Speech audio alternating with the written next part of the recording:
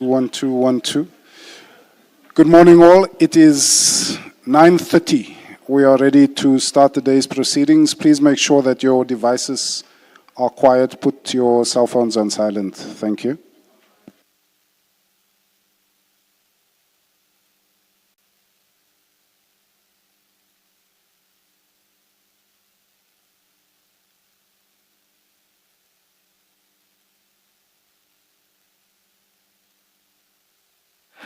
Good morning, Ms. Sildo. Good morning, Ms. Sigals Ngube.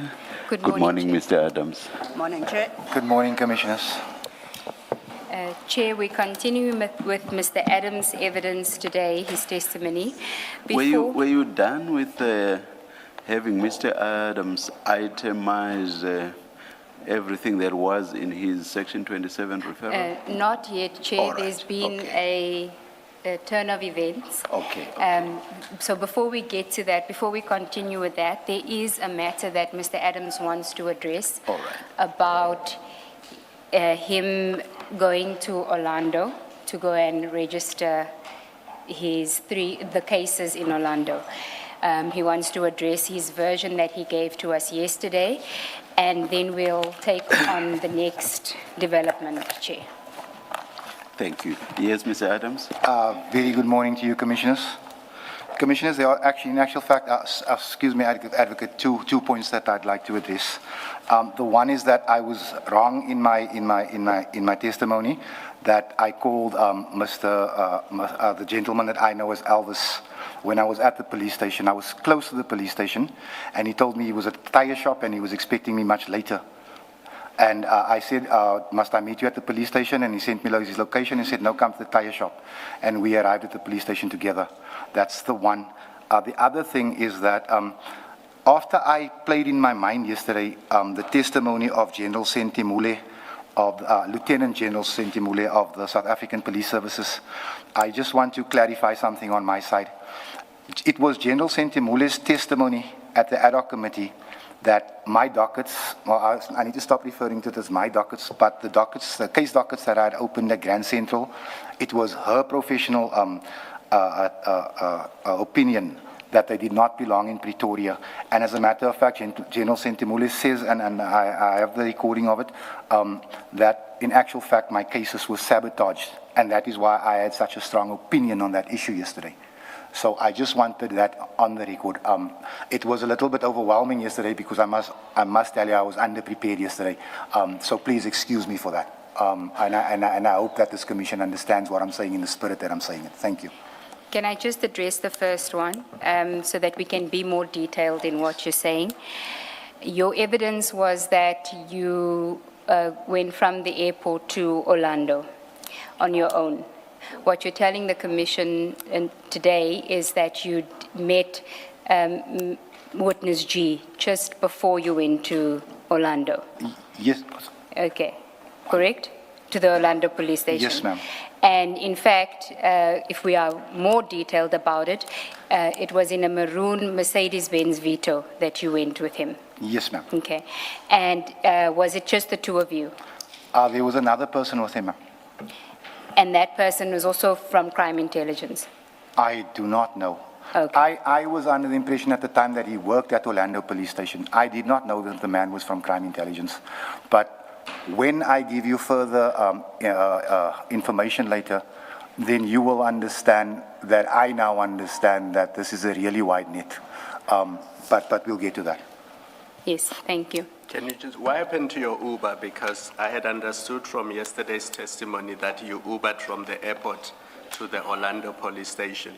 What happened to your Uber if you met people at a tire shop and you used the Mercedes-Benz vehicle to go to the Orlando police station? I asked the Uber to redirect Commissioner Kumalo. Thank you. Okay. And then on the second issue about General Sentimule, I know you showed me the clip from her ad hoc testimony. The point that you want to now make is that your stance that General Jacobs had interfered with your dockets comes from General Sentimule's evidence before ad hoc. It was my opinion at the time that the dockets were in Pretoria unlawfully. I've never ever spoken to General Sentimule. So when she said that at the ad hoc, I felt vindicated because she is in actual fact the custodian of dockets as far as I know. And her testimony, it gave me credibility. So I'm just trying to explain. I'm not trying to argue with you or the commissioners. I'm just trying to put you in the picture as to where my head was and where my opinion is. So if General Sentimule is wrong, then I will accept that. But that is what was said. And that is where I felt vindicated, which is why I walked into this room with such a strong opinion of that issue. Okay, but now that we have gone through the timeline regarding your complaint to the minister and what happened from the 1st of November, do you accept that General Jacobs was entitled to have the dockets with him because he had been mandated to investigate from the minister's office? Yes, ma'am. To respond to that, General Jacobs was fully within his right to investigate, but according to the general, not to confiscate the dockets. She uses a very strong word in there, and I'm not saying that that is the case. I'm just saying that my understanding is that General Jacobs should have had access to the dockets, but the dockets should not have been moved. The original shouldn't have been with him, Yes, so he should ma'am. have had copies or That is my understanding. Okay.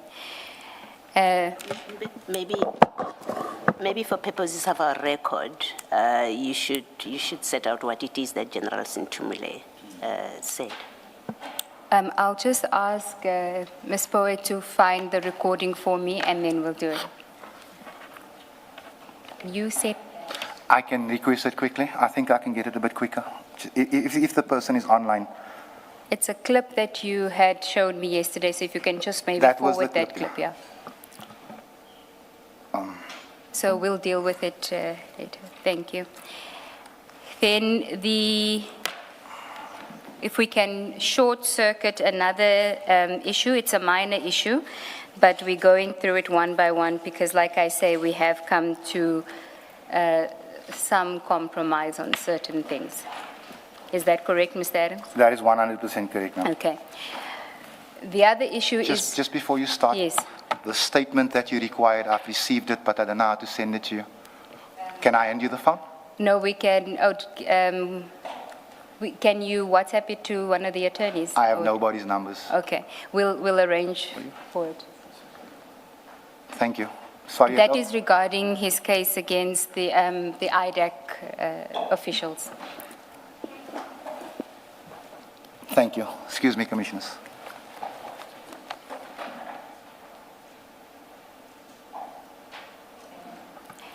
I think it is insofar as you will recall, and we do need to address it, although you and I have discussed it, but we do need to address it in public. It's the issue of the recording of Ms. Ramsami's, the consultation that was held on the 6th of January 2025. You confirmed that you've listened to the entire recording.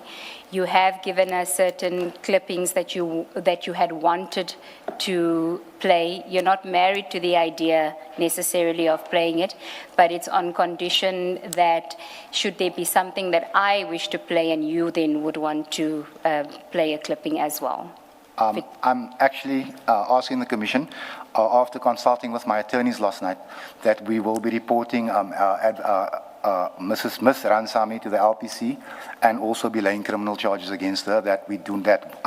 My request is that from my side we do not play the recording because we will be asking for it lawfully because we're going to pursue that. But I want to just correct myself in that it was not Advocate Ransami that introduced herself as advocate. She was introduced to me as advocate by Chief Investigator Perumel. So I got that little fact mixed up, and I asked the commission to understand it was almost 2 years ago. No, that's fine.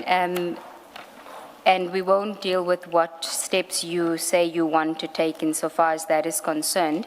But insofar as the arrangement that we had regarding the recording, you confirmed that you've listened to the full 2.5 hours. I have, ma'am. Yes. And then there are aspects that you had given us, certain sections that you asked to have played. Do you still want those to be played, or is it? No, ma'am. The 4 or 5 points I asked for, we will play it in court. Thank you. Okay. Thank you. And of course, that doesn't mean that the Commission's evidence leaders won't play what they wanted to, but it may very well be that in engaging with you, you will accept what I'm putting to you, having now heard the recording, and we won't necessarily have to play the recording to corroborate what I... 100%. Thank you. Then, Chair, the question that you had asked about the Section 27 affidavit. Mr. Adams was given access to the hard copy files yesterday afternoon. He's had a look at what we know as being file 2, page 512 to 516. And I think he wants to address you on that. Shall we go to 512 to 516? Which file is that again, Advocate? File 2.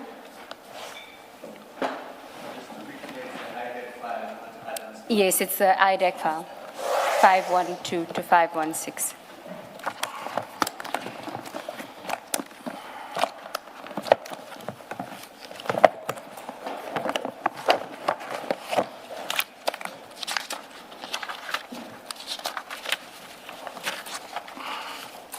I have it, Advocate. Okay, so you've had an opportunity now to have a look at this document, which on page, if we go to page 516, there's a signature there, Yes, Advocate. and you'll see that your surname is spelled incorrectly. Do you see that ADM is? Yes, yes, Yeah. Advocate. And the Commissioner of Oaths is Felicia Solomons, That which you is had a- mentioned yesterday, is a councillor that you are familiar with, you're friendly with. Yes, Advocate. Okay.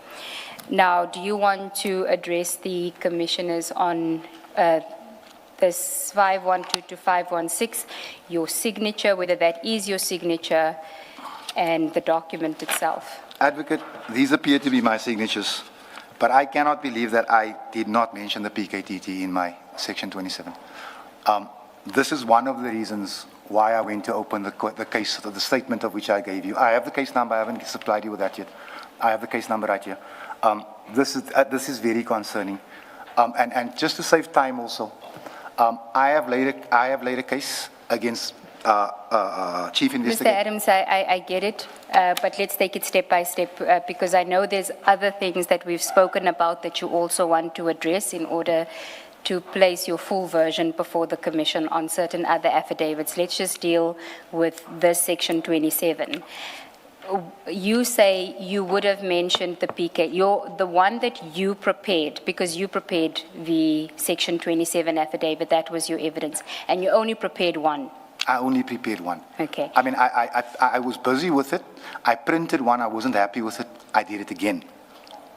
But I only gave them one. The other one wasn't even signed. And it was Mr. Perumal. It was Mr. Perumal. And the one that you gave to Mr. Perumal, you are convinced had reference to the PKTT and the forklift expressly. Ma'am, if you listen to my testimony, I was explicit about the forklift. So I don't understand how it's not in here, because I put it in here. Okay. And you only handed one affidavit to Mr. Perumal in November of 2024. Only the one affidavit, but in the envelope, there was the minister's email.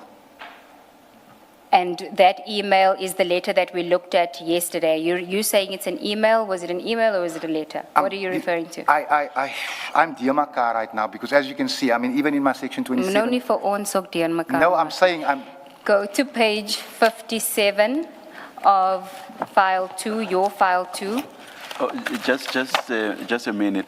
You said you were explicit about the forklift, and you were explicit about PKTT as well, weren't you? Yes, Commissioner. Right. Excuse me for what I'm about to say. Yes. I'm starting to feel like a madman with what these people are saying about my paperwork. That, if you understand, because it's been a while ago, but I know I put that in there. I know, and that is why when Ms. Ransami mentions it, I'm agreeing with her on that. With everything else I disagree, I agree with her on that. Thank you. Page? If you go to your annexures, file 2. Thank you for that. Yes, ma'am. So page 57. I am on 57. These are the, I think the It's actually page 58. So there's this email that you sent to the minister. Yes, ma'am. Page 58.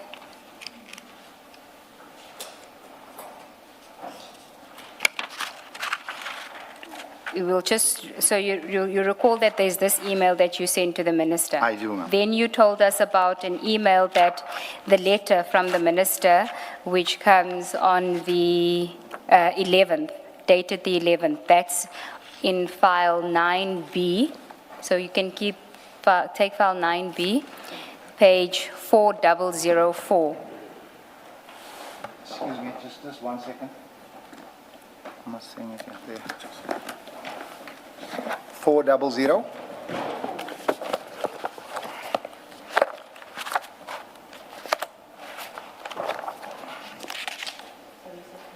4004, 9B.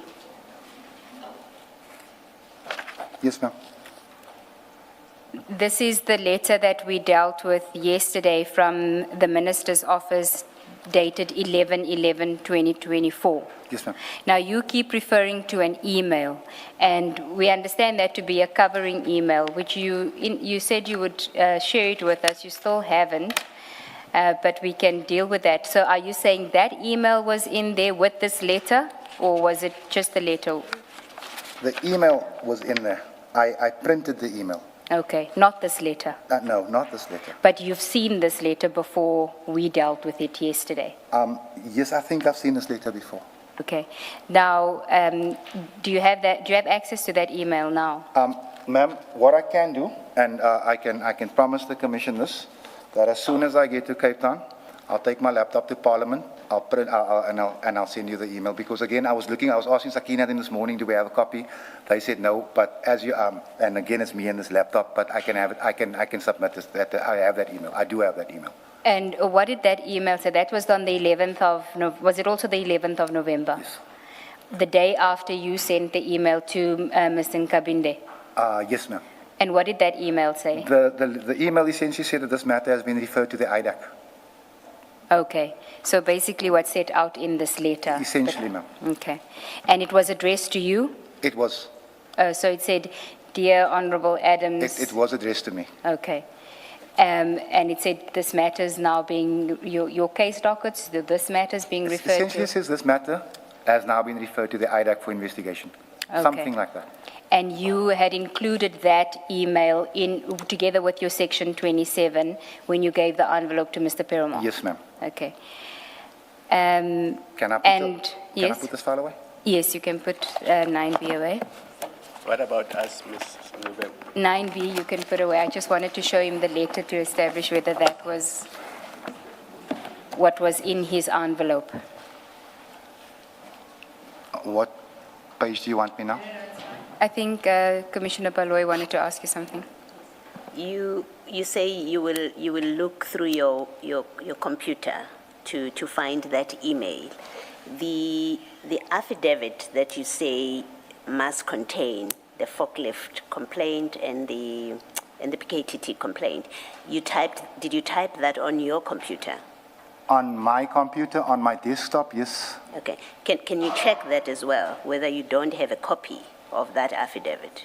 I can check if I saved it. I could possibly have saved it, Commissioner. Yeah, I would expect you would have saved it. I will because check. It was an important document. I will check. Okay. Even if it's unsigned. That's It wouldn't be signed, but Yes. if you understand what I'm saying, Commissioner Baloy, it's a referral letter that I'm typing and I'm handing over, and I'm thinking that's the end of it, and then Yeah. all of this comes out. So all right. Can you please help us understand? You typed it in your laptop, no, on my desktop, on your desktop, Yes, sir. on your own. on my own. You then printed it. And then you went across the hall to Ms. Solomon's. No. I'm struggling with that. Sorry, Commissioner, finish first. Sorry. Yeah. No, I'm trying to understand because at the end of the last page, Ms. Solomon's put her stamp there and she commissions the affidavit. So I'm trying to understand whether you went to her with the print document and you signed in her presence. Is that what happened? I had printed it at my house, Yes. and then I either went to my office or to her house. I'm unsure of where it was. Okay. But you were in her presence? Yes. And you signed in a presence and she stamped it? Yes, Commissioner. Okay, we'll get to whether it's this one or a different one. I will leave it there for now because I will allow Ms. Ngube to continue with her questions. So on 512 now, file 2, that's where the affidavit starts. The way file 2 as well. File 2, I'm busy with file 2 now, 512. Oh, he's file 2, yes, you can put his file 2. Do you have IDAC file 2, exhibit file 2? Not IDAC your file 2. annexures, yeah. Page 512. 512. That's the section 27 affidavit. Yes, ma'am. Okay, so you say you typed this affidavit, or what you think is this affidavit, except that you say there was definitely PKTT and forklift mentioned in that affidavit that you typed and signed. Commissioners, it is unthinkable for me that I would not have put that. It is in there. It is unthinkable. Like, there's many things I have not been sure of because of time lapses. That's not one of them. I'm convinced it was in there. Okay. Now, when we look at the initials on 512, FS, and then there's a signature there, is that also you and Ms. Felicia Solomon's? Does that look like your signature? Look, I can't speak for her, but that is my signature. On each page, so 512, 513, 514, 515, and then the last page, 516. That is my signature. Okay. And do you recall how many pages yours was? Was it this many pages? I did not count, and I hate to guess because if I'm one page out, but at this, I didn't count the pages. I did not. Because I'm looking at the formatting and all of that of this affidavit compared to what you submitted to us, your 64-pager. This is a very formal, it's aligned, it's very different to what you submitted to us on your 64-pager. Do you accept that? I accept that. Okay. And you saying nobody assisted you with the formatting or anything. You want us to believe that you did this formatting? I had days with this. I had what felt like hours with that, if you understand what I'm saying. If I had more time to prepare for this commission, my submission to this committee would have looked very different. Okay. So when you say you had days with it, when did you, because you get the email from Mr. Nkabinde on the 11th, when do you start with the affidavit? When do you speak to Mr. Perumal? I spoke to Mr. Perumal, I think it was 2 days later. So when I say days, it's not that I had a week. It is in actual fact that I wasn't pressured. With my submission, I was under extreme pressure. I had to find annexures. I had to look for dates that I couldn't find. I had to backtrack. I had to think of things. I put things in my affidavit that I took out afterwards because it was totally wrong. The pressures were different, ma'am. And it's a 5-pager compared to a 64-pager, I guess. Yes, ma'am. Yeah. And Do you have any preferred font type, Mr. Adams? I normally open the laptop and whoever worked last on it, that's the font type I'll use, Commissioner. Okay. Okay. Now, Not the laptop, sorry, the desktop, sorry. the heading, referral to IDAC for investigation in terms of Section 27 of the NPA Act, capture of the Crime Intelligence Division by senior police officers, that is yours. You drafted it. You knew it was Section 27. They told you it's a Section 27. When I was discussing the Section 27 with Mr. Perumal, I was taking notes because I didn't know what a Section 27 was. When I asked him, he said, look, it is like an affidavit, right? You put your evidence on, but on top you make sure that you say referral to IDAC via Section 27. He said, make sure you say that. Okay. So if you had, and we'll go through the affidavit again, if you had the affidavit ready for him, what was the purpose of having the meeting in Cape Town? And was it on the 21st of November? When was it? Ma'am, you know, like I say, I'm terrible with dates, and it's actually in my affidavit at the beginning that My date and timekeeping is terrible. So if you say it's the 21st, I'll accept it as the 21st. I'm not saying it's the 21st. I'm looking at the date of your affidavit. Of the affidavit. Yes, so the date of the affidavit is 21 November 2024. When would you have met Mr. Perumal? Because you said you had the affidavit ready, I'll tell you now. and that would have been in November. I'll tell you now, if you give me.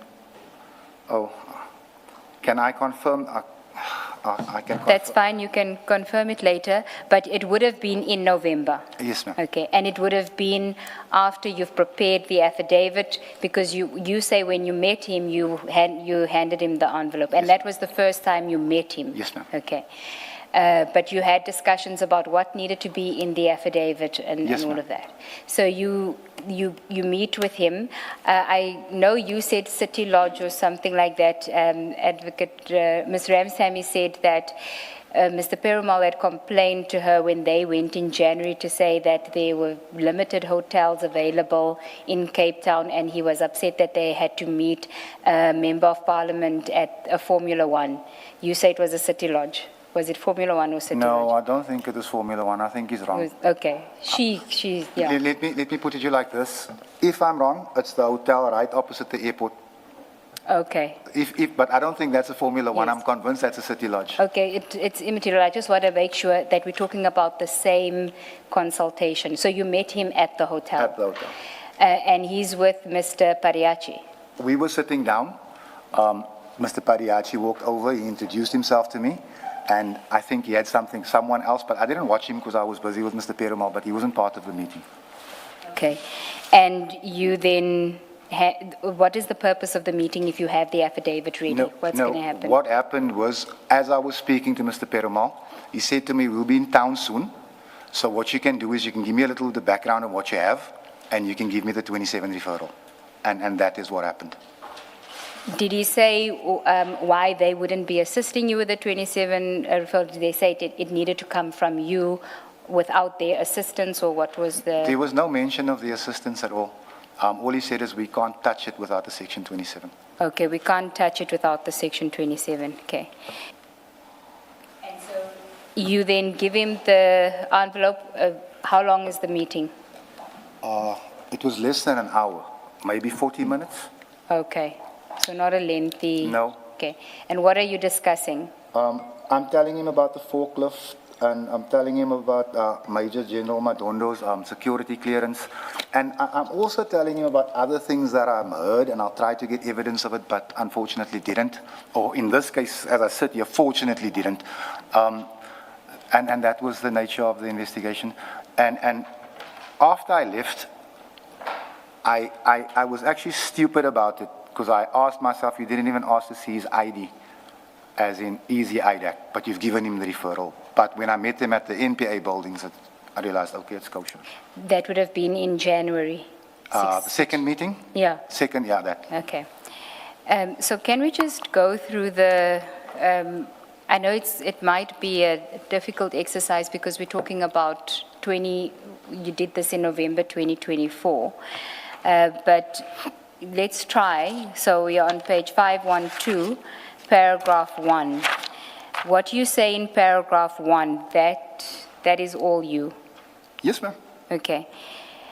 And then we have paragraph 2, it's where you're referring to SAP's crime intelligence is in jeopardy, and you mention your growing concern that the head of crime intelligence, who is General Kumalo, Lushaba, Madondo, and other crime intelligence officers were busy with the systemic capture of the crime intelligence division. That was part of your affidavit? I've even said that in Parliament already. Okay. Then paragraph 3, my suspicion about General Kumalo and others became more clearer when I found an envelope pushed under my office door at Parliament which contained some crime intelligence procurement documents using secret funds of crime intelligence and vetting documents. Do you remember phrasing it this way? That is me, ma'am. This is me. Okay. Now, we know this reference to crime intelligence procurement documents. Are you referring to the forklift? The forklift. Okay.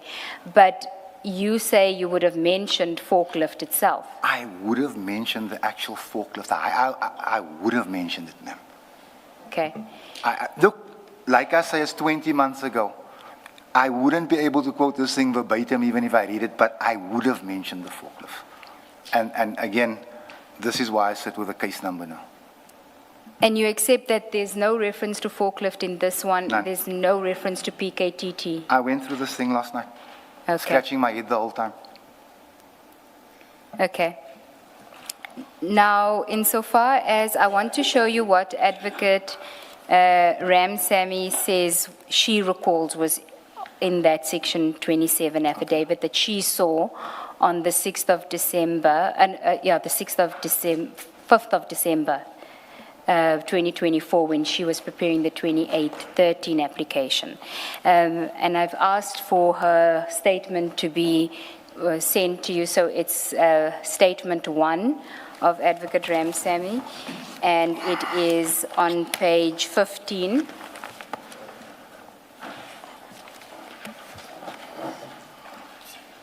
Oh, there, I thought it was coming up, yeah. Thank you, Mabut.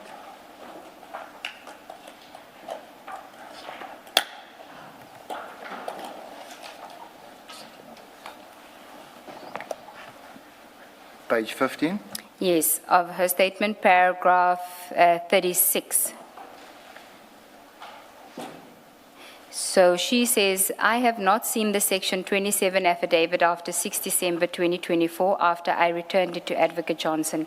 What I recall of its contents is based on my memory, but as the Commission will see, there are certain contemporaneous recordals by me that somewhat corroborate my recollection of the contents of the Section 27 affidavit.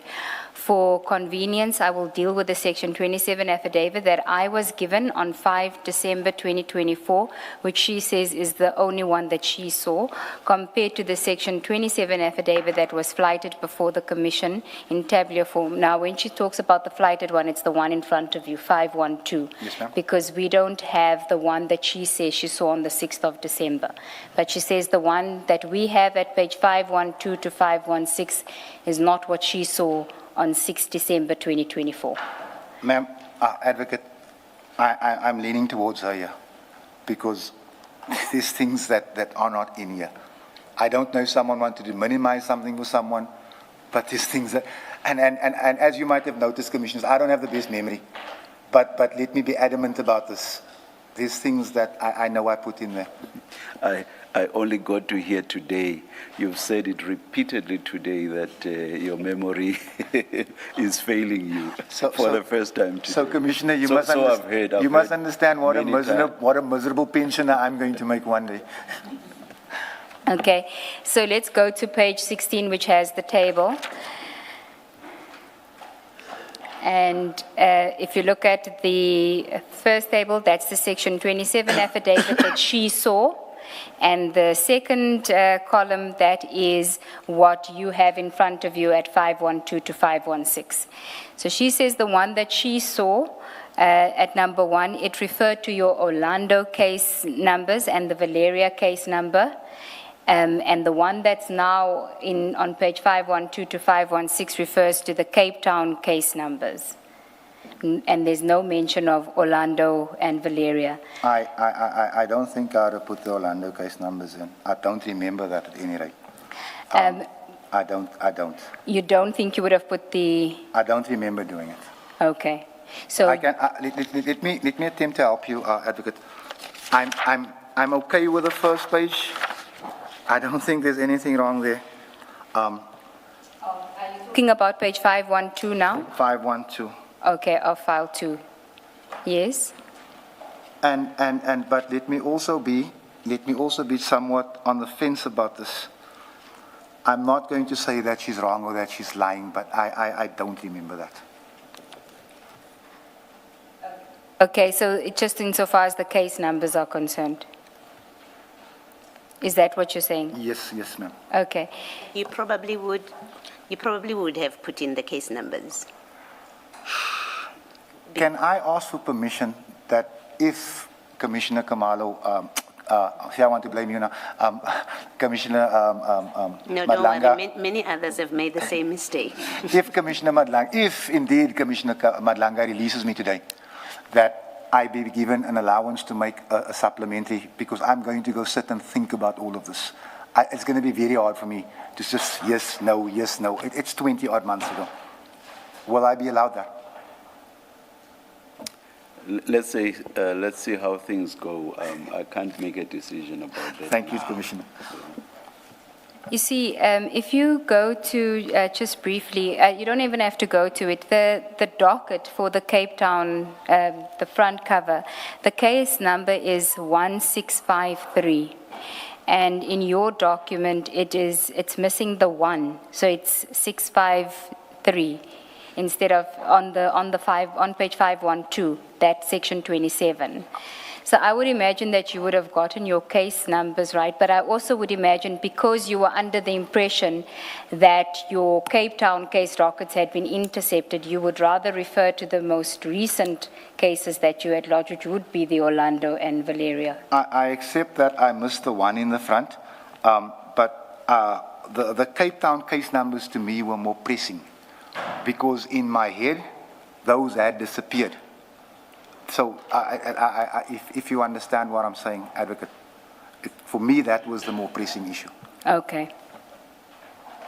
So then can we go back to her table and we'll see how far we can get. She says at item 2 that Major General Madondo failing a polygraph test while seeking security clearance was specifically mentioned, whereas in the one that's displayed here, 512 to 516, although vetting is mentioned, it is in a different context and no mention is made of a polygraph test.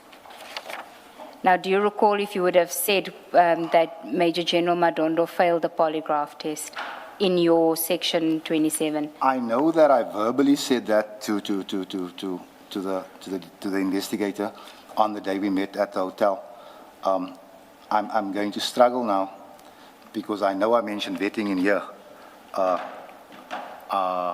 you don't recall the polygraph? I must be honest. I want to say yes, but I must be honest, I can't recall. Okay, and then 3, she says allegations of procurement irregularity within crime intelligence regarding the procurement of a forklift. And she was adamant that the word forklift was in that affidavit. Yes. Are you also I'm leaning adamant? towards her. Okay. I don't want to say I'm leaning towards her, but I'm leaning towards her. So you say you pretty certain that you would have said forklift? Ma'am, I would bet the last cent in my pocket that I said forklift. I said forklift. And also because those were the documents that you had. The forklift Yes. was Yes. documents that you were given Yes, to ma'am. you. Okay. And then at number 4, she says multiple allegations of alleged criminal conduct by the political killings task team, such as the procurement of vehicles, excessive budget for laundry using the Secret Service account. Do you recall that? Ma'am, this is even clearer to me than Easter. Because even at Parliament, and you can go check the recordings, I was gunning them about the R500,000 a year laundry bill for the PKTT, that they're spending 10,000 Rand a night per officer at 5-star hotels. I was at war with the portfolio over that. It would have been in my section 27. I mean, if nothing else, Commissioners, that if I'd given you a one-pager, that would have been in there. Okay. And then 5, vehicles that were procured for the PKTT being used by the former Minister of Police, Mr. Cele, for his personal use. That I know I spoke about. I don't want to lie, sit here and tell you I did it. I know I mentioned it. I did not have evidence at the time. So please just allow me to be a little bit ambivalent about that one. Okay. Then the last one, number 6, purchasing of hotels or lodges and or properties using the Secret Service account. Can I just take a minute, just a second?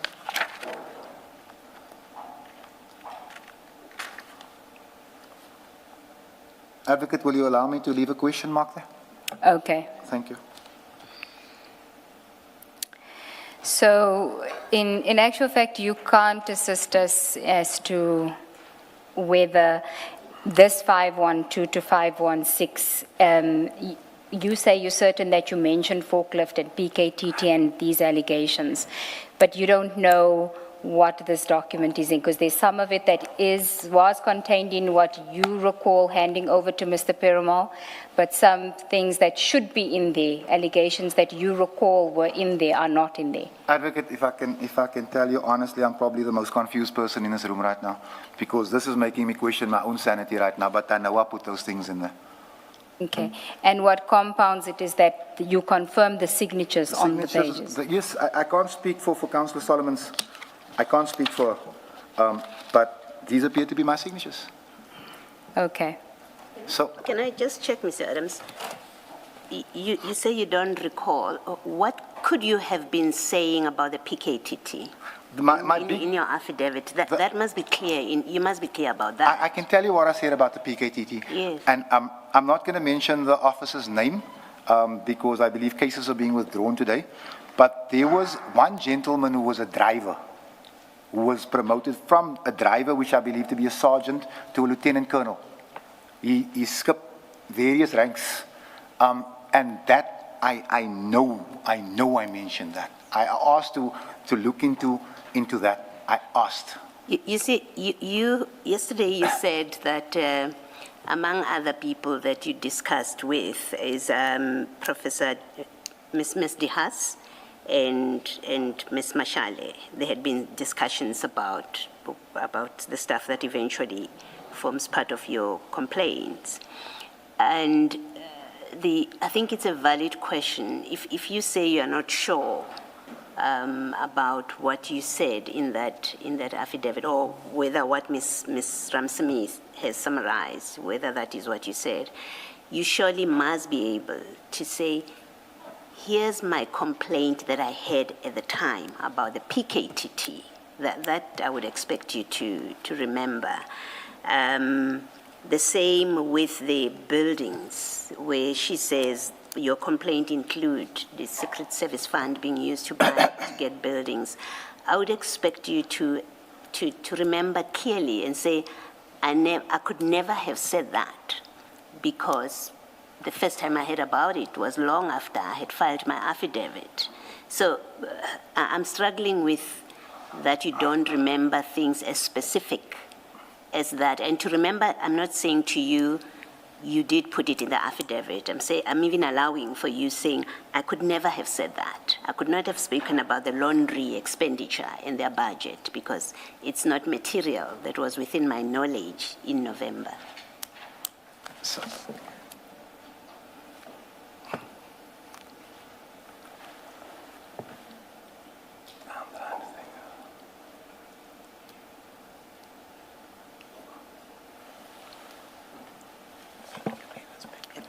Yes, you may. oh, I thought... I've raised two things with you. The one is the buildings, the properties being bought, and the other is about the PKTT expenditure. And if you have already dealt with the PKTT laundry expenditure, I'm happy to leave it, and you've given an answer. But the purchase of the buildings, you must remember whether you knew or didn't know, or had a gripe about it by November 2024. Commissioner, the reason I'm not saying that I did is because I want to be sure. If I tell you that it's in there, like, for example, the forklift, it's supposed to be in there. But with the buildings, I know I had a hell of a fight about the buildings, but I'm not sure if and let me tell you, Commissioner, I'm again leaning towards Ms. Ransami, but I can't nail it and say yes. But I am strongly leaning towards what she's saying here. Thank you. I want to raise a few issues with you, Mr. Adams. I don't remember if I greeted you. Good morning. Good morning, sir. Looking at this affidavit on 512, you say the one that you provided to IDEC made mention of the PKTT and the forklift, right? And we can see that this one does not? Please don't nod, please answer Oh, so I'm that... acknowledging as you speak, Yes, sir. the That's for transcript, myself. yes. Sorry, I thought you were still talking. No, Sorry, that is Commissioner. fine. So this affidavit we're looking at then cannot be the one that you gave to IDEC on the 21st of November 2024, because according to you, the one that you gave to IDEC had in it PKTT, and it had a reference to the forklift. Now, the follow-up question is, where does this one come from? The one that we're looking at, if it is not the one that you gave to IDEC in November 2024, where does this one come from? I think Andrea Johnson is best placed to answer that, sir. But it has your signature. That is what, it's making me feel like I'm insane. Yes. If indeed I was part of whatever's going on here, I would sit here and own this is my affidavit. Yes, no, I did not mention PKTT. No, I did not mention the forklift. But this thing, this is not everything I put in there. Did you do 2 Section 27 affidavits? I did not sign the one because I wasn't happy with it, because I put in words like heister instead of forklift. This is not what Chairperson, I hope you understand why I went to Wellington Police. Because I was in Wellington on the day this madness was happening, when I saw these things and I thought, no man, none of this, I'm going to lay a charge. Now, in October last year, this is important.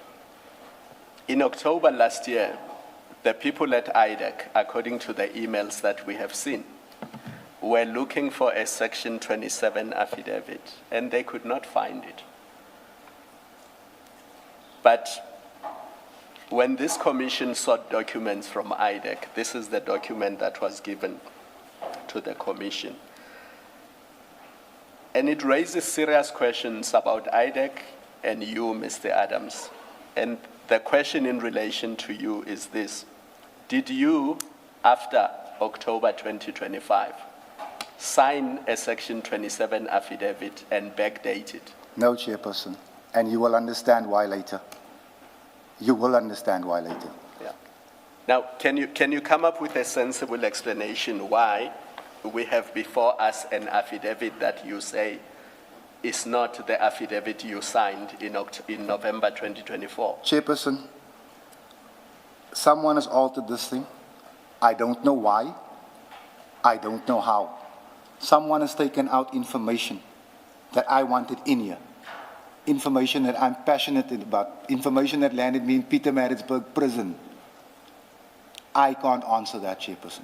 How do you explain your signature? I can understand if somebody forged a document, as you allege, or they did something sinister. Advocate Ngube took you through every page and asked you if those are your initials, and you confirmed that those are your initials.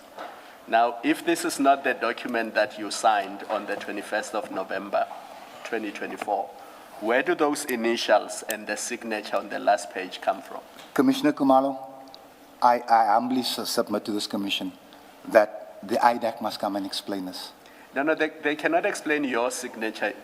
All I want is you to explain your signature. They can explain other things. They can explain why what you say was in the affidavit is not there. But for now, I want you to focus on the signature, which you say is yours. Unless you say to us that is also a forgery. I am leaning that way, and I think it is, but I don't want to make accusations. But this, look, advocate, sorry to say, look, I have a scribble of a signature, as you can see in my affidavit also. But do you remember, I would assume somebody tampered. Do you remember initialing this document that we see in front of us? Advocate, if I was not aware of the fact that I included words like forklift, PKTT, in my document, you could probably tell me this is my document, and I would agree with you if I was just flipping through it. Forget about the content. Do you remember initialing this 6-page document? I think it's 5. Do you remember initialing this 5-page document and signing the last page? Not the one before me, Advocate. Not the one before Not the us. one before me. Not the one before me. There's been alterations made to this document. This is not the one that I submitted. So you say somebody you don't know who altered this document? Chairperson, that is clear from where I stand. Unless I've gone mad, unless I'm misreading the thing that I typed, but I'm not mad. I know it was in there. These are two things that, as I say, passionate about. I've been fighting it, and it's not there, and it makes no sense. It makes no sense. I don't know why they would want to take it out.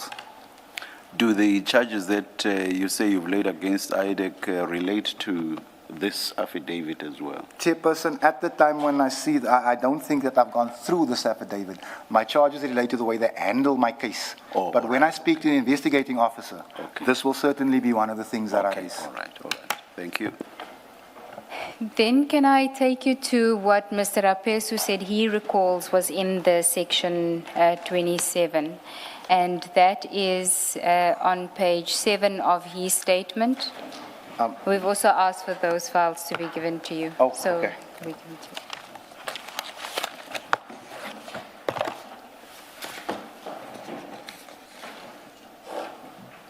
Thank you.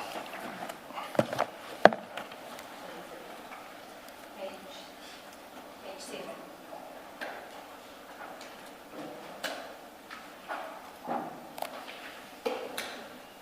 Do you have it, Mr. I Adams? have it, ma'am. Okay. So you'll see paragraph 21, the section 27 referral ISO, and the section 27 that served before the commission. He says, I record at the outset that I browsed the section 27 referral quickly and did not read it in full.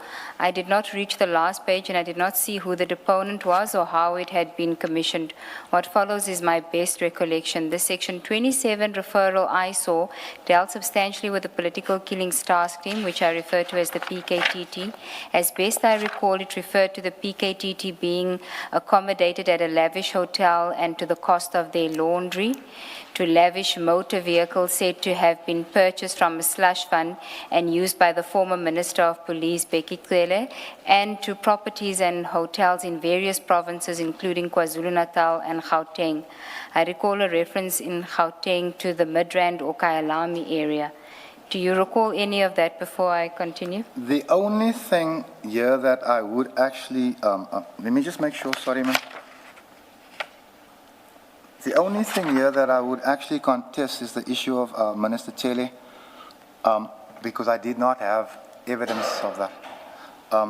And the hotels, of course, which I'm, but, You're not but sure. he's essentially, he's the man is not, he's not wrong. He's not wrong. Okay, then he says, it also dealt with political killings.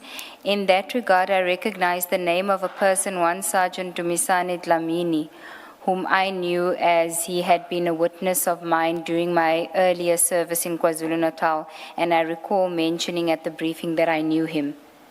Do you recall that? I don't think that was in my submission, ma'am, but I know that he and I spoke at length about Sergeant Dlamini, who's locked up, and he actually agreed with me that that man doesn't deserve prison.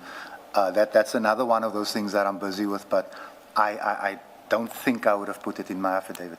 I don't think so. Okay. We spoke can't about say. it at length. I mean, I'm sure you heard the recording where his name comes up, and you obviously have heard that I'm invested in that, but I don't think I put that in there. Okay, you don't think that you had it I in think the... maybe Mr. Rapesha is also remembering the conversation and thinking that. I don't want to speak for him, but I don't think I put that in there. Because he says he remembers mentioning it at the briefing, and the briefing that he's referring to is the briefing that the team had on the 6th of December 2024, so before he met you. Their yes, briefing. Okay. Their briefing, their internal briefing where they were discussing your referral. Because remember, your referral comes through, the team gets assembled, the section 2813 is approved, and then Advocate Johnson calls a team meeting. So that's the first meeting of the investigating team and prosecutorial team. So he's referring to that briefing. Can I answer you like this? He's the last one between the two of us to have seen the affidavit, if I may answer you like that. So I'm not going to argue with him from a point of certainty, but I wouldn't understand why I'd put that in there, because that was a totally separate fight. It was a totally separate fight.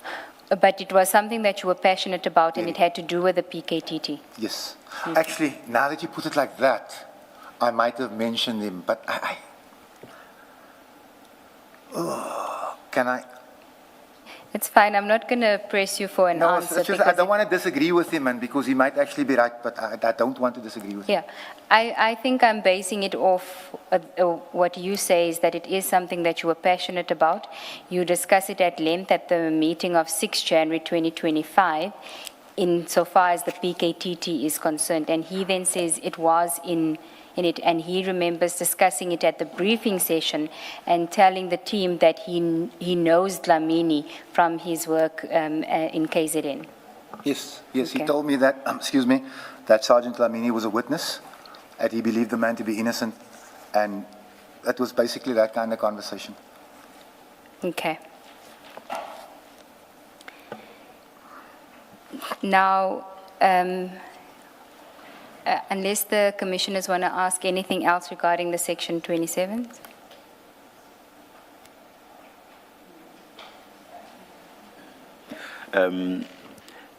Mr. Adams, during the tea break, can you please call your office, ask them to find the affidavit, the one that you signed and had commissioned, not this one which you disclaim. Can you please get them to send that document from your desktop or from your computer? My desktop is at my house, Commissioner, not at my office. That's where I work from at night because I'm on the road all day. I can, my wife gets home at 3. Look, I'm gonna try my level best to get it for you because this thing is irritating me like you won't believe. Why we wanted that to happen today is because your testimony is going to be finalized today. Commissioner? So we wanted to engage with that document whilst you are in the witness stand. Yes, Commissioner, I understand that. Yeah. And if I have the document, I'm even willing to come back because I'm more than willing to avail myself if you have another date for me. I understand you're also working under time constraints. Yeah, please try. Let's see if you. Let's see what you manage to can get do it. during the Yeah. tea adjournment. Thank you. Thank you, Chair. Before you move on. So I'm still going to be here after tea time. It depends on you. Mr. Adams, you are certain that you submitted only one affidavit to IDEC, one Section 27. I handed that document to Chief Investigator Perumal. We never spoke about the Section 27. Again, I'm confused, Commissioner. And you say this was in Cape Town when Yes, you handed it to him. So Ms. Johnson would have been incorrect when she said, because this is what she testified, when she said you delivered your affidavit, your Section 27 affidavit, to their Pretoria office at reception. No, she's lying. Okay. I'm telling you categorically that she's lying. Okay. Thank you. Thank you.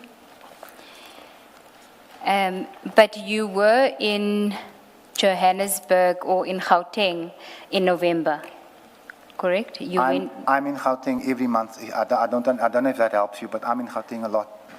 No, I'm being specific here because you said that you met with the IGI Yes, in November. Yes, ma'am. And when would that have been? That I can confirm. I can't lie to you about the date, but I was at his office. Okay. I just want you to see whether it would have been after 21 November, because your affidavit is dated 21 November, or whether it was before, because in your affidavit you say in that same week you met with the IGI, so that would have been, I think it was the first week in November. Sorry, you mean the statement? In your statement, yes. In your statement that you submitted to the commission, you said that you met with the office of the IGI in November. What I can do is I can tell you that the IGI's logbook will tell you exactly what time and date I was there, but it was the same week. It was the same week. And then,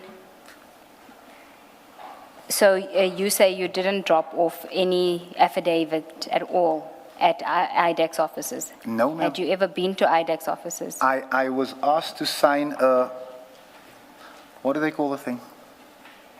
The introduction to something? The preamble? I was asked to sign a preamble, and what day, I can't tell you, but it was maybe a few weeks later.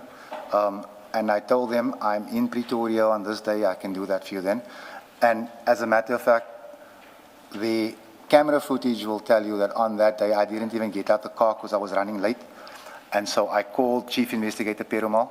He met me at the door. I read through it, I signed it, and I drove off. Okay. What's the preamble to what? To my statements, my A1s. After your January meeting? Yes, ma'am. Okay. That's what I was going to ask, but that would have been in 2025. Yes, probably. I would, there I couldn't help you, but that was the only time I ever went near their office. I've never been inside. Well, we're trying to figure out when it would have been. It would have been after your meeting with them in Cape Town on the 6th of January. Yes, ma'am. Definitely. Okay. Definitely.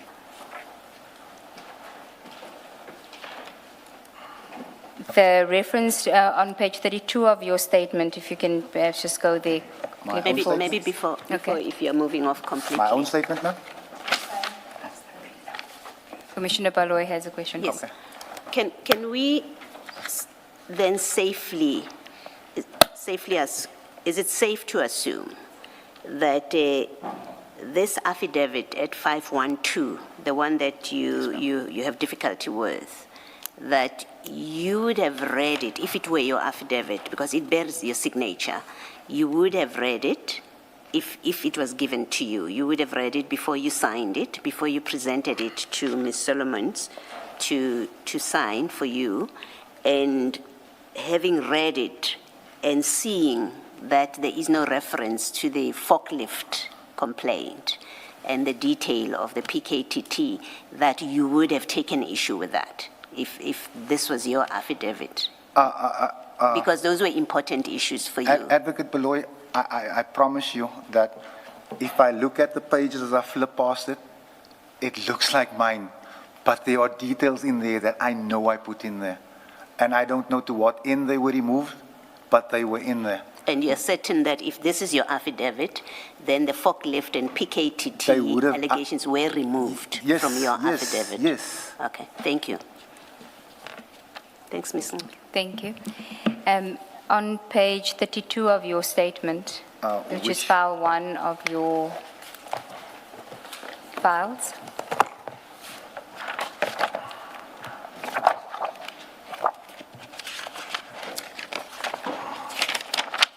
There's no page 32 in here, ma'am, in the 28. In your statement. Yeah.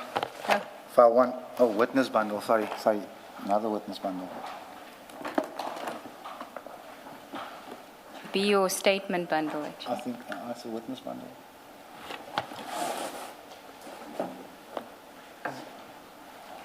Small witness bundles.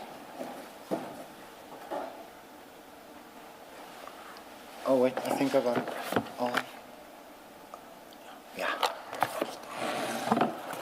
30? 32. Paragraph. Paragraph 245. Yes, ma'am. You say, I was contacted by the Office of the IGI in November 2024 during my efforts to have my criminal cases investigated by SAPS. An inquiry was made about the cases that I had lodged and asked whether I would attend their offices in Pretoria because the department had an interest in the cases that I had lodged with SAPS.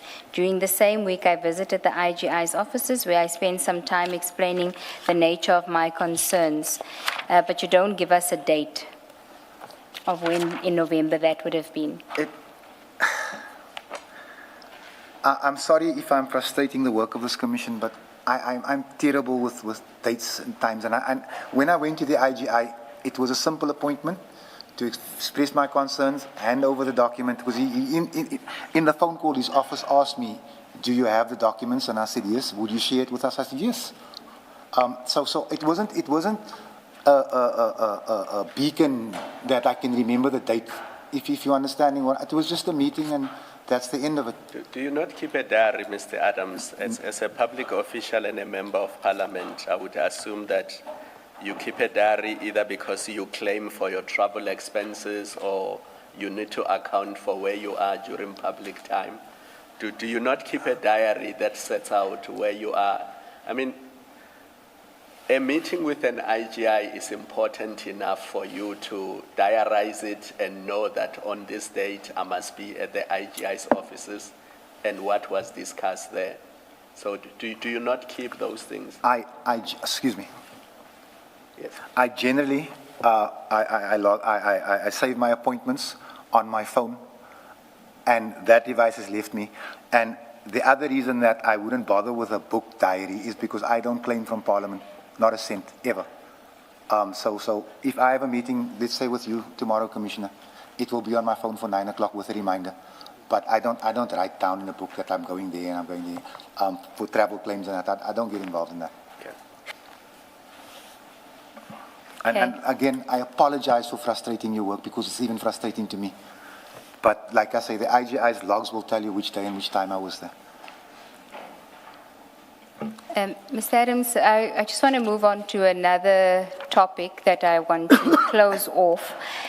There's a... Before you do that, Mr. Adams, the conversations and meetings with the IGI, you said in the ad hoc committee that the IGI himself called you. You recall that was your testimony? Because in your statement, you say, in this statement that we are looking at, in 245, you say you were contacted by the office, which could be anyone in that office. You do recall that in the ad hoc committee, you Yes, said ma'am. Mr. Faisal himself did call you. Yes, ma'am. And when he called you, had you had any prior contact with him? Did you know who he was? Had you met him somewhere? Had someone ever referred you or mentioned him to you? I had heard of the office of the IGIMM, and I actually made a mistake at the ad hoc, to be honest with you. When I'm writing it down a second time, I realized that. And I said to myself, but at the ad hoc, anyway. So what happens is I get a call from the office of the IGI. It was a female, I can't remember her name. And she told me the IGI had asked her to make contact with me. But how could you make that kind of mistake, that it's the IGI himself that called you? It's a very specific person. It's a head of office, and who holds a very important position. How could you possibly make a mistake that he called you? It is, in my estimation, Commissioner Beloy, it was a very stupid mistake to make, a rudimentary one, but it was not intended to mislead anyone, because the call was from the IGI, but via his office. So I did make it. It was a very stupid, a casual stupid mistake.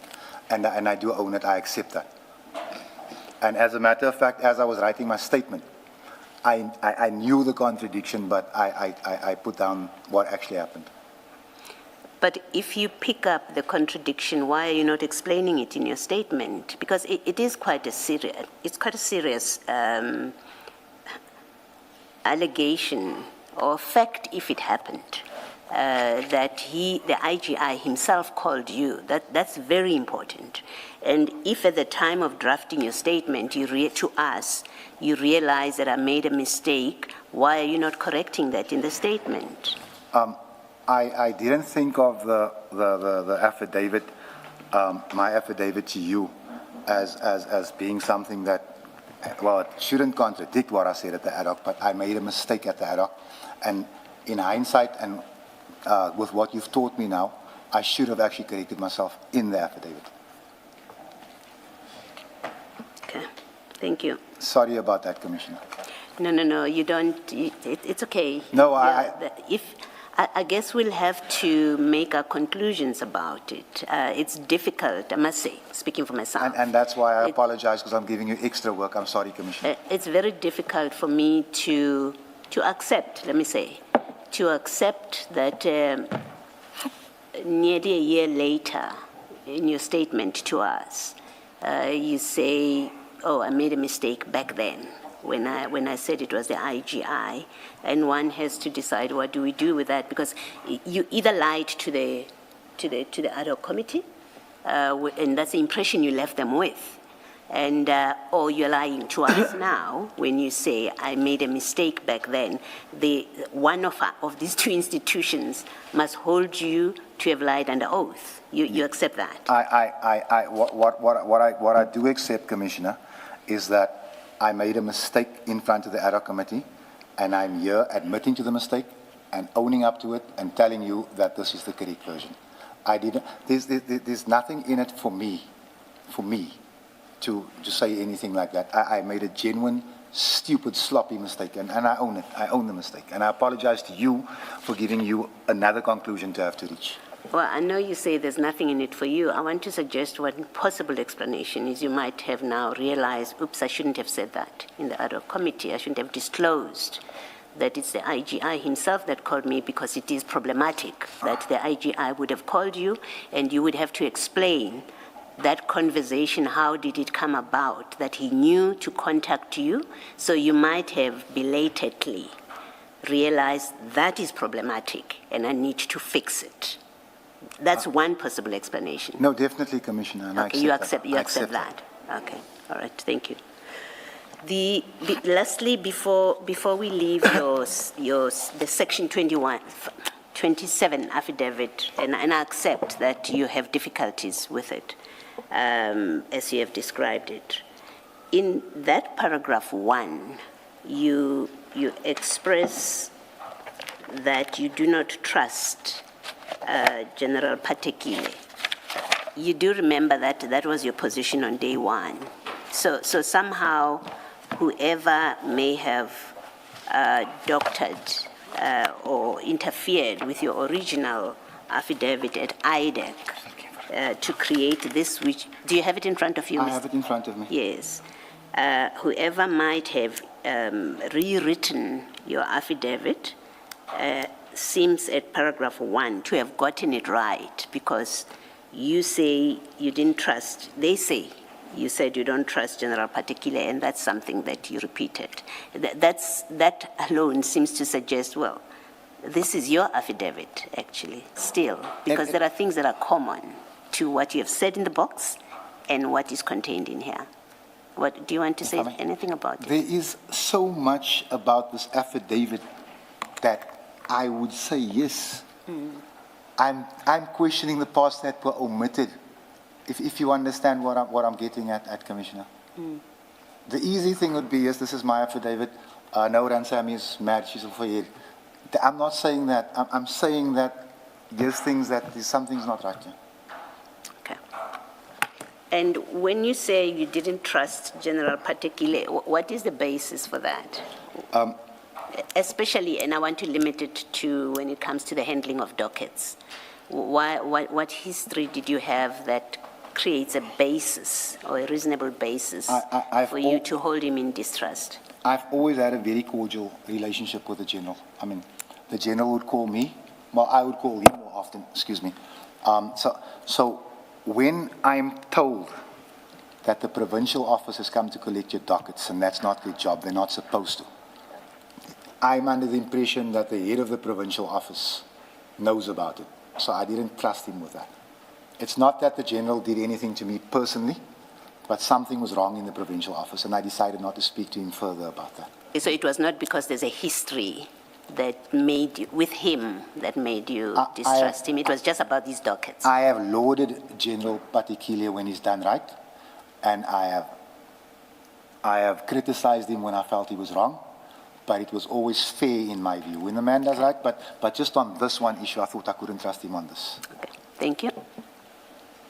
But if I understood what you said in your evidence yesterday, it's that it was more his response to you when you told him what you had been informed about your dockets, and he said he's going to investigate it, and you weren't happy with his response. You didn't mention anything about not trusting him. No, ma'am. I was stating the mood in the room, if you will, that I wasn't happy with his response. But the mistrust began as soon as I heard it was the provincial office. It was not a case of Patekile as anything. It's just I don't trust him on this issue. If I'm helping you there with the answer. Yes, but you didn't know that the files had moved yet when you called him. remember the note on the diary shows that the files moved to the PC on the 31st. You said you called him on the 30th of October. I'm confused. And he said to you he's going to investigate. I'm confused. I understand what you're saying about the notes in the OB entries, if you will. Did I call him? Remember, you said you you didn't just get refer your me to the CAS page, please, numbers. You didn't get your CAS numbers. ma'am. And then you get told by General Lincoln that your dockets are being intercepted. He didn't tell you that they'd been transferred. No. Yes. You called the PC and you're not happy that with his response. Yes, ma'am. That's what you say. Yes, So ma'am. that's what I'm saying. Your sequencing is out. No. So essentially, not happy with his response and mistrusting him on the issue is essentially the same thing for me. Okay, so you mistrust him because of the response that he gives you? What? Yes, ma'am. I expected more urgency on something like that. I did, and therefore I mistrusted him. But I think you accepted yesterday that his response was, there was nothing wrong with his response to you. That was yesterday, ma'am. This thing was written 2 years ago. Yesterday, I accepted that, you know what, I was in a rush. This thing wasn't written yesterday. So just to put it, this is once I'm getting my time sequence right. But on that day, yes. After being schooled yesterday, for the first time, I own it, yes.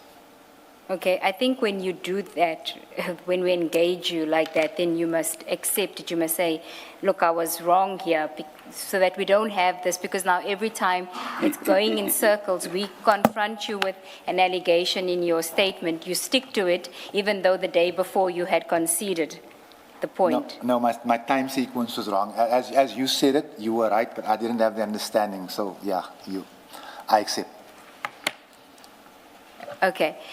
Then I want to just go back before we go to the next topic. There's an issue that we dealt with yesterday, again, regarding your time, your sequence. And it's a media clip, because you do quite a few of those. So there's a media clip that we want to play, and then I want to engage you on what you said in that clip.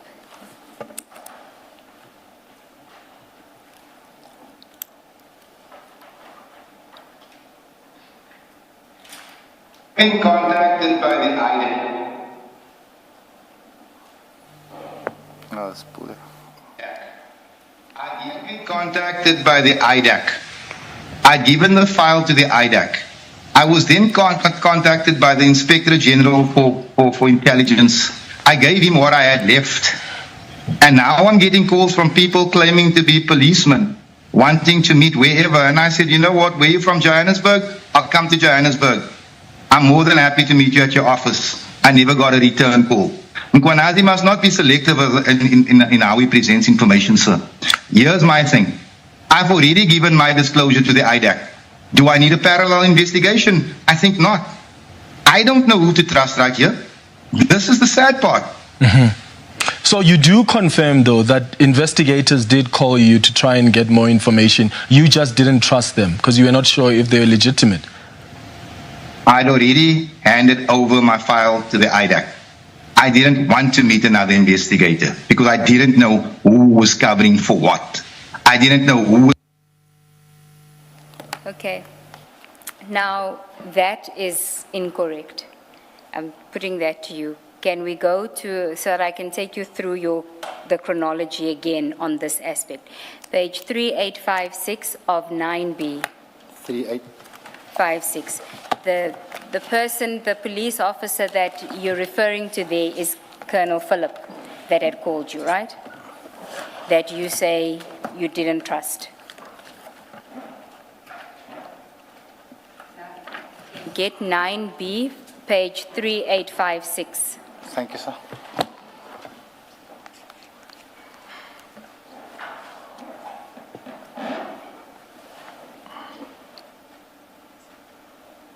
Do you have it? I do. Okay. I want you to remember your evidence yesterday on page 3856. The table there, you said You don't dispute the table, what's set out in that table. Now, on the 2nd of November, he does the introduction, we've been through that. 3rd, you have engagements with him throughout the beginning of November. And you'll see that the last engagement is on the 9th of November 2024. Mr. Adams indicated that he has eventually addressed the challenges at his residence and will call Colonel Phillip by the end of the week to confirm when he, Mr. Adams, will be coming to Joburg. 15 November, outgoing call to Mr. Adams, no answer. So the last engagement would have been 9 November.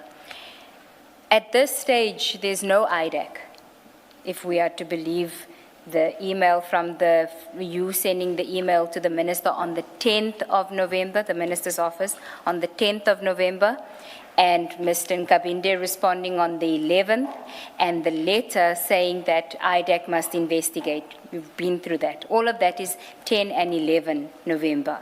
So when you say in that clip that you were already engaged with the IDAC when Colonel Phillip called you, that's not true. Can I just see the date on that thing, man? Because I'm actually Which doubting- date? Of that clip, please.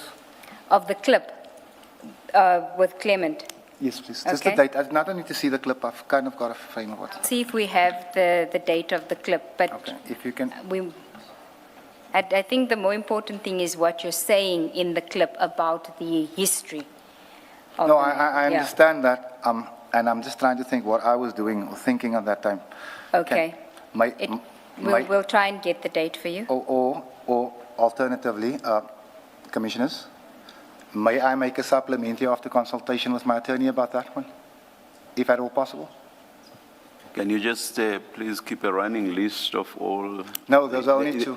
Only two. I won't flood the commission. Just in case. No, I won't because, flood the commission, no. There was one and now there's two. It's only two. So I'll stop right It's on there. that basis that I said just keep a running list and then at the end you raise those with us and a decision will be taken. Okay, thank you, Thank you. thank you, Commissioner. Can you just tell me what that is marked Yes. as so I can write it down? I'll get the date for you, but of that clip. What I want to address with you is again, what you say in that clip is that when Colonel Phillip called you, you were already engaged with the IGI and with IDAC. That can't be, because Colonel Phillip's engagement with you ends on the 9th of November. By the 9th of November, there's no IDAC. IDAC only comes in on the 10th, actually on the 11th, because you write an email to the minister on the 10th of November complaining about the fact that your case won't be, you want an independent investigator, right? 100%. So that is incorrect what you're saying in that clip. Yes, on the face of it, I will accept that, and that is why I'm asking just for time, because I mean it's the first time that I actually see the clip in this context. Okay. What I want to know is, are you sure that your engagement with IDAC only started after your email to the minister and the minister's letter to IDAC? I can confirm that, ma'am. Okay. There was nothing discussed prior to that? No, ma'am. Okay. And with the IGI, was it a parallel process? So when Colonel Phillip called you, were you already engaged with the IGI? I'm actually now, and this is maybe where the IGI's logbook is going to be very important, thinking that maybe I should request what date I was there, because from what I'm saying there, I'm now not convinced that I met the IGI afterwards, if you understand what I'm saying. Afterwards when? When you say afterwards, you need to give us a point in time. So my version of events of 2 years ago is I met with IDAC and then the IGI. I'm just questioning myself now if it happened that way. So that's why I'm saying I'm going to apply for permission from the IGI's office just to tell me what day and what time I was there, and then I'll be able to give you a proper supplementary, if that's okay. Okay. Thank you. Now, with the IGI, that wasn't your only engagements with the IGI. In 2025, there's further engagements because you wanted a copy of the IGI's report. Yes, ma'am. How did you become aware that the IGI was investigating crime intelligence? I was the complainant in the matter. I had handed him some of the documentation that he had, and I would regularly, well not regularly, I would email him to ask if there's been any updates. And then one day, brazenly and out of frustration, I asked if the report, no, he confirmed that he concluded his report was with the minister. I asked if I may have a copy of the report. He said no. I emailed the minister. I asked the minister if he'd bring the report to the portfolio. The minister never replied. Now it's at this stage, and I'm sorry to be speaking so long on limited time. It's at this stage, I'm thinking if the minister doesn't want to share this report or to deal with whoever's been doing what, if any findings have been made, then the minister's part of it. And that of me was, luckily I didn't say it to anyone. It was a blunder. It was a massive blunder. Then the minister is part of what? What are you? Of the cover up in my head, in my view. Which cover up now? Because you're now with IDAC and you're with the IGI, so there's, you were aware that both were investigating. Did you think that your complaints were being investigated by the IGI and IDAC, right? You were running the IDAC process as well? Yes, ma'am. Okay.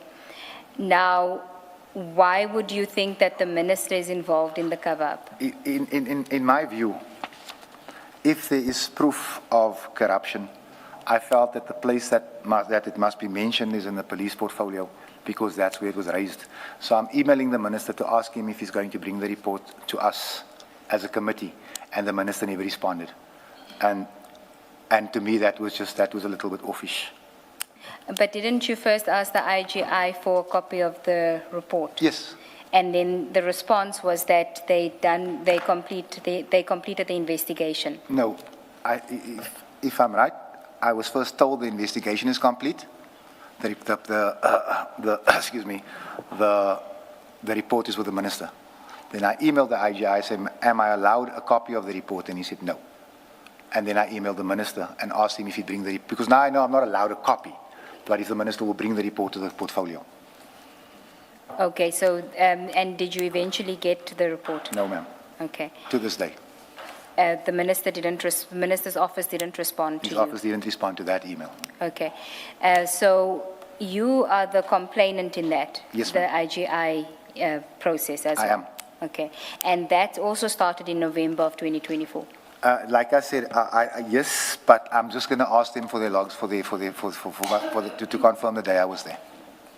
Do you know if the office of the minister had any involvement in your complaint to the IGI being initiated, well, whether it was investigated at the instance of the minister? It was not mentioned to me, and I didn't ask. I wasn't told that the minister's instruction. No, I wasn't told anything like that. Called by the office of the IGI, surely you must have asked, how do you know that I have a complaint about crime intelligence? They must have told you some background to, we are calling you, we've heard you've laid a complaint, whether with IDAC or whoever, and this is where we know it from, and you want to verify that you're speaking to the right person, surely. Thank you, Commissioner. When I was speaking to this lady, she gave me an office number, she gave me an address, a physical address, and that to me was okay. And when I got there and I was introduced to the IGI, Mr. Fadiel, it actually occurred to me, I asked him, how did you know about this? And he laughed and he said, we are intelligence. And I wasn't gonna question deeper than that. I don't know if they saw it on social media, because I made a big brouhaha about my dockets going missing. I don't know, and as the advocate infers, did the minister's office get involved? I can't answer that. So when you flew up to Pretoria, you knew that you're going to be meeting the IGI himself, because No. he met you? No, I was and invited to handed his you over office. to I was met at security. A lady came down to me to fetch me at the gate. She took me into a room. The IGI was sitting and having coffee. He told me, our advocate governor is just a few minutes late. If you'll have a cup of tea with me. We sat, we just started sipping the tea when the advocate came. And he said to me, right, she will be handling you. But I had explained to him the nature of my concerns. And I was taken into a room with advocate governor, and everything else flowed from there. And you say at that point, the only body that had the complaint, your complaint, was the minister's office? At the point when you get this call? Yes. From the IGI's office? The minister's office and the National Commissioner's office. No one else knew about it. When did you inform? You're mentioning the National Commissioner's office for the first time, unless I have missed it. When and how did you put your complaints as we have them now and as you put them to the minister? When and how did you put them to the National Commissioner? I'm just trying to gather my thoughts on that issue, but I know I sent an email to him complaining about, you're making me think now, did I send that email? No. The email refers to me speaking to the minister where I tell him your National Commissioner is not helping. I only sent it to the minister's office. Sorry, Advocate Paloy, I almost sent you in the wrong direction. Thank you for the question. So at the time that you get a call from the IGI's office, Yes, ma'am. the only people who are sitting with your complaint is the minister's office? Only the minister's office. Okay, thank you. Can you just clarify this? After the letter from Mr. Nkabinde, let me not say from the minister's office, 11 November 2024, and they told you that they'll be referring your complaint to IDEC. Yes, sir. Did you have any further engagements with the minister's office regarding the crime intelligence issues and PKTT issues? The only one was I became aware of a rumor, and it's only a rumor, I'm not throwing shade at anyone, that there was a plot or plan to arrest the minister if he tried to, what's the word? To do away with the PKTT. That was a rumor that I heard. I called Mr. Nkabinde that day, the morning, and I said, are they really going to arrest the minister? Because as everybody knows, my feeling is still the same. The PKTT is overfunded, the AGU is getting too little. I said to him, are they arresting the minister over the PKTT? And he said, listen, we've heard.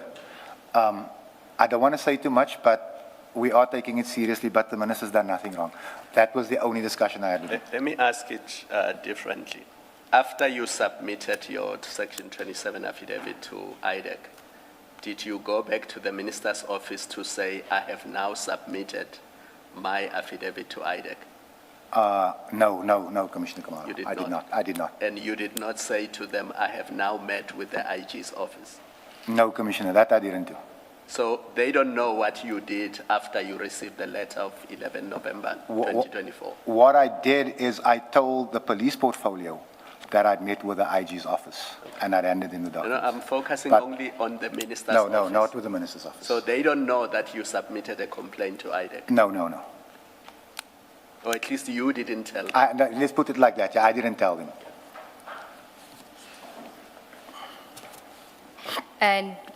But you knew that the minister's office had asked IDEC to investigate your matter? Yes, ma'am. Okay. Chair, I see it's 11:01. Shall we take the... Let's adjourn and resume at 11:30. And please, the desktop issue and your 27 affidavit.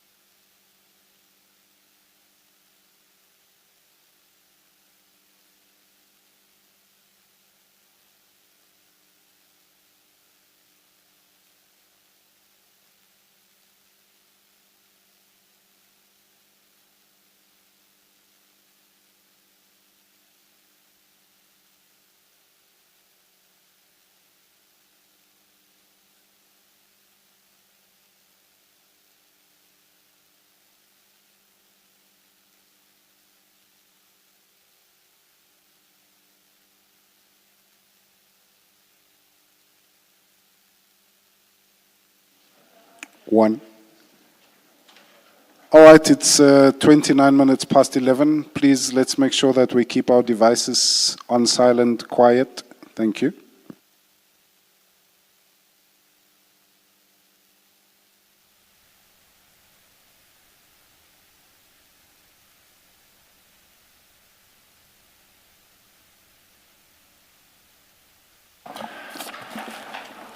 Yes, Thank Mr. you, Chair. Chair, Mr. Adams did attempt to access his desktop in order to get the affidavit if it is there. Unfortunately, he's unable to because his wife is not available to assist him with that. We've agreed that he would include it as part of his supplementary because I understand she can only be if it exists. I've not granted him Yes. permission yet to file the supplementary. Subject to what you say, Chair, if it does exist at all, because he doesn't know. I think. Let's get rid of that. Mr. Adams, you are afforded an opportunity to file a supplementary. Thank you, Commissioner. Commissioner, if I may, just so that you know, because I didn't want to speak on camera, I think you and I had a chat about where my wife would be on Friday, Commissioner Madlanga. I'm not sure. No, sorry. I doubt that. I think all we've done when we meet outside would just be to exchange greetings and pleasantries. I don't remember that kind of detail anyway. Thank you, Chair. Mr. Adams, there are two clippings from the recording that I want to play. The one relates to the opening of the dockets, just to go through what it is that you told IDAC at the time. And the second is what you had spoken about earlier about the threat that was made, that you heard, the rumor that you heard that the threat was made by General Mkonazi for Minister Mkunu, that he would be arrested if the PKTT is disbanded. I'm not so much interested in what you say, what you communicate to them, but what Mr. Perumal says in response to that, okay? So can we start with and Chair, I think you will need the headphones that were, and just check if you have a pair. I do, thank you. I think this portion is audible, but it's easier to have the headphones on. So this is a recording after introductions are made, and Advocate Ramsamy asks you about what happens from the time that you receive the documents. So we're working on that one personally. With regards to that, how does this information reach your table? Let's start there with the housebreaking situation with Lushaba. Lushaba, hey? Yeah, Lushaba. I was given the file was not on my office. I read through it. I couldn't believe what I was doing. You didn't try to make any attempts to trace who dropped the file off or anything? There are no cameras in it. So that was And you're still in possession of that file? Yes. No, the documents, nothing. Yeah, no, we have them. Yeah. I made copies, but I've given really good what the content of the file. Full names is Fadiel and I don't know the second names. Fadiel, no? Apparently my ID is like giving me the second names. So just keep it simple. Did help.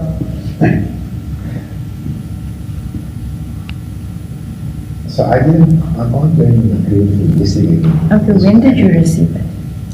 It was roundabout, not too wide, roundabout the first of the 2024. Couldn't tell you the exact date.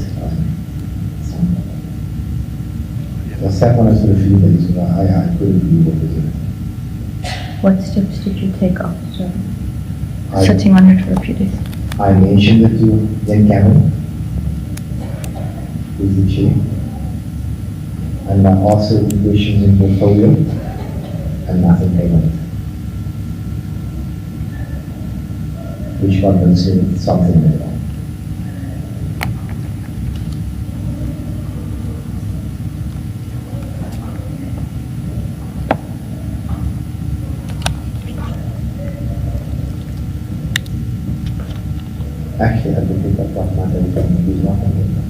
just call me Drew. October. Okay. Drew is fine. I'm more comfortable with that. Really? Yeah. So we encourage you to tell the truth. Okay.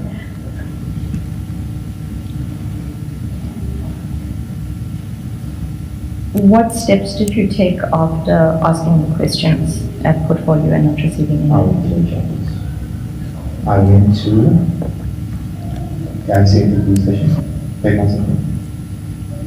I laid the charges there.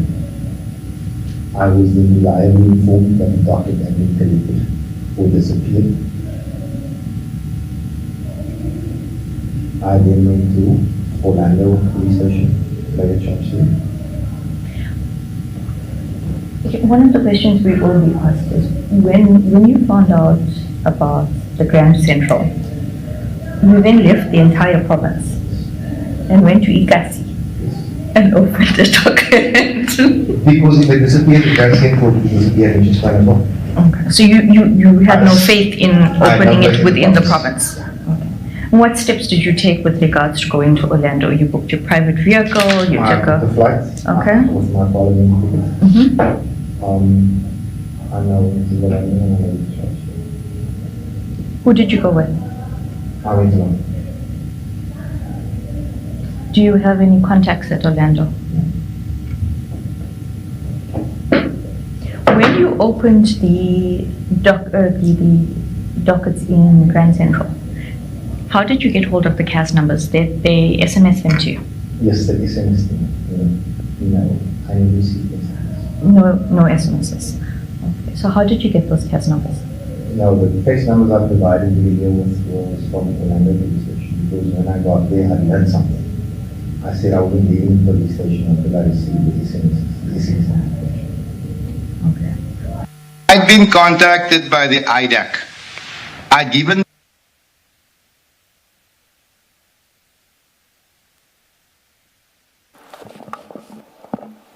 Mr.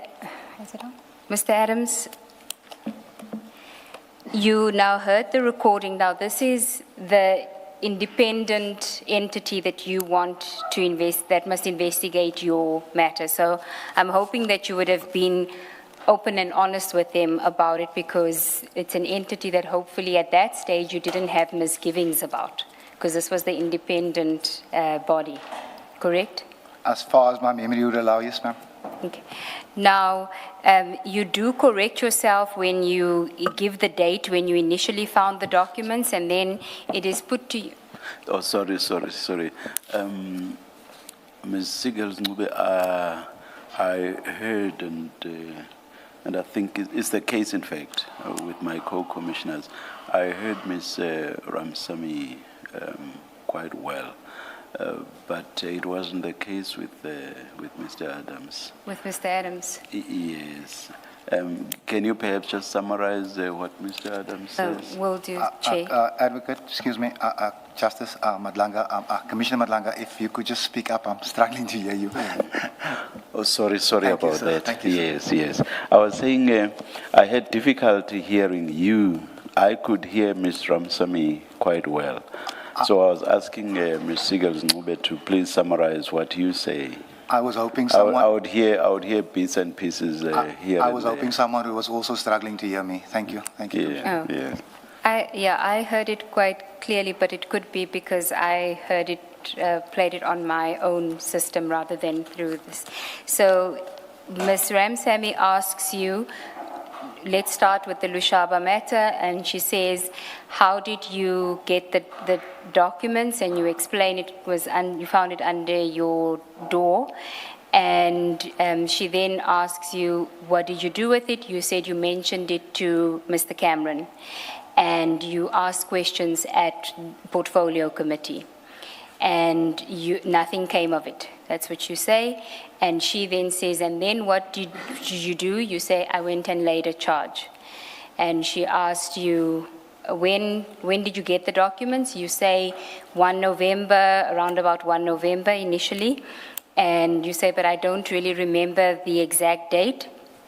She asks you, what did you do? You say you lodged, you sat on it for a few days, and then you went and you opened a case at Grand Central. Then as you telling her that, you say to her, actually, advocate, I'm wrong about my date. It was in October. It was in October. Then you say, you continue, and then later on you say early October. It was early October. She then asks you, you say you go and open it at Grand Central. Did you get the CAS number?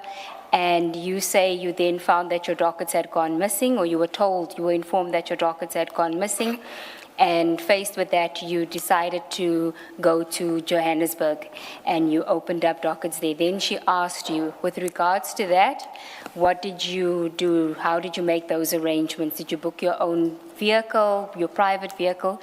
You said you flew with your parliamentary available flights. You went and you opened the cases, and then she says to you, one of the questions you're going to be asked is, you left a whole province to go to Ikasi to go and open up these cases. Why would you do that? And then you explained because your dockets had gone missing in Cape Town. And then she asks you, regarding those arrangements, who did you go with? And you said, I went alone. And she said, do you know anybody at Orlando Police Station? Do you have any connections there? You say no. And she asks you, how did you get your CAS numbers at Grand Central? And you say it was SMS, and then you correct yourself and say, actually, I didn't get those numbers, but I learned something when I went for the Orlando ones. I waited until I got the CAS numbers, and that's where it ends. Does that accord with what you heard yesterday? Because it would have been clearer. As you say it now, ma'am, it's like I'm hearing it, yeah. So I just have a few questions regarding that. You say in the recording, you correct yourself and say early October. I had asked you yesterday and you were firm that it would have been late October. I'm going to ask you again about that time period, because one of the things you say to her is you sat on it for a few days before you opened the case. In your statement before the commission, you say you got it 2 days before you opened the case in Grand Central, which we know is the 29th of October. So which is it? I'm not understanding the question, ma'am. In your affidavit before the commission, you say you got it, you got the documents, you received the documents under your, on your floor of your office, 2 days before you opened the cases at Grand Central. Yes. The cases at Grand Central were opened on the 29th of October. That is inconsistent with receiving the documents early October, as you said to her in the recording, and sitting on it for a few days, and then going to Mr. Cameron and asking questions at Portfolio, and then going to Grand Central. So the two are inconsistent. Yes, ma'am. That's why I'm asking you again, now with the benefit of having listened to the recording, when did you actually receive the documents? I'm convinced that it was late October. It wasn't early. I think I made a mistake when I spoke to her, ma'am. Okay. If it was late October, was it 2 days before you laid the charges at Grand Central? Yes, ma'am. In my recollection, it was 2 days. I didn't say it was that long. Okay, because in the recording you say to her, I sat on it for a few days. A few days, yeah. And you say you'd mentioned it to Mr. Cameron. Yes, ma'am. And you say that you asked questions at the Portfolio Committee. So when would that have been? I almost think that the sequence is wrong. I laid the cases and then asked questions at the Portfolio.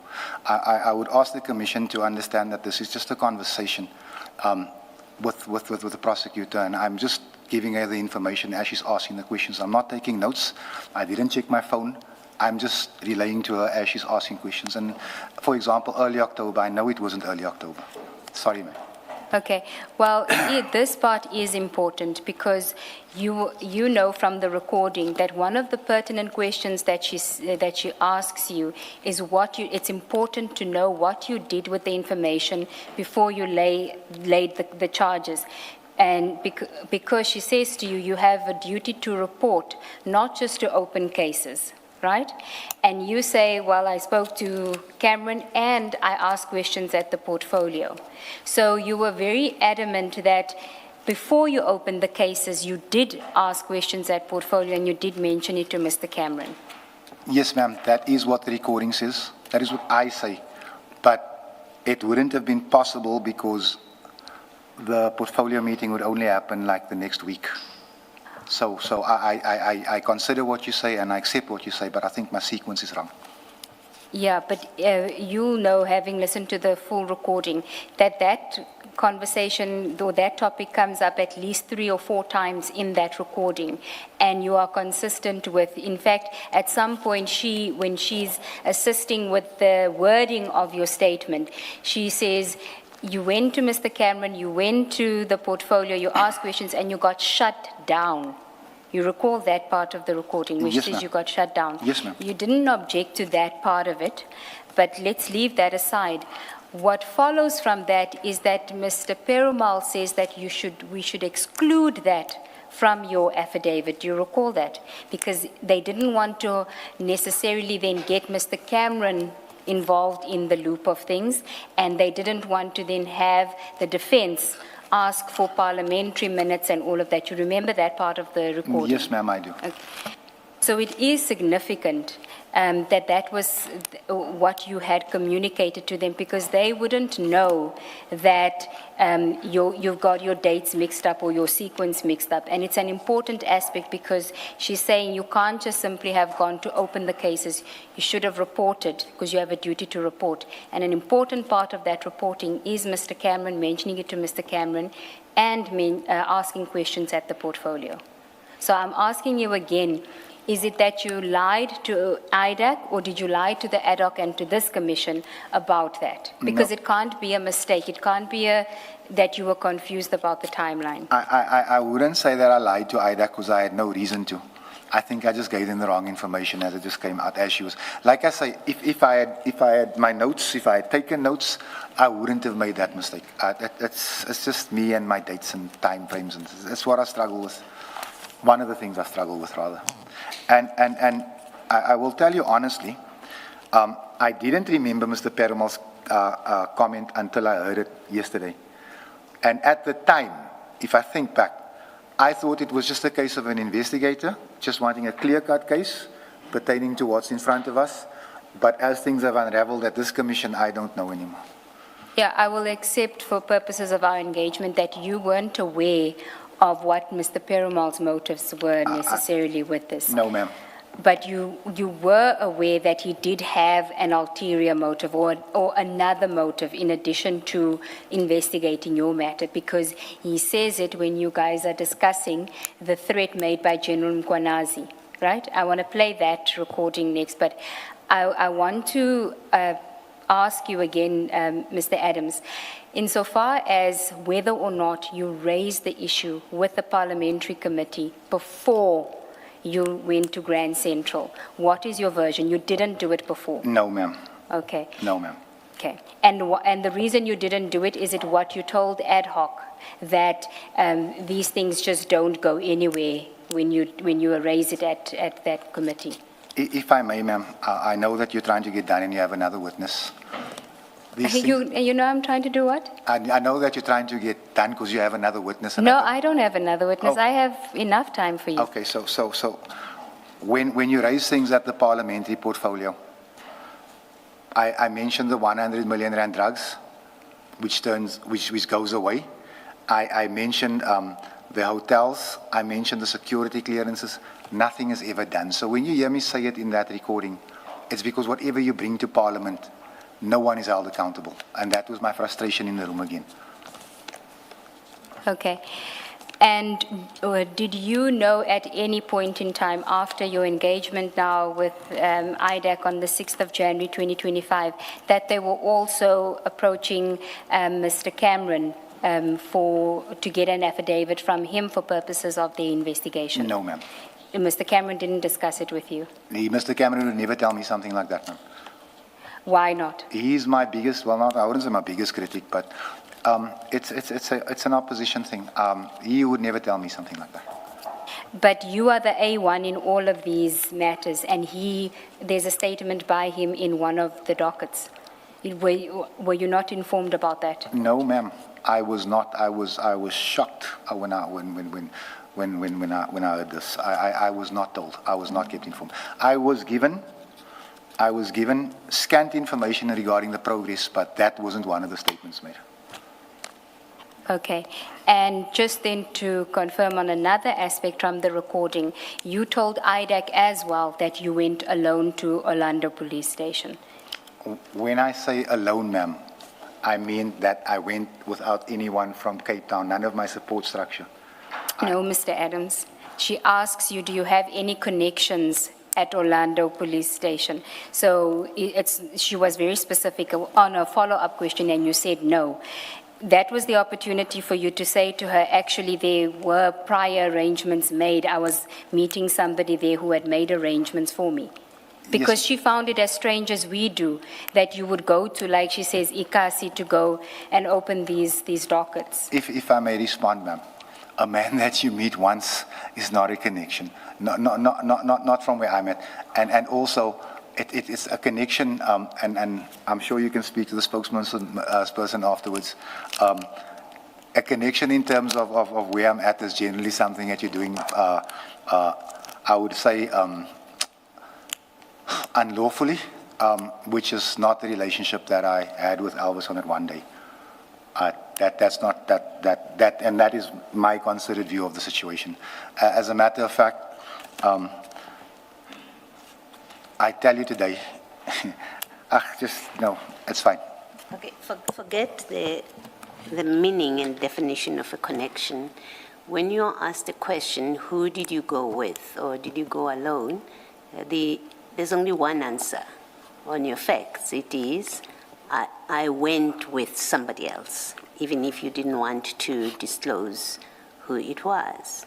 And especially because on this morning's explanation, where you revise your position of yesterday, you say you went to a tire shop and you met, I think you called him Elvis or something? Yes, ma'am. Elvis. You met him at a tire shop, so you went wherever you had slept, you went to Elvis's store, and then you went with him to Orlando.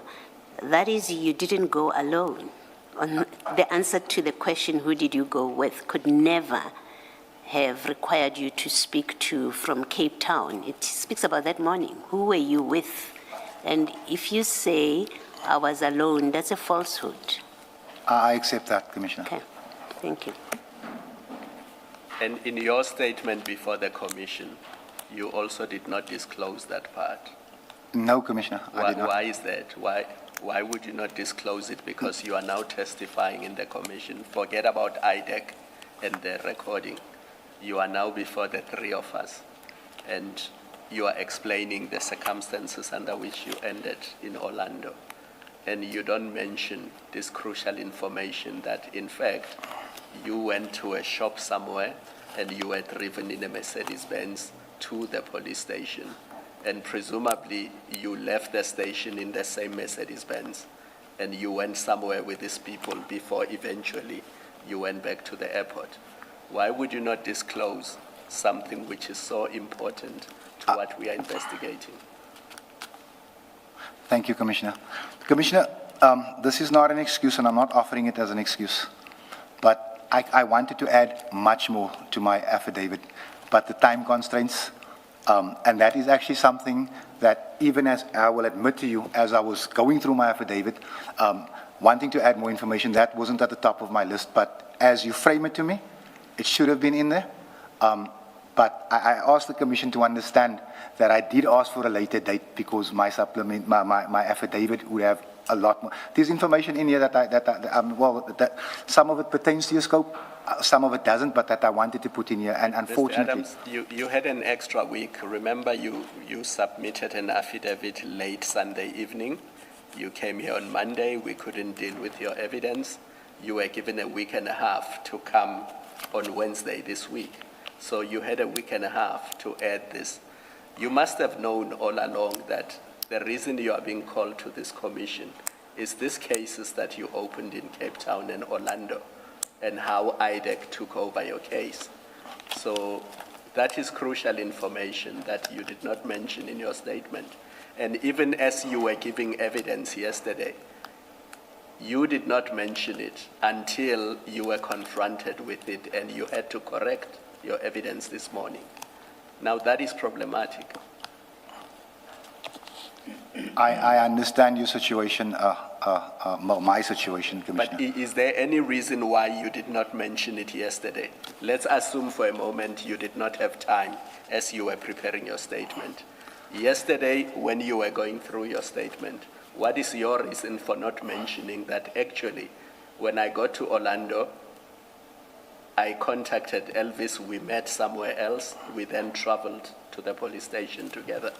It was an oversight on my part, Commissioner. It was, like I said, I was underprepared yesterday, and I admitted that, and I actually asked the advocate for an extra day, and I was told I wouldn't get it.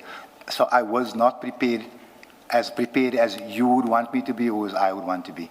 And for that, I can only apologize.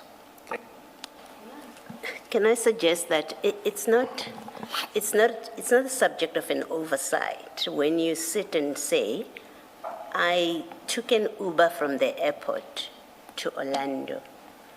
You can't the following day say, oh, I went to Elvis's tire shop the following day, and we traveled together in a maroon motor vehicle, Mercedes-Benz. There's no oversight. It's a completely different story. And as you told it yesterday, that I took an Uber and I landed at Orlando and I met Elvis there, you would know as you're telling it that, but that's not what happened. You've conjured up a story. You've come up with an explanation what happened that day. It cannot be an oversight, this change of your story. You chose to tell a version. The best you could do is to say, I don't have any recollection of that day, and try to make sense of what I did. That's why I told you a different story. It's not a matter of oversight.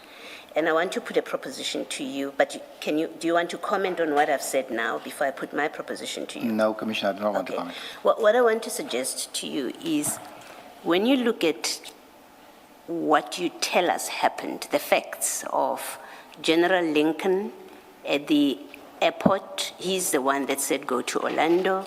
When you are at the airport, he's the one that said to you, call this number. And this happens to be a crime intelligence person who, as Commissioner Kumalo pointed out to you yesterday, happens to be the same person that dealt with Mr. Mkhosi, Mr. Matlala. There's that connection. And you tell us, General Lincoln gave you his contact details, you know he's a crime intelligence person, or even if you didn't know, you meet him at Orlando. Those facts suggest you knew this cannot be disclosed. These facts of how all of this came together. You knew it can never be public. That's why you don't tell people, I had this from General Lincoln. Remember yesterday you were asked, did you say who your source was? And you say, no, I did not. It's because you knew you couldn't, if he's your source, including that he's connected to you with these people. And I want to suggest to you that that's why you did not tell the truth about how you land up at Orlando, including who you went with. It's because you understood this could not be disclosed because of the people that are involved with it. Do you want to comment to that? That's my view of why you have told us the story that you have. If I may comment on that. Yes. I understand how the dots could be connected, Commissioner. And if indeed Elvis is involved with, I heard he was involved with Brown. If he was involved with Cat, I was the loudest member of Parliament screaming for the cancellation of that Medicare clinic 2014. I promise you now, you will not find me anywhere near that man. So what I'm saying... Discount Mr. Matala for my proposition, for what I've put to you. Discount that I've mentioned him. Let's work with how you say your source is General Lincoln about the loss of your dockets. He's the one that says go to Orlando. And because it's him that's saying that, you have no reason to doubt him. You get to the airport, he says to you, contact this person. This person comes and takes you to the police station, and you believed that all of that was because General Lincoln is involved, all of that is good because he's a man of integrity, as you say. Yes, he was, Commissioner. Yes, and what I'm suggesting to you is you understood from those facts, if that's what happened, you understood from those facts that it could never come out that your source was General Lincoln. You told us that yesterday. You understood that. You also understood that you couldn't disclose that he's the one that connected you with Elvis, right? You understood that. It's all clandestine. That's let me use that word. And you understood and appreciated that can never be disclosed. And that's the reason I'm suggesting to you that is in fact the reason that yesterday you gave us a different story about how you got to Orlando, and you changed it today, and you changed it today because you were confronted with the facts that were going to be put to you. So it's not oversight. It's a deliberate decision to tell a different story from what actually happened. Not to be argumentative with the Commissioner, but that is not how it happened. But I do understand your inference. I won't argue with it. Thank you. All right. Thank you. Thanks, Ms. Nguyen. And there's a further individual, it's General Khan as well, that witness G is connected to General Khan as well. You're aware of that now? You I'm say aware you of that weren't now. aware at the time. I am aware of that now. Okay. If I can ask you to go to file 9B, page 3920. And this is probably also one of the reasons, Mr. Adams, that Commissioner Baloyi is putting it to you that you didn't want to disclose that witness G accompanied you to Orlando. So it just tell me if you have 3920. I do.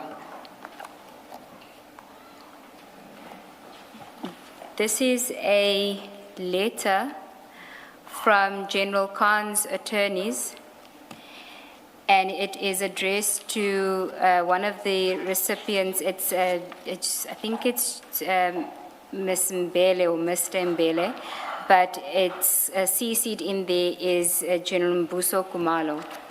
And it regards a request that was made by General Mbuso Kumalo to interview or see General Khan while he was in hospital. And the attorneys address a letter to them to explain what the arrangements will be regarding visits to with General Khan by SAPS officials. And the letter says, we confirm that we act on behalf of Major General Feroz Khan. We have been copied in on the exchange below. As a solution, we propose that subject to our client's medical condition, and the professional views of the attending medical team, any visits to our client must be facilitated through witness G. We have requested that witness G facilitate such requests as he is more readily available to respond in person and that he is or should be familiar with members of SAPS. Our reservation regarding the appointment of the PKTT is being addressed with the acting national commissioner. Now, there's also an affidavit by witness G where he says that although he works with General Khan, he has a close friend relationship with him, considers them to be friends. And this is the same person that's escorting you to Orlando Police Station, right? To go and lodge criminal charges against, amongst others, the Divisional Commissioner of Crime Intelligence, right? And does it not so transpire that one of the concerns or one of the allegations that you made was that somebody like General Khan was being overlooked in favor, and General Kumalo was being favored for the position of Divisional Commissioner when there were other more qualified or qualified generals within crime intelligence, one of them being General Khan? Yes, ma'am. That's correct? Yes, ma'am. Right.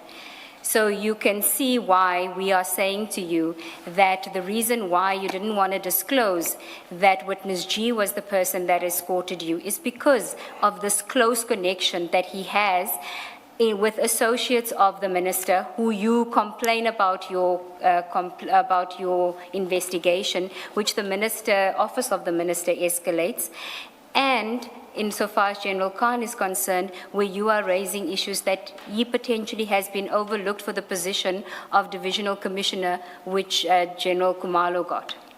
Correct? May I respond? Yes. Thank you, ma'am. I note the email. It genuinely has nothing to do with me, but I will assist you. I will try and assist with the assertion you've made. My complaint about policemen being overlooked had everything to do with security clearance. I was asking questions as to why people who didn't have security clearance became heads of provinces, heads of crime intelligence, and as a matter of fact, I think it was the National Commissioner that said, and this is more than a year and a half ago, so I'm saying it loosely. He said, Adams has issues with everybody and their security clearance, but he doesn't speak about Khan, who skipped a rank. And my reply was, give me the evidence and I will lay a charge. That evidence never came. I'm not acting for Khan. As a matter of fact, later down the line, it's unfortunately not in my affidavit, but I'm going to say something that, but I just want to, when we get there. What I'm saying, I do understand the complications, and I'm understanding clearer than ever how wide this net is. And I'm understanding that while I'm trying to lay charges so that we can start fixing the SAPs, there's a game being played behind me that I still don't fully understand. Okay, but did you know that General Khan also deposed to an affidavit in one of your cases? In one of my cases? Yes. I was never told this. You were never told? Never. Okay. Now, when you raise the complaint, and it's only because you've mentioned it now, it's not anything that I would have asked questions about. When you raise the complaint about General Khan, such as General Khan, being overlooked when people without security clearance are appointed, did you know or did you inquire about his own security clearance? Because the testimony that we've had so far suggests he also doesn't have security clearance. Ma'am, last night people went on TV claiming that I didn't know Andre Lincoln, and I said to myself, I'm not going to mention my brother anymore, but I just want to. I mean, his wife went on TV and confirmed that we were friends and that we were working together against corruption and gangsterism. But I just want to say to you, I don't have the names right here. General Lincoln told me 7 of the 9 PCs don't have security clearance. Madondo will never have one. Kumalo has one now. This was the discussion because his concern and my concern was our SAPS is run by people who for whatever reason cannot get security clearance. My question is about General Khan. No, I'm getting there. So I specifically asked him, what about Khan? He said, last I checked, he had one. Okay. Thank you. The evidence before us suggests he also doesn't have security clearance. So this is yet another case where General Lincoln gave you an incorrect answer. It could well be, ma'am. And as I say, I'm quoting him loosely. He said, last time I checked, he did. But what I'm saying is, if General Khan does not have security clearance, he doesn't belong in the office either. Thank you. okay, and then just finally on this aspect, how long did you know Mr. Nkabinde at the time that you complained to the minister on the 1st of November? The very first correspondence I ever had with Cedric Nkabinde was when he replied to my email. And he called me from an office line, maybe a day or two later, and asked me if I was happy with the progress made, with his responses. And I said, yeah. And he said, take my cell number if you need me after hours. But I never used it until one specific day, and you're going to play that recording later. That was the first time I actually used his cell phone. Okay, that's when you use a cell phone, but I think you are wrong on your sequence again, because remember I took you to your email of 1 November 2024 at 8:21, where you addressed the email to the minister himself. And then I say to you 4 minutes later, the email is then addressed to Mr. Nkabinde. So how would how did Mr. Nkabinde know to send, for you to send the email to Mr. Nkabinde? How did you know to do that? And that's when you said you received a call. Yeah, so it wasn't a day or two later. All of our email addresses are on the parliamentary phone book. If I punch in your name, your email address will come. So I found out who the minister's staff was. And also the other person that was looking, no, I'm lying, no. You are lying. You said yesterday that I am lying. Yes. No, my sequence is and here. I wasn't even trying to catch you out in a lie. I was just correcting you. If I may, ma'am, sorry. It's because I'm being flooded with paperwork here. That's why I'm correcting myself. I'm lying. The first time I spoke to Nkabinde, I got the response from Nkabinde was, I'm not going to steal. I emailed him or did he email me? You emailed the minister on the 1st of November, the minister himself. Yes. And I said to you, how did you know to then email Mr. Nkabinde 4 minutes later to forward that same email? And that's when you said you got a call from Mr. Nkabinde to forward it to him. Yes, ma'am. Okay. So that was the first time, the 1st of November, yes, not 2 days later. Sorry. So you're saying that is the first time that you spoke to Mr. Nkabinde? Yes, ma'am. Okay. And how did the relationship progress such that by the time you meet on the 6th of January 2025 with the IDAC guys, you're able to tell them about what Mr. Nkabinde told you about the threat made by General Mkonazi? I will happily tell you that. I received information and it seemed too far-fetched to be true, until I spoke to certain people who said, this is a concern. And I think you're going to play I don't know if you're going to play the recording, because I don't want to. About the threat? Yeah. Yes, I'll get to that. There's one part where you use very colorful language. Well, you use it in both, but the first one, it's not as audible. I had to strain my ear for it, but I could hear the colorful language. I'll rather play the second one, please? But I can't protect you from what you said there as well, but it's less than the first one. And I'm asking that if we can even edit it out. My mother's watching. Okay, tell your mother to switch off now, because I can't edit it. Okay. Yes, you can explain the relationship and then we'll get to the recording. Okay. How the relationship There was no real relationship. And I'll tell you why I only called him on that day is because I have, at the best of times, maybe 50 people on my WhatsApp. People are free to use my parliamentary number. There's no WhatsApp on there. But as for WhatsApp, it's a very intrusive thing. So I did not call him. I took his number, but I did not call him. Okay. Are we playing now? I'll play it now, Jay. May all sensitive viewers or listeners please switch off or stop listening at this point, please. Thank you, Jay. Mommy, please.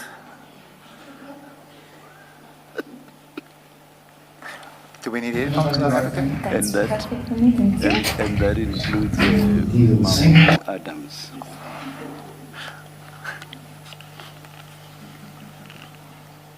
That's perfect for me, thank you. These are the same. My brother, Mansan's telling me there's something about the threat to arrest the minister or something. Yeah. From who is it coming?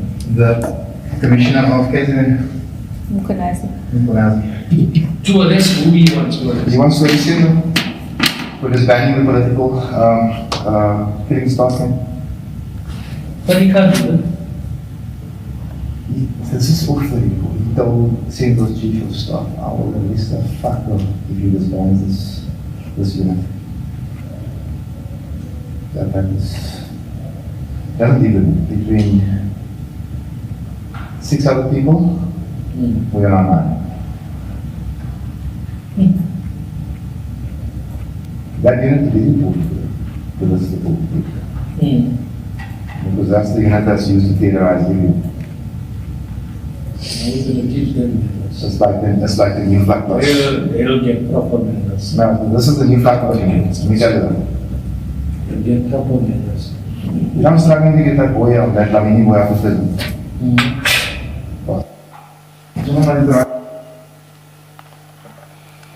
So just to summarize what is being said, you tell them, and can I just preface this by saying, when you first tell Ms. Ramsamy and Mr. Rapesu about the threat by General Mkwanazi, you in fact don't really know General Mkwanazi. No. You struggle to even get to who he is. You mistake him for somebody as a general in crime intelligence.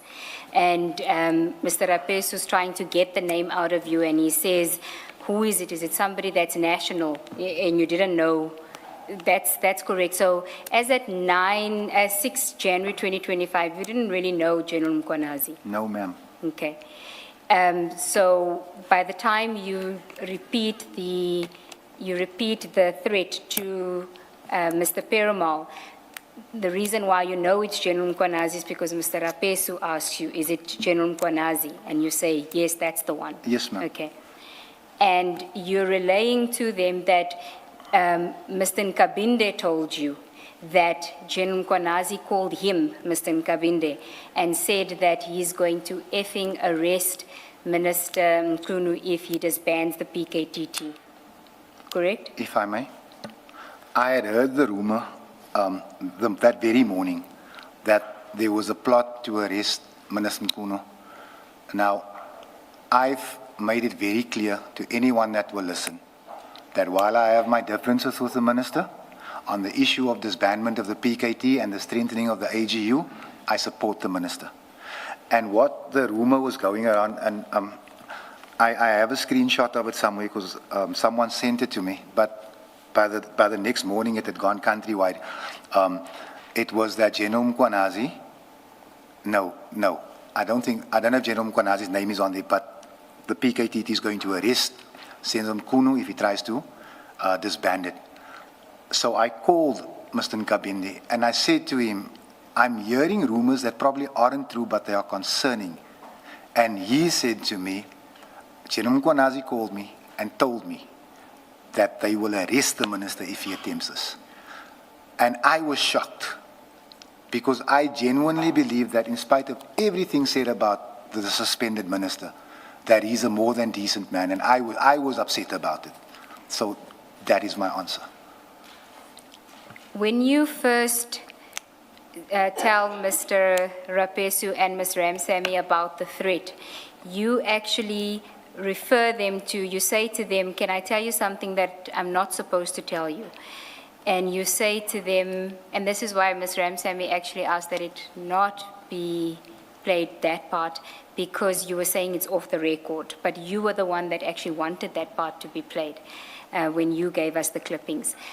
But in that record, that clipping, you say to Mr. Rapesu and Ms. Ramsamy that I want to tell you something that I'm not supposed to tell you, but the minister, Minister Mkhunu is freezing CI positions, right? Now, why do you say that you're not supposed to tell them that? Because General Lincoln asked me to tell nobody. He said Senzo is cleaning up. Okay, but by the 6th of January 2025, the disbandment letter that was sent by the minister to the National Commissioner was already public, and one of the directives from the minister to the National Commissioner was that the post should be frozen. So it wasn't a secret. So it seems to me that you weren't referencing the letter. You had information other than what was contained in the letter. And now you're saying it's because General Lincoln told you, which means he had inside information. Ma'am, you know, I've got a voice note here that I will not play, but I will play it to you. Then don't tell us. No, because I don't want to drag that man any further. I don't want to harm his family, but General Lincoln had deep information within the SAPS because of the respect people had. People would complain by him, and he'd give it. If you understand what I'm saying, he and I would sit and we see how we could source it. So I'm not talking about this particular issue. I'm talking about issues on the whole. So for me, when the man asked me, keep this tight, Senzo's cleaning up, this was good news, even though I didn't know what Senzo was doing. Yes, I'm interested in that part because it seems to me that what you're saying to us is that General Lincoln had information about what the minister was going to do which was something outside of the official letter that was communicated to the National Commissioner, because if it was something that was already public, you wouldn't need to say to Ms. Ramsamy and Mr. Rapesu, I'm going to tell you something I'm not supposed to tell you, because by then the letter is public. Everybody knows about it. That's what I say, ma'am. That is exactly what I mean. That's exactly what I know. And that's why I don't think I expand any further, because I've got nothing else to add.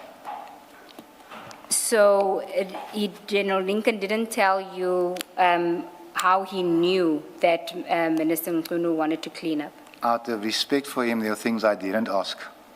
Okay. You know, there are things above my pay grade.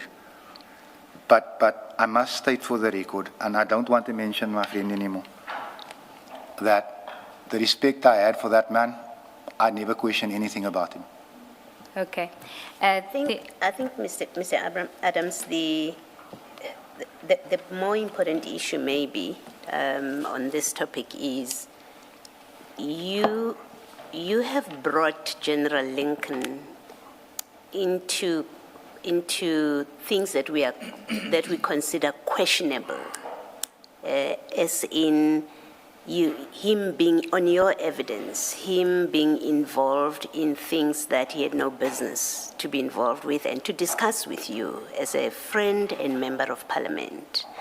And on this last conversation, that here he knows what the minister is planning to do, and if he were here, we would have had to ask him the question, what business and in what capacity you're retired. So I appreciate that you express, and I don't quarrel with the kind of respect for him that you express, but I don't know that you realize that you've brought his name into matters that are of concern, not only subject matter to the Commission, but who in fact was involved in what looks like machinations. You know, you've involved him, you've invoked his name in that way. I just want to draw it to your attention that that's the effect of your testimony. And if we accept it, maybe let me say, if I accept your testimony that implicates him, everything that you have said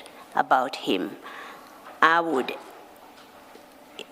alone, I'm not implicating my co-commissioners, I would conclude on what you have said about him, that he was part of the shenanigans that have created and resulted in, among other things, the prosecutions of General Khumalo that we now know IDEC is dealing with them the way that they do, or the National Prosecuting Authority. I would have to conclude that he was part of the machinations that, and he had knowledge into the minister's decisions and reasons to dissolve the PKTT and the other decisions that the minister has made, because that's how you've implicated him. You know, he's feeding you information, he's sending you to meet with people clandestinely that you are not able to disclose because you understand you cannot disclose these things. It's a consequence of your testimony, how you implicate him. Do you want to comment? Please, ma'am, if I may. This man had retired from the SAPS. He lost both his legs. He was an amputee. He sat in a wheelchair. He'd get in that wheelchair, find his way to his car, and meet me in Manenberg or Lavendale to stop gang violence. He was passionate about cleaning out the SAPS. I understand 100% the consequences of what have happened since I opened those cases, but my affidavit said General Lincoln told me, walk away, son. More importantly, what I'm trying to say is that this man, he had no ulterior motives. Yes, he may not have had, and it's still a debate that must be had whether we accept what you say about him. But I'm saying if I accept that your testimony about him is correct, that he told you this, he connected to you and all of that, if I accept that, then it creates the impression that he was part of, he involved himself, let me say, he involved himself in business and affairs that as a retiree, he had no business to be involved with. He had no business to get involved in telling you that, oh, the minister is cleaning up He had no business to know that. You understand what I'm saying to you? Because he's not in force. He's not in the force, in the service. I will concede that. You understand that? But, Okay. but I just want to state it on the record. That man had no intentions that weren't good, and Okay. thank you for that. Thank you. Thank you, Ms. Ngu. Mr. Adams, then can we go to the topic of your A1 statements? And I had prepared extensively on this, and you came. I had prepared extensively on this, and you came to me this morning to say that you want to tell us about these A1 statements before I interrogate you on it, which is on page 3475 of file 9. File 9 or 9B? I think it's 9, normal 9, Thank you. just 9. That's fine. Thank you, sir. 35? 3475.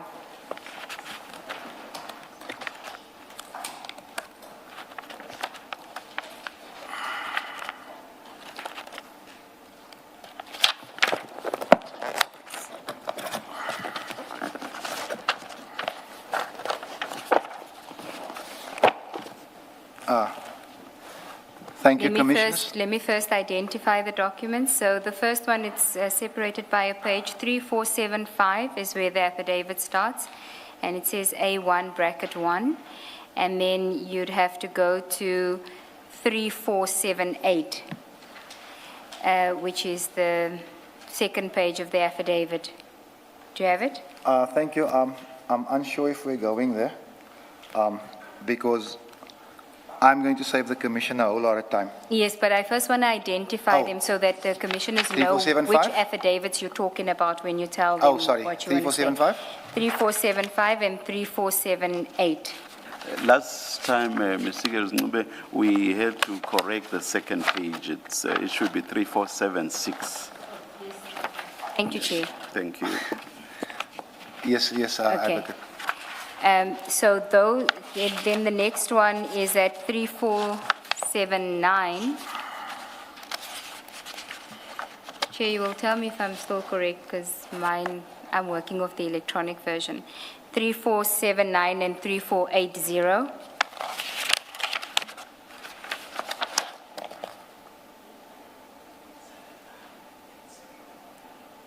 Yes, ma'am. Yeah.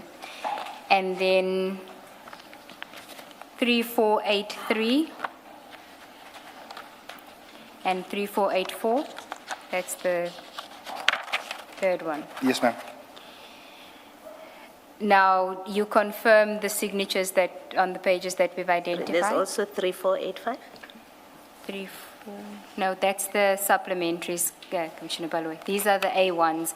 So you want to tell us whether those are, it's your signature on those pages that we've dealt with? Those are my signatures.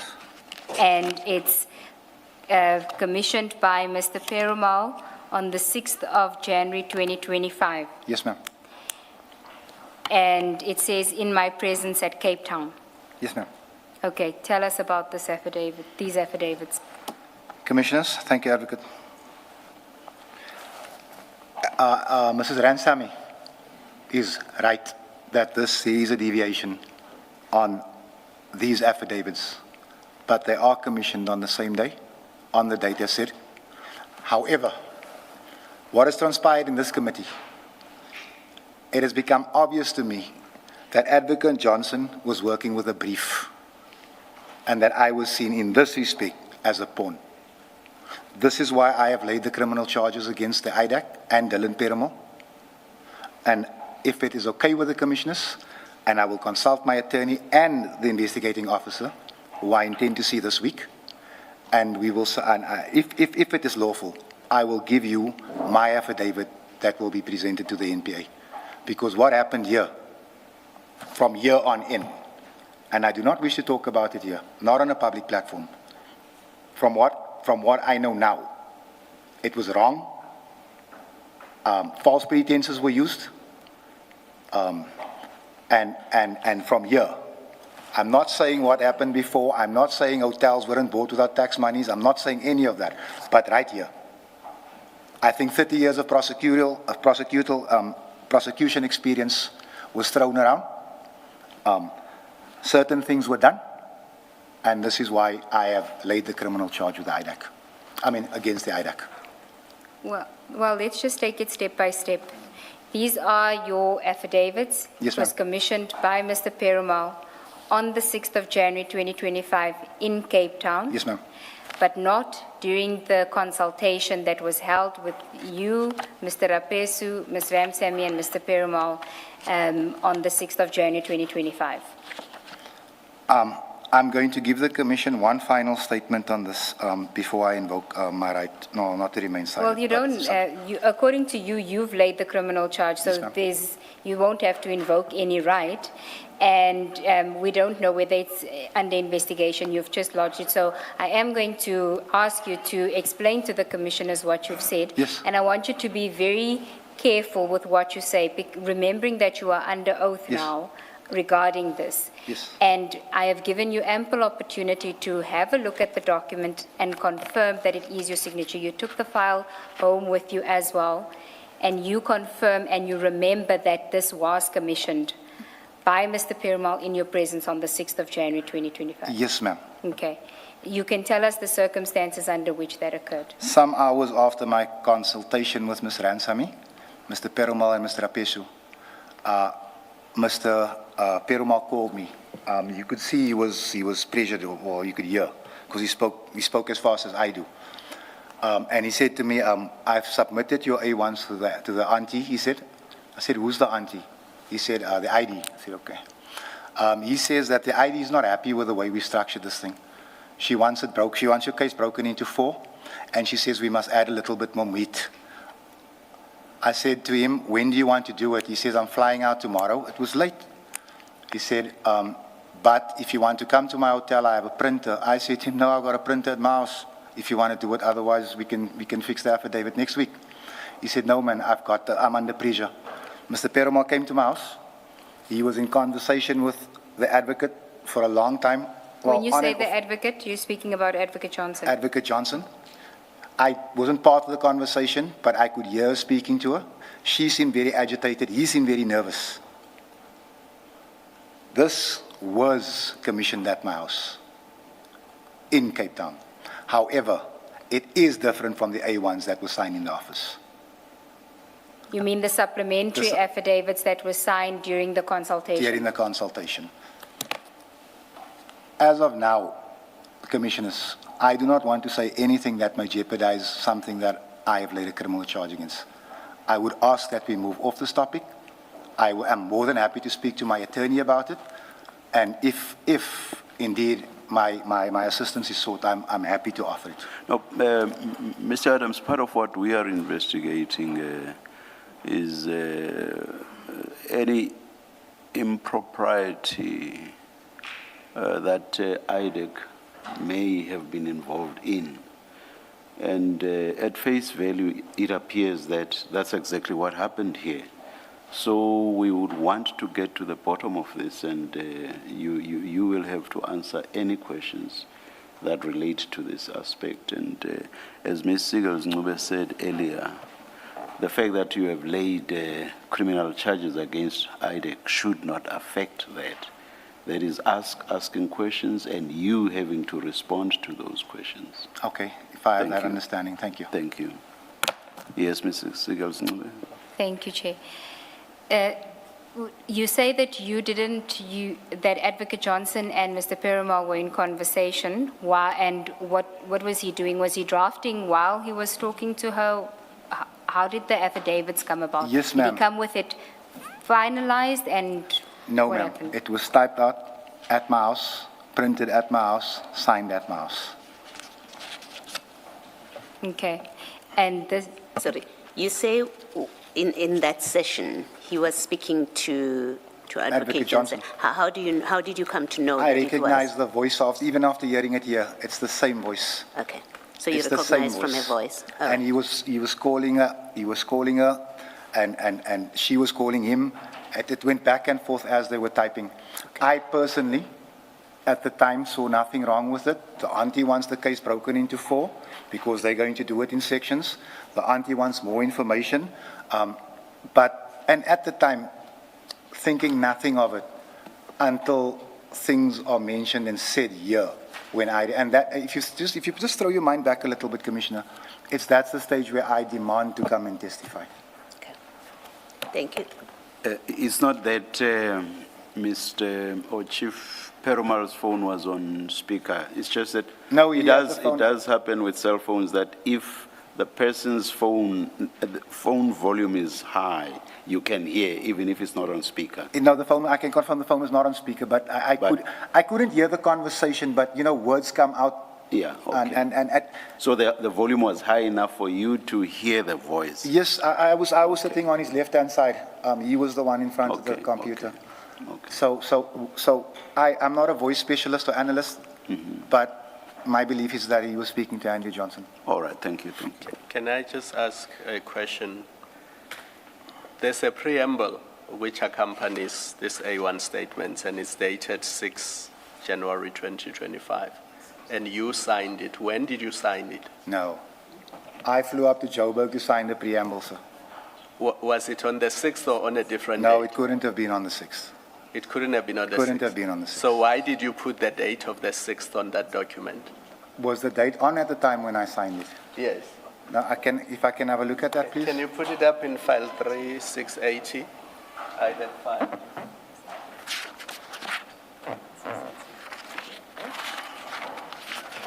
There's one. Is it also in There's file also, 9? yeah, there's 3481. 3481. 3481. Oh, no, it's fine.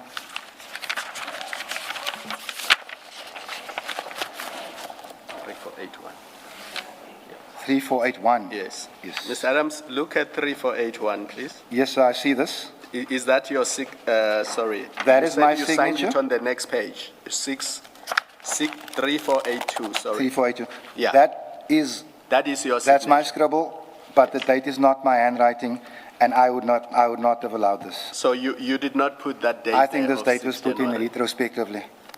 So when you signed it, it did not have a date. I don't think it had a date, sir. I think I mentioned it earlier, that when I went up and I told him I'll come to Pretoria, I was running late, and I called Mr. Perumal, and I said to him, can you meet me in the parking? I need to go. And it came down. I just read through it and I signed it. And is it not possible that the affidavits Ms. Ncube was taking you through, you also signed them on the date that you signed this preamble? No. And for me, I want to leave the issue of the affidavit to Ms. Ncube, but why did you not tell the ad hoc committee this? You knew the ad hoc committee was probing Advocate Johnson on the very issues we are discussing, the referrals, the charges against General Kumalo and others. And she was being asked about the Section 27 referrals. You were there. You know that committee members even asked for these documents. So why did you not mention it to the ad hoc committee? Because you were there as a committee member, but you were also called as a witness to testify on these very issues. And then in your statement to this commission, you have a section where you set out the headings that you're going to be dealing with. And the subheadings specifically refer to the issue of the affidavits that you signed and you deposed to. Why do you not mention this late night call and this late night affidavits and the commissioning of affidavits at your house? Because you must have heard Ms. Ramsemi's evidence, and parts of her evidence upset you so much that you gave media interviews on them. And your first shot at her in this commission was to criticize her for calling herself an advocate when she was not an advocate. So you knew about these issues. And I know I've said a lot, so my two questions are this. Why did you not mention this to the ad hoc committee? And why did you not mention them in your evidence in chief? If I may, in the ad hoc committee, there was never a mention of more than one Section 27. It was only said that she had classified it, which I thought was a bit iffy, but I didn't make much of it. And they didn't really go into the statements. And again, Ms. Adams, I'm talking about the conduct of IDEC. Yes. if you were at the ad hoc committee and you know that the conduct of IDEC was improper in the sense that after you had deposed to affidavits, somebody came to your house late at night, had a call with Advocate Johnson, and they wanted your affidavits to be changed. That's the part that I say, why did you not mention it at the IDEC? The conduct of IDEC. I will tell you, Commissioner, for me, the conduct of IDEC now, if I look at it, with what I know, I'll go back to there. Please pause there. That night, when Mr. Perumal came to your house without his two co-investigators, and he said to you, the madam or the advocate does not like the affidavits you have prepared. They want to give you different ones. They come to your house, and you do that. Did you at the time think that was proper? I didn't think it was normal, but I didn't think it was out. I wouldn't say, well, I didn't think it was anything excellently wrong with it. So my question is, why did you not bring that conduct to the ad hoc committee's attention? When you know that the very issues the ad hoc committee was investigating is the conduct of IDEC in relation to these cases. I will be honest with you, Commissioner. I need IDEC to succeed. I needed these cases before the court. So you were willing to do anything to help IDEC succeed, however improper their conduct? Not anything, Commissioner, but there are things that I was willing to almost close my eyes to get the end result. Let's leave ad hoc. Before this committee now, before this commission, you have subheadings where you're saying, I'm going to deal with the issue of the affidavits and some of the things that Advocate Ramsemi has said. Why do you not mention that Perumal came to your house, and while he was at your house, he was speaking to Advocate Johnson, and in that discussion, they wanted your affidavits to be changed? Why did you not mention that? At that time, Commissioner, I had not yet seen these, and I had laid the case against Perumal and IDEC. Mr. Adams, you don't have to see these things to know what happened. I mean, you've given us detail about how you went to the minister, how documents came under your door, how you did a Section 27. Why do you not mention that there was something that happened on the 6th of January 2025 rather? And now that I think about it, I didn't think about it then, but now that I think about it, it was unusual because after I had prepared A1 affidavits, they came to my house late at night and they said the affidavits have to be changed. Why did you not mention that? Commissioner, to me it was a case of we're going to do the affidavit better, we're going to break it into 4 pieces, and that was it. It was only after what I saw here, and I laid a charge, and the reason I don't address it in my affidavit was because I wasn't going to comment on the issue because it's under investigation until Commissioner Madlanga cleared it up for me that no, we're going to speak about this. You know, Commissioner Baloyi used the word and she said machinations. That's what it's starting to look like now. That somehow you were part of a scheme at all costs to bolster these cases, even when you knew that they were not strong. And you would do anything to assist in that regard, even when you could see that whatever was going on, if not improper, then it was suspicious. Commissioner, for me, when I said that we can do it next week, I was told, no, man, it has to be today. I said, okay, let's just do it, let's get it done. So I do say that that's not regular, even for me, who works late hours. But as far as this case these cases are concerned, I was willing to play whatever part I need to. And I'm not saying that I'm playing for IDEC or I was playing for IDEC. If I was, I would shut up right here. I'm telling you these events as they happen. Thank you. I'm not a handwriting expert, but I just want to understand some matter of detail. Can you please go to the preamble at page 3477? 3477. Yes, please. Oh. Are you there? Yes, Commissioner. Okay, I'll be with you just now.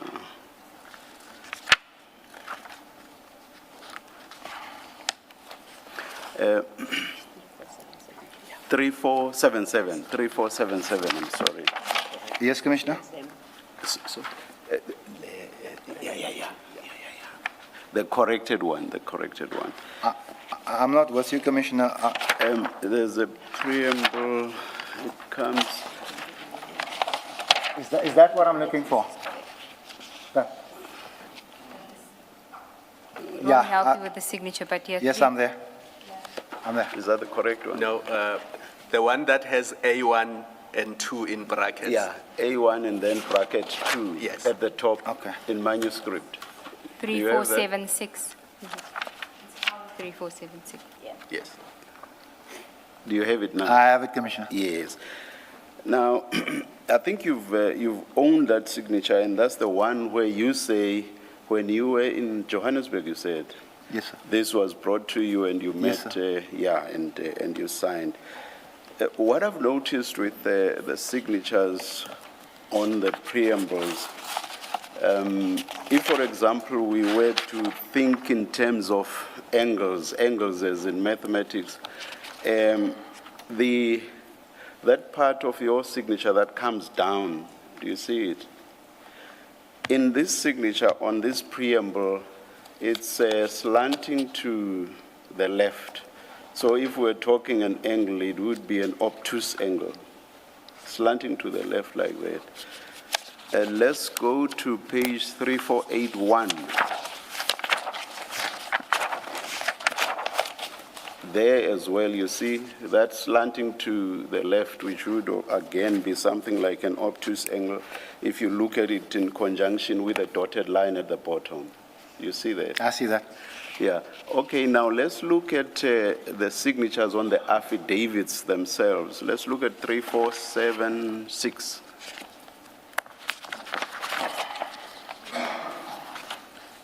You see, are you at 3476? Yes, I am, Commissioner. Do you see that that line is slanting to the right? If it was an angle, it would be an acute angle now.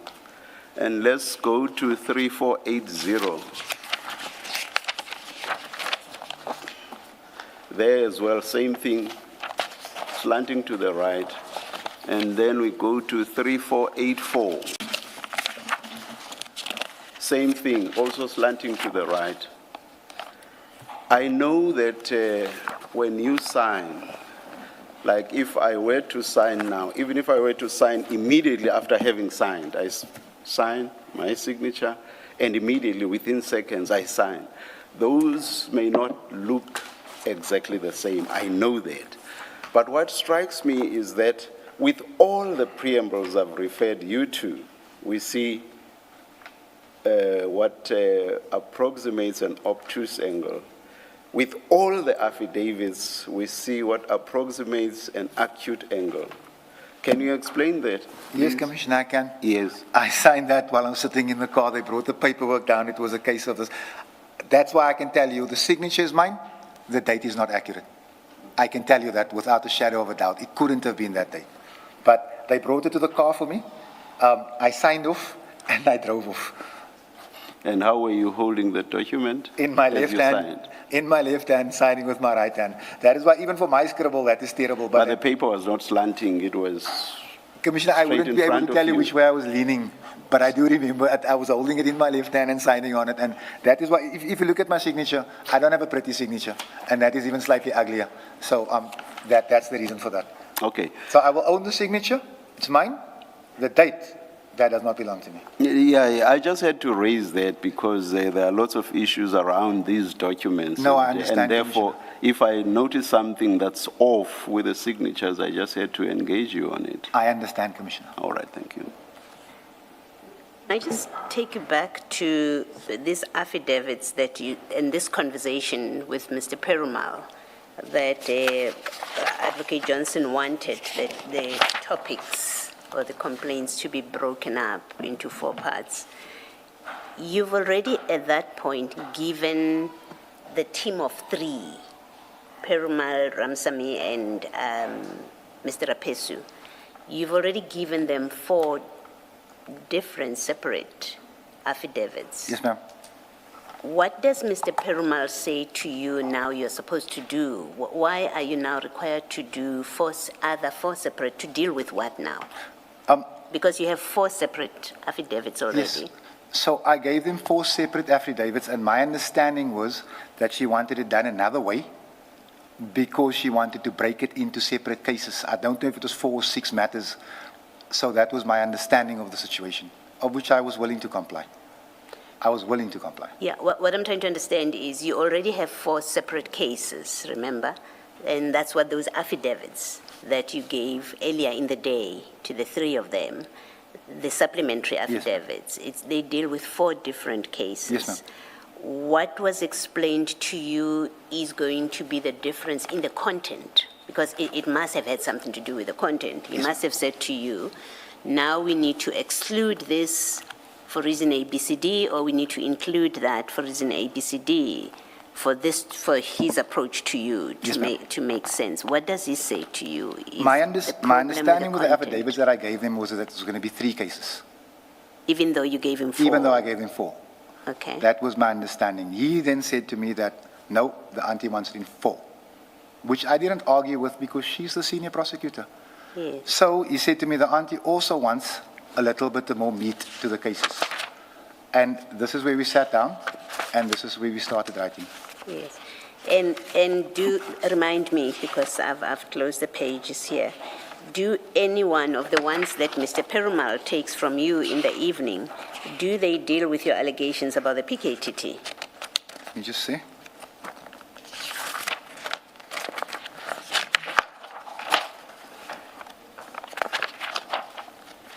I see that the one speaks about General Tele and General Kuma. If you look at the one at 3475.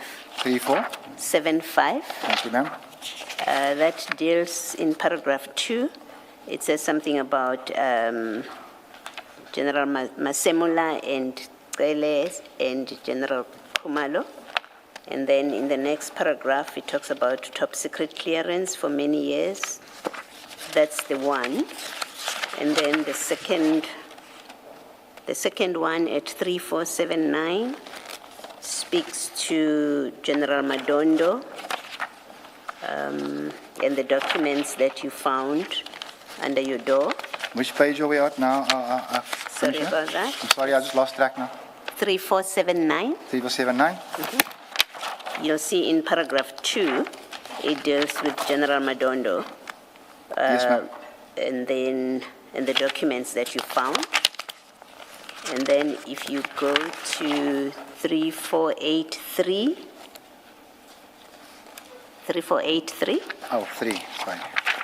It deals with Brigadier Mukwele's appointment. Yes, ma'am. I think there was an earlier one. Ms. Mubet, do you want to remind me? The 3. We only 3, have 4? the 3. We only have the 3. Okay, so we have these 3. None of them speak to the PKTT matter that you've covered in an earlier affidavit. None of them speaks to the forklift, as far as I can see, that you had dealt with earlier. There was a 4th one relating to the forklift. And when I questioned Chief Perumal about the PKTT, yes, he said that will come at a later stage. Did he explain why? I mean, it's an important topic to you at the time. It's very important to me, and still is. But at a later stage, I didn't like it, but I'm not going to argue as long as it comes. He said, you say that he said the auntie wants it to be 4 done dockets. this way. This is what he's been sent to come. Okay, thank you. I must say, Mr. Adams, and this is my last point on this, what you've just told us about the supplementary affidavits, the A1s, and how they came about, makes me doubt what you said earlier about your Section 27 referral, because it now makes me suspect that at a later point, you were handed a document which is a new 27, and you signed it at a later point, because that would be consistent with what happened with these A1s. If I may. Yes. Commissioner Kumalo. This happened on the same night.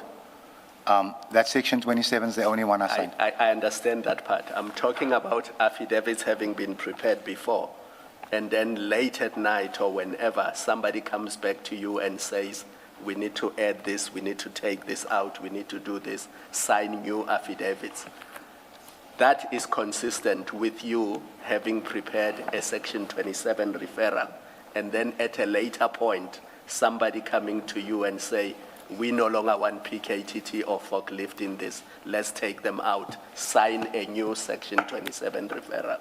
Because if that is your signature in the document that we looked at, it does not explain why it does not look like the original that you say you submitted.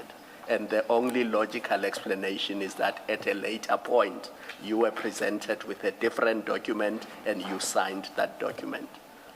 No, Commissioner Kumalo. Because we're going to live here not knowing how your signature ends up in this document that starts on page 5112 of file 2. Because your signature is there, and we don't know how it ends up there. And we're going to live today not knowing that. And that's my parting shot on this. Commissioner, I'm only answering you as I can. For instance, if I may, that, I forget it again, the introduction? Preamble. The preamble. The easiest thing in the world would have been to deny the signature on the preamble. I'm telling you as fact, it's mine. As I'm telling you with the Section 27, I did not do two. And when I heard there was a second one, I was confused. And now when I look at what Mr. Nsami is saying, and I'm going back into what's left of my memory bank, I'm leaning towards her. And that's not a situation, that's not even a place I want to be. I'm answering it to you as you asked me the question. And as far as the Section 27 is concerned, whoever did whatever, they must come and explain it to you. Sorry, Mr. Gazumove. If you've already testified on this, please forgive me. What time in the evening did Chief Perumal contact you for this second set of statements to be made? Commissioner Madlanga, the time, it was late. I can't be very specific. How late? It was definitely after 9. After 9? Yeah. That's when he contacts you? That's when he asks if he can come quickly. Yeah. So he goes to your place around 9. And you sat together until roughly about what time? When the affidavits, sorry. When the affidavits had now been commissioned, roughly about what time do you think it was? He had a cup of coffee afterwards and he left around about 11:30, something to 12. I didn't check, but it would have been late because we sat a while. Okay. Because he was taking instruction and he was phoning and it was a back and forth. 3 people had traveled from Gauteng to Cape Town to consult with you and to take your statements, and now only one of them contacts you that late in the evening at 9, and he goes to your place all by himself and is with you until 11 or even after 11. Were you not suspicious about this conduct? Not at the time, Commissioner. I'm speaking to an officer of the law. On the phone, he's got an officer of the court. I'm comfortable. All right, thank you. Thank you. Mr. Adams, Ms. Ramsamy, while you were giving this evidence, sent me a message to say that at that stage, by 6 January 2025, nobody in IDEC was referring to Ms. Mokwele as Ms. Mokwele. They had only known her as the BMW lady. And if you go to one of the A1s, the Mokwele A1. The Mokwele A1? Which is on page 3483.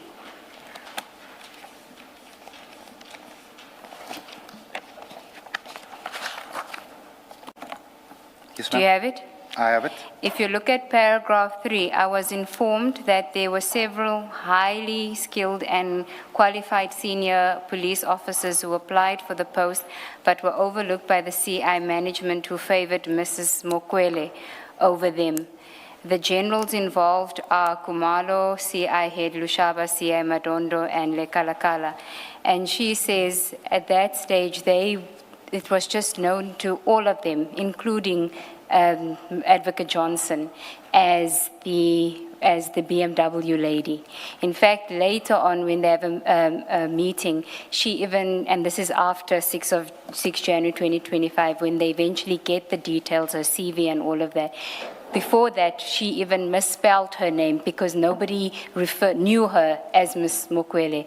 So for it to be in this affidavit on the 6th of January 2025, and remember in your consultation with Mr. Rapesu, Ms. Ramsamy, and Mr. Perumal, you don't even talk about the BMW lady. Yes, ma'am. You agree? Yes, ma'am.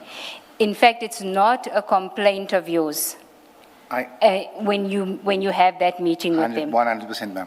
Yeah. So I can't speak about who knew who as Mrs. Mukwele. I was asked to have my ID number ready and just to help out with details. I saw the Ms. Mukwele, I didn't know. I can't answer for that, ma'am. Well, not your ID number ready, because they had met with you earlier that day. So what are you saying? I'm using it as an example, man. I was there, and you'd ask me a question, and I would answer, and you'd call the auntie, and the typing would go on. I don't know. I don't know what Ms. Mukwele's first name is. I wouldn't know that nobody knew who she was, but this is what happened.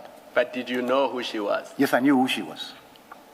Do you know her as Mrs. Mukwele? No, I knew her as the BMW lady. Yes, because everybody at that stage knew her as the BMW lady. They wouldn't know her as anything else because you are the source of their information. So if you don't know her as Ms. Mukwele, how would they know? Let me answer you like this, ma'am. This is not my typing. So when we're talking about BMW and the person that got the job, and they refer to her as Ms. Mukwele, I'm accepting it as Ms. Mukwele. I'm not arguing, I'm not asking, do you know her as Ms. Mukwele? The person who will answer this is Chief Investigator Perumal. And she also says that nobody even knew at that stage who was on the panel, the appointment panel, by the 6th of January. Nobody within IDAC knew that. I was outside of IDAC. I was assisting with the affidavit at the request of the auntie. And both Ms. Ramsamy and Mr. Rapesu testified that Mr. Perumal, they didn't have this Pretoria stamp that you see on the affidavits that Mr. Perumal commissioned. They didn't have it in Cape Town. Ma'am, that part I cannot agree with, because those affidavits I signed in their presence and I left. I didn't check the stamp. No, not that. If you go to one of Mr. Rapesu's, so 3486. 3486. Do you see? Just give me a second, please. Yes, ma'am. Mr. Rapesu's affidavits that he commissioned doesn't have the stamp. Do you see that? Yes, I do. It is the affidavits of Mr. Perumal commissioned that has the stamp. So 3478. If I may ask, ma'am, that perhaps Mr. Perumal must come and tell you as well that this thing was stamped. I don't know what Mr. Rapesu is saying. I can't argue with Mr. Rapesu. They've got, as we all know, they've got their own internal war. But this thing was done this way. It was stamped in your presence. In my Is that what you're saying? Okay. What was stamped in your presence? The ones that Mr. Perumal did? Yes, ma'am. Okay. But that's why I'm saying to you what Ms. Ramsamy and Mr. Rapesu say is that the stamp was not with, they didn't travel with the stamp to Cape Town with the Pretoria stamp. If I may answer you this way, I don't know what was in whose bag, and I don't know who's got the knife out for who, but I'm telling you my version of what happened, ma'am, and the commissioners will make a determination. Why do you think you were chosen by whoever made the choice for sticking this envelope under your door? Why do you think you were chosen? Commissioner Kamalo, I think I'm easily the most outspoken and active person regarding fighting gang violence and drug abuse on the Cape Flats, easily, by a mile. And people know that this is my passion and this is what I live for. And I've been making noise in that police committee since day one. Somebody thought I'll either take it to the media or to the SAPs, but when I saw the confidential part, I knew the media wasn't an option. Somebody probably put his money on, now this guy will lay a charge. I understand that now. I 100% understand, as Commissioner Kumalo put it rightly, the machinations, and I don't see the whole picture. I don't see the whole picture because I've got many question marks and many questions. I'm even starting to doubt things that I did myself. But let me give you the assurance, Commissioner. If tomorrow another envelope comes under my door, I shouldn't, and my wife will be angry with me, but I'll probably do the same thing. I will go and lay charges because we need to turn the ship around by any means necessary if you want to. You see, that very narrative about an envelope under your door, the unseemly haste with which you acted moving between Cape Town and Orlando, there's several imponderables that we have engaged you on. The very fact that you yourself say you have a number of questions which of course you may have because you are now faced with the imponderables that we are raising with you. All of that from where I am sitting seems to suggest at least two things. Either you were part of a concerted effort to lay these charges for whatever reasons which may not necessarily have had anything to do with a genuine belief of the existence of criminality. So you having been part of that, or, as I said, at least two possibilities, or that you were used to achieve this purpose, that is the purpose of laying these charges for whatever reason. Do you want to comment on that? If I may comment, Commissioner? Yes. Most of the cases that we have before the court and that are under investigation, we actually don't know who the sources are. Well, not most of them, some of them. So we are used. Many times there's no merit in it. Like you can receive 10 things and there's only 2 things worth reporting. So I do believe I was used. I believe that what I saw was real. However, the courts have, the NPA has made a determination. You will soon make a determination. I will respect both.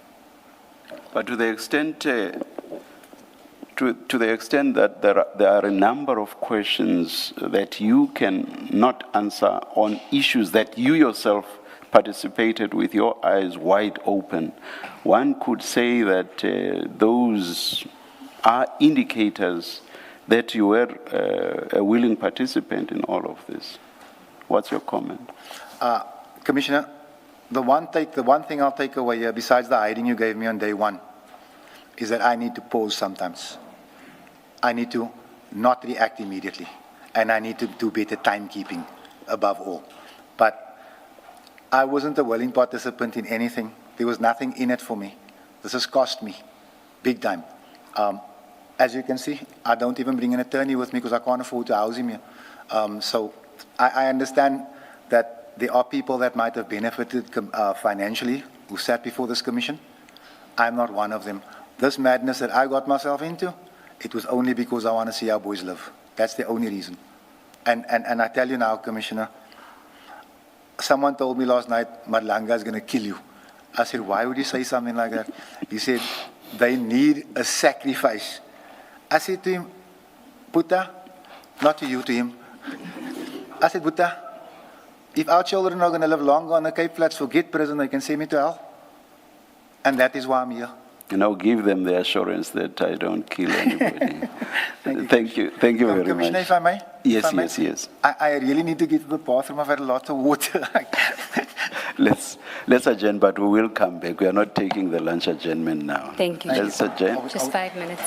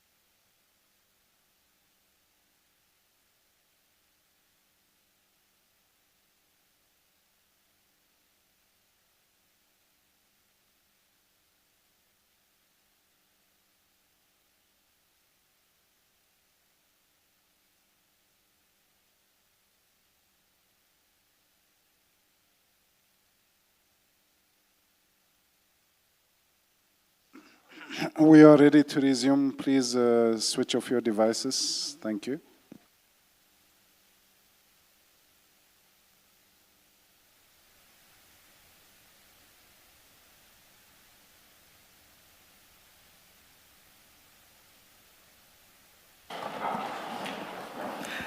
Yes, Ms. Sigal-Ncube. Thank you, Chair. Chair, two brief matters. The first is that Mr. Adams has now given us the recording of General Sentimule's evidence at ad hoc. It's a 2-minute clip that he wants us to place on the record, and we'll just play it quickly. And then there's one last topic that I want to address with him. Is it audible enough? Or It do we is need audible, this? yes, Oh, thank Chair, you. Chairperson, Yes, Mr. I Adam. just wanted to bring you to your attention. I lost track of time earlier. It's Friday. If my mother sees me on TV at 1:20, I can't go home. I need to be in mosque. So if we can please expedite this out. I understand the Commission's responsibility. I'm hoping that the Commission understands mine. So that's 7 minutes only. I don't know if it can It will fit in. be, I will be done by then. I'll keep my answer yes. short. Thank you. No, I don't think that you'll be able to elaborate, but let's see.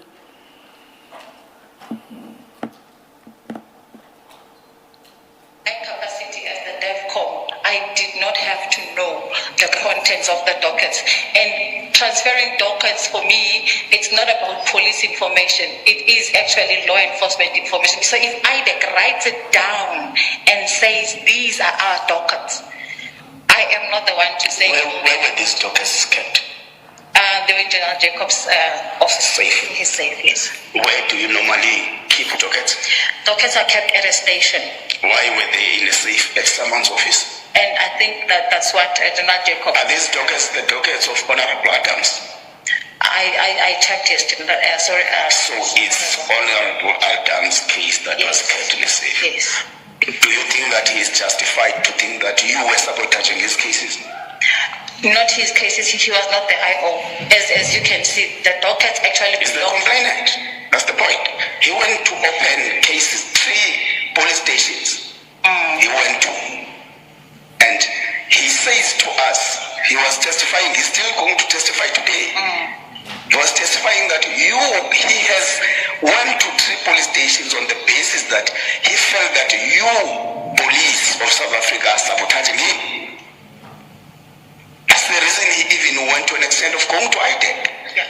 And you come here and confirm that the dockets he opened a case on at police stations were kept in a safe of someone's office, not where dockets usually get kept at SAPS.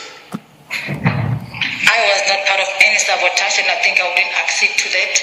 And I would agree with you, and I did say this over and over again, that in my capacity as the DevCom, I did not have to know the contents of the dockets. That's the clip that Mr. Adams wanted us to play, Chair. And Commissioner, I apologize. You know I'm here willingly. You know I'm trying to be as cooperative as I can. May I ask of you, Advocate, if you could perhaps allow me to answer whatever it is you're going to ask in a supplementary. I have to go to mosque. I can't. Okay. I love my life, Justice. Chair, I'll just then place on record, since I have 4 minutes left. It's the document at page 3527, which is a section 28.6 summons that IDAC sent to the Acting National Commissioner, Lieutenant General Dimpani, asking, in May 2026, asking for the details of the PKTT that traveled to Cape Town to arrest Mr. Adams. And that is what I wanted to ask him, whether he had any, and the information is at page 3531, where it says particulars pertaining to the PKT team that traveled to the Western Cape for the arrest of Mr. Fadiel Adams, MP. And I wanted to know from Mr. Adams, what business was it of IDAC to know which members of the PKTT had gone to arrest you, and were you involved in getting, asking IDAC to get this information of the members of the PKTT? I was in prison at this time.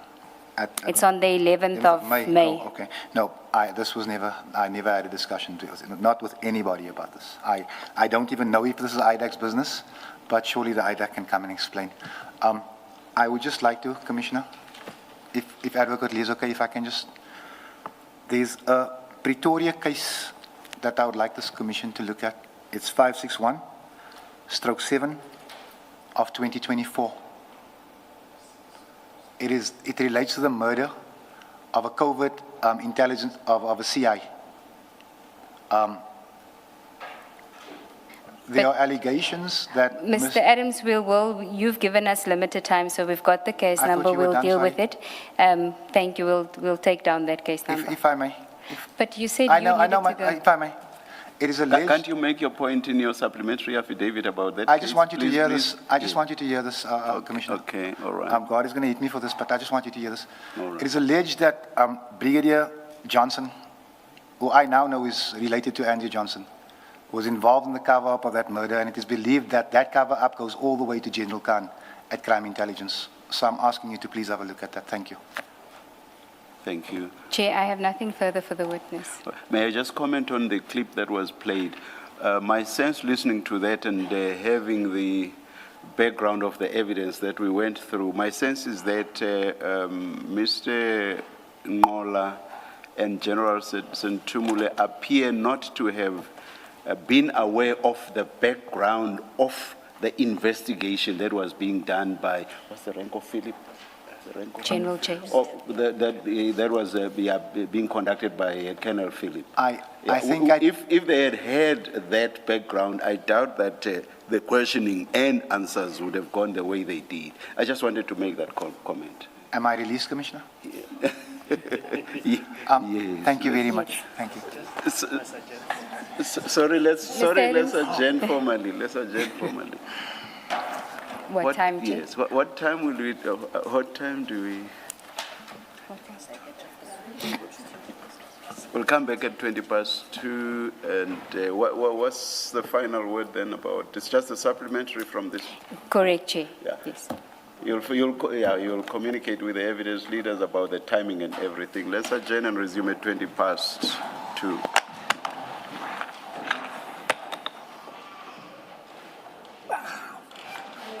May I? Thank you, Advocate.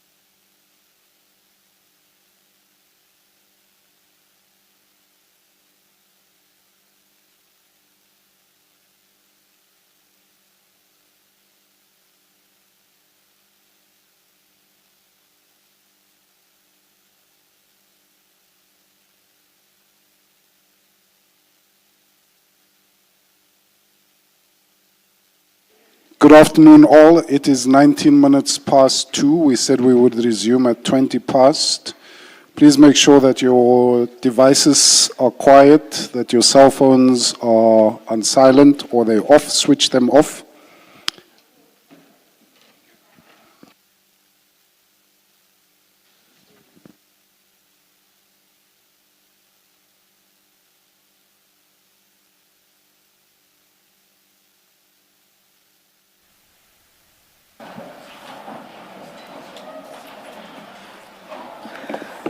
Good afternoon, Mr. Shaskalson. Afternoon, Chair. Can you please place your name on record? Good afternoon, members of the panel. I appear for the witness before the Commission. My initial is A, surname Nepal, spelled N-E-P-A-U-L. I'm assisted today by my assistant, Mr. Mshaka. Thank you. Good afternoon, Mr. Nepal. Thank you. And good afternoon to you too. Is it Colonel? Yes, Colonel Govender. Good afternoon, Commissioner. Good afternoon. Chair, Mr. Nepal and I have had a bit of a back and forth over the last few days. We've received a series of affidavits from Lieutenant Colonel Govender. One of them is the subject of an in-camera application. And I think it's important to separate that which can be dealt with publicly and that which may have to be dealt with in camera. In relation to that which can be dealt with publicly, Lieutenant Colonel Govender is still promising us an additional affidavit, and we have two thus far. And we've suggested that what we will get is a consolidated affidavit, but it's not here yet. And in relation to the in-camera application, we have agreed a process where the fact of the in-camera application will be publicly notified today. It will be notified together with what was Lieutenant Colonel Govender's, let me call it the original in-camera application, which doesn't provide any detail of the evidence, well, which doesn't provide the evidence which is sought to be kept in camera. But we've explained to Mr. Nepal that we can't, as evidence leaders, consider our position until we've seen the whole affidavit setting out that which Lieutenant Colonel Govender wants to testify to in camera.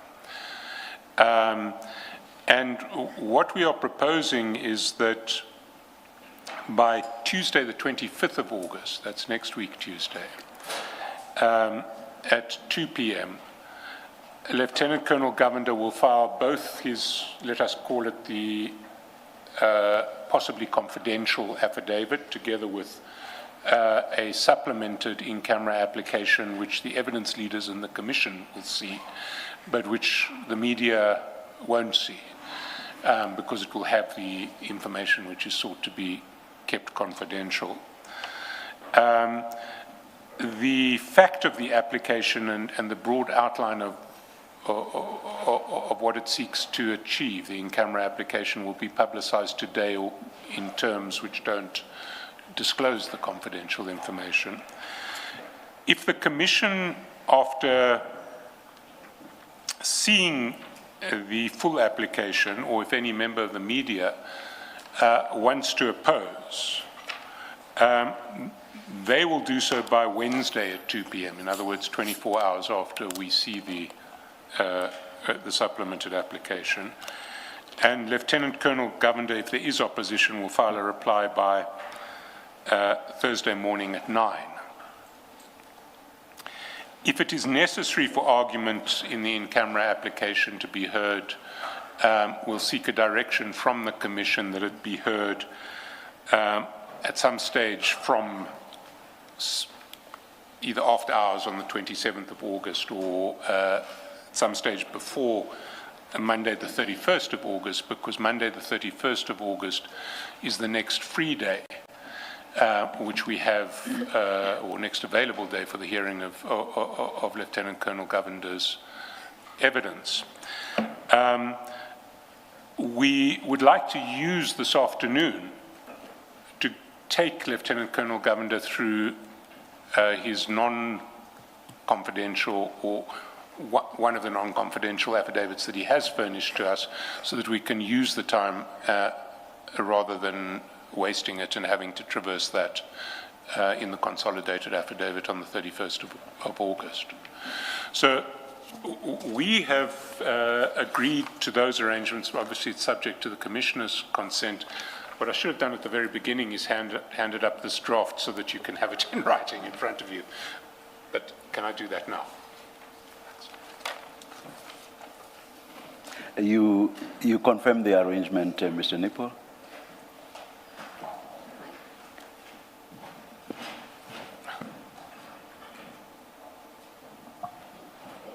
Thank you, sir. Yes, we do confirm those arrangements and the timeline stipulated in it. May I ask you to, thank you, Mr. Nipple. May I ask you to please read it into the record, Mr. Shaskalsin? I will do so, Chair.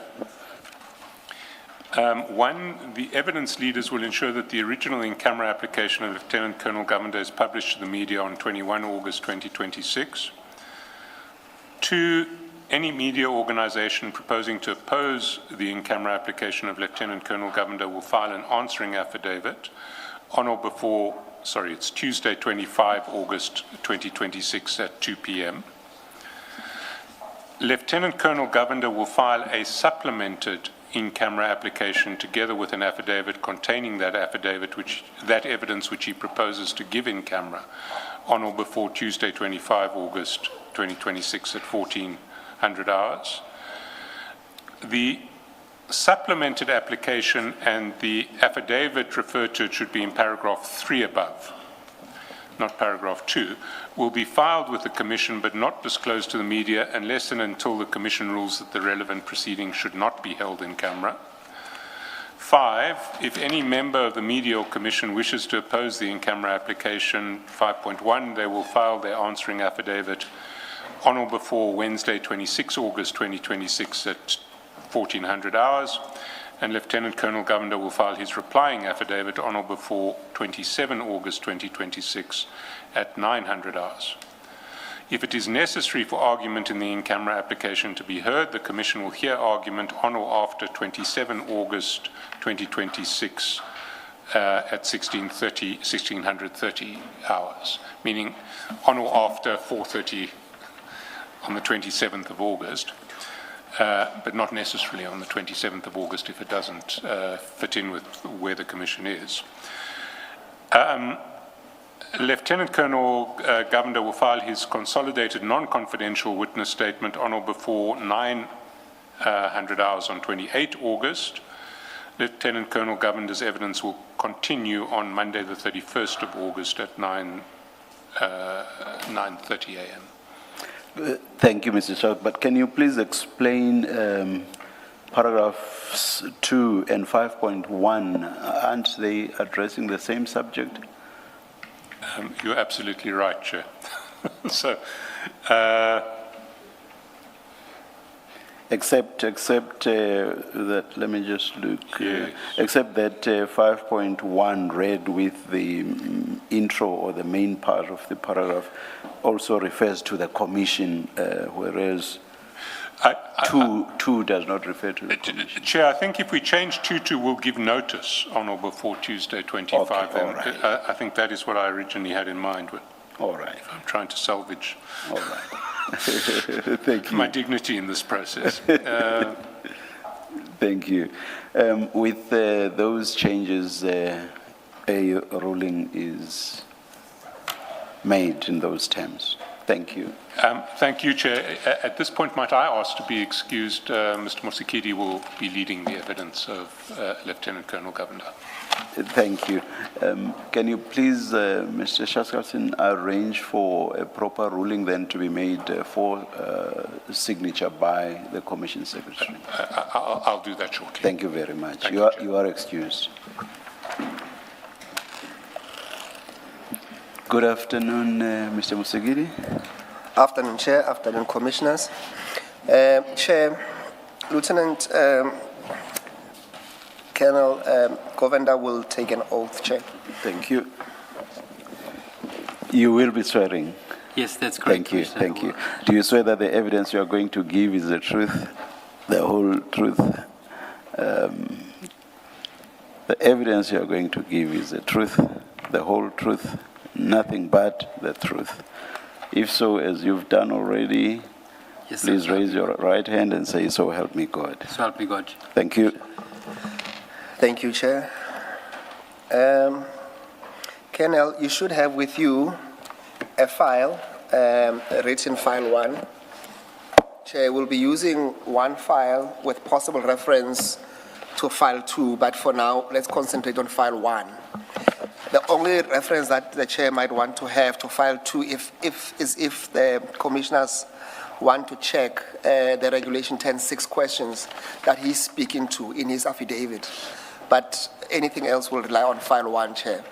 In file 1, Chairperson, there's one preliminary affidavit, and then there will be a second statement that also called the first supplementary statement by the Colonel. Colonel, can you confirm that you have file 1 with you, which is a statement file? That's correct. I do confirm, Commissioner.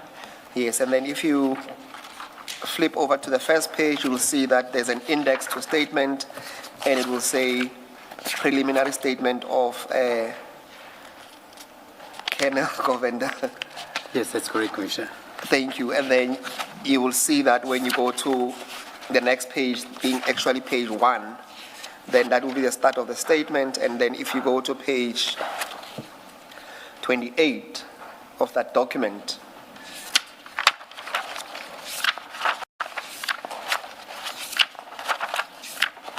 Sorry, page 28. 28, okay. Yes.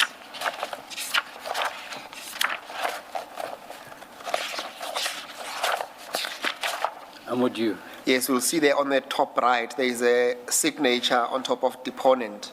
Can you confirm that to be your signature? I do, Commissioner. Thank you. And then you confirm that the contents of the statements here are correct and you still abide by them. Yes, I do, Commissioner. Thank you. And then I want you to go to page 1.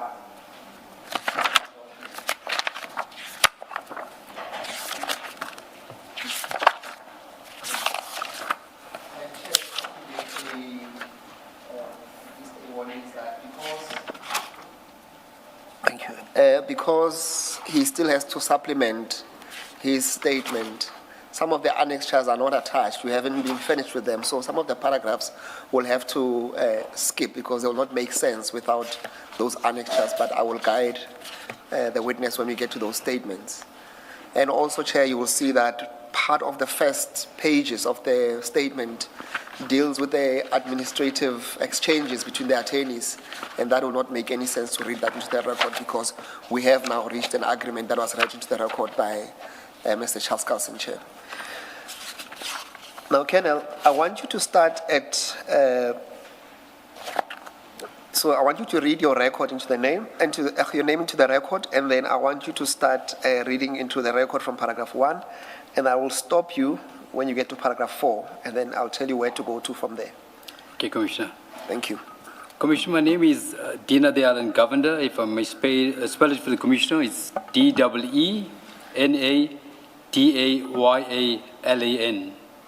Govender. I do hereby make this oath and state as follows.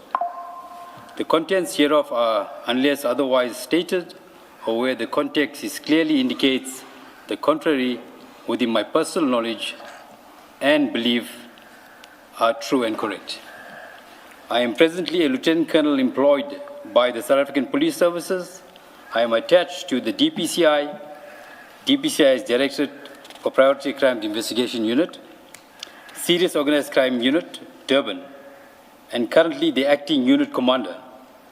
I am also the head of DPCI Provincial Tracking Team in KZN. I am properly known as Dina Govender. Number 3, I deal with my appointments in a greater detail to set out in my CV, and later on this affidavit, due to the time constraints, I shall prepare a bundle and documents upon which I rely and deliver it separately as soon as possible.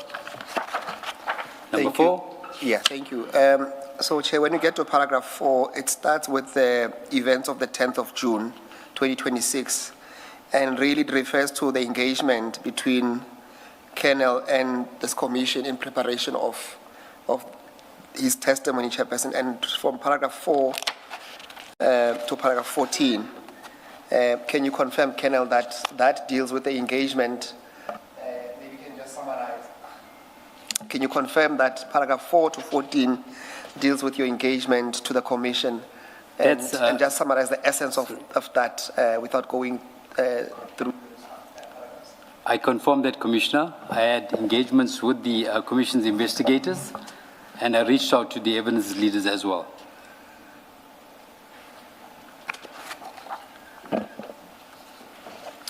And, Chairperson, when you go to paragraph 15 on page 4, so from paragraph 15, Chair, to paragraph 23, there what's contained is a reference to correspondence between the attorneys, Chairperson.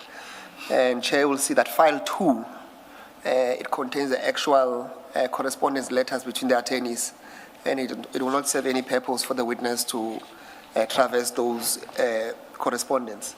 You said up to which paragraph? To paragraph 23. 2.3. Chair. Thank you.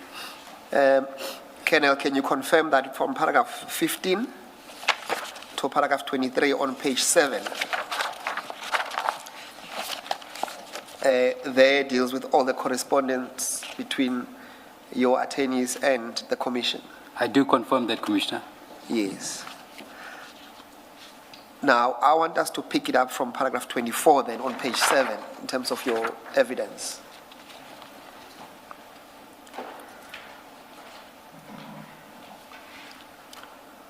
May I proceed? Proceed to read into the record paragraph 24, yes. Thank you. Paragraph 24, I respectfully submit that it is in the interest of justice and for a fair, proper hearing that I be allowed the opportunity to supplement this affidavit when the latter documents become available. I shall, however, attempt to the best of my ability to furnish as much detail as I can at this stage in response to Regulation 10.6 notice.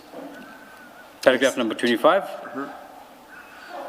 At the outset, I wish to record that I feel that I am being unfairly targeted by Mr. Len John of IPED and for ulterior purpose. For the reasons that I will appear hereinafter, it is my respectful view and submission that I am being used as a pawn to discredit Lieutenant General Nkonazi, the Provincial Commissioner of KZN.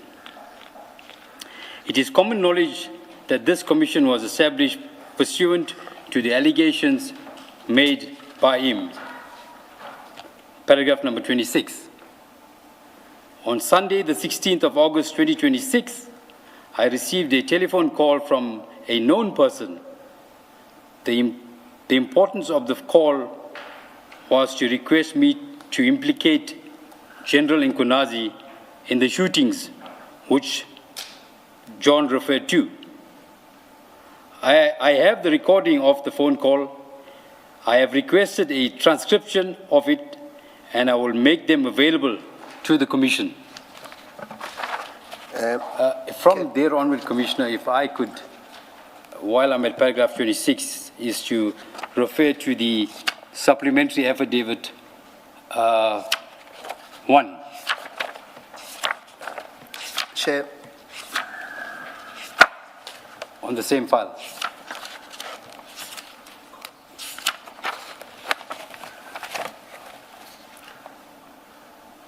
Page number 2, Commissioner. Chair. Commissioner, the supplementary statement is a separate statement. I'm just trying to make sure that the Commissioner has found that statement that the witness wants to make reference to. And you want to start at page 2 of that document? Yes, page 2, paragraph 6, Commissioner. Perhaps before you do that, Colonel, can you confirm on page 5 of that document the signature there to be your signature? Yes, actually page 4.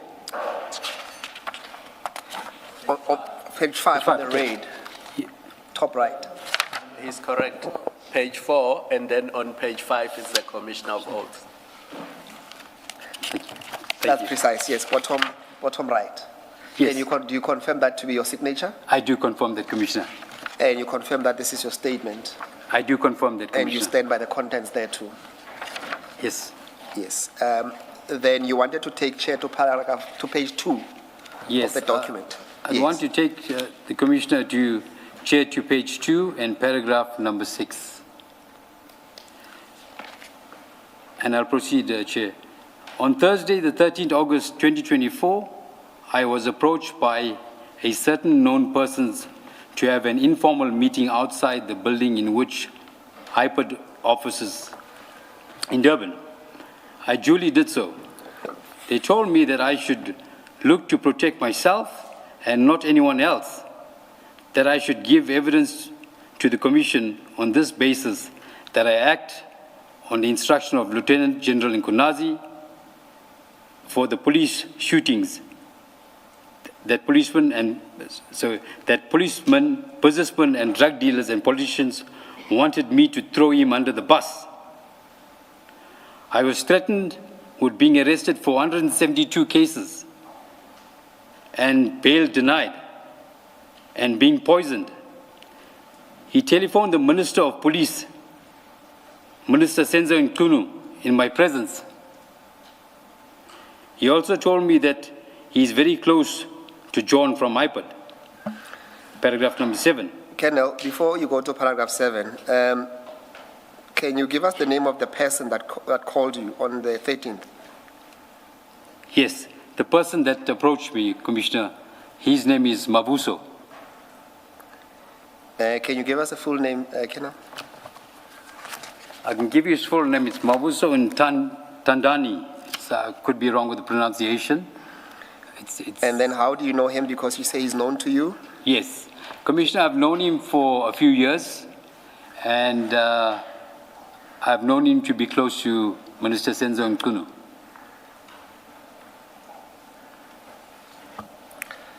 Sorry, can I go up and when you say close to, you know, we've had many allegations in this commission.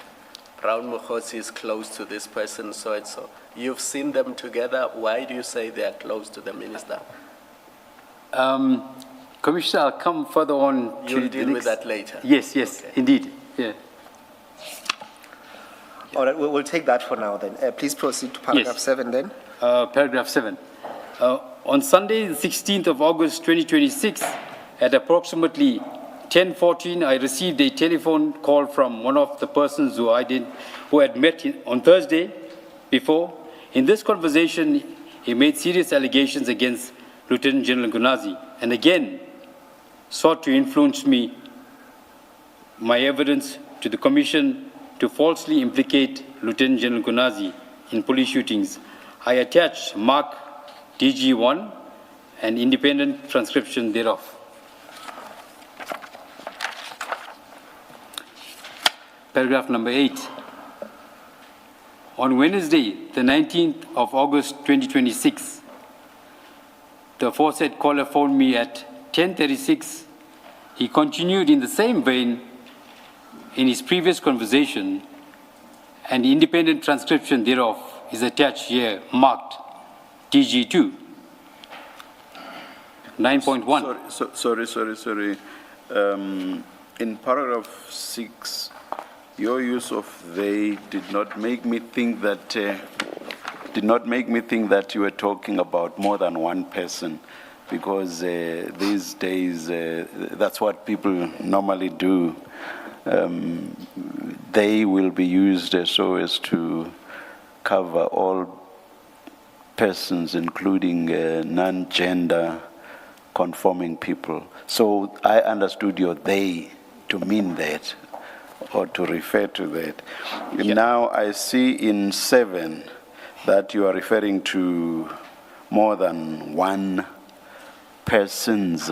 Yes, Commissioner. So who were the other people Yes. that you are referring to in paragraph 6? It's a good point, Commissioner. For clarity, there was another gentleman that, I don't know his name, that accompanied Mabuso. So that, were you seeing that person for the first time? No, I've seen that person before as well. But you don't know who I don't know his who correct they name. are. And do you know where they work? Commissioner, they in business, according to them, but in political circles as well. Okay. Yes. Okay.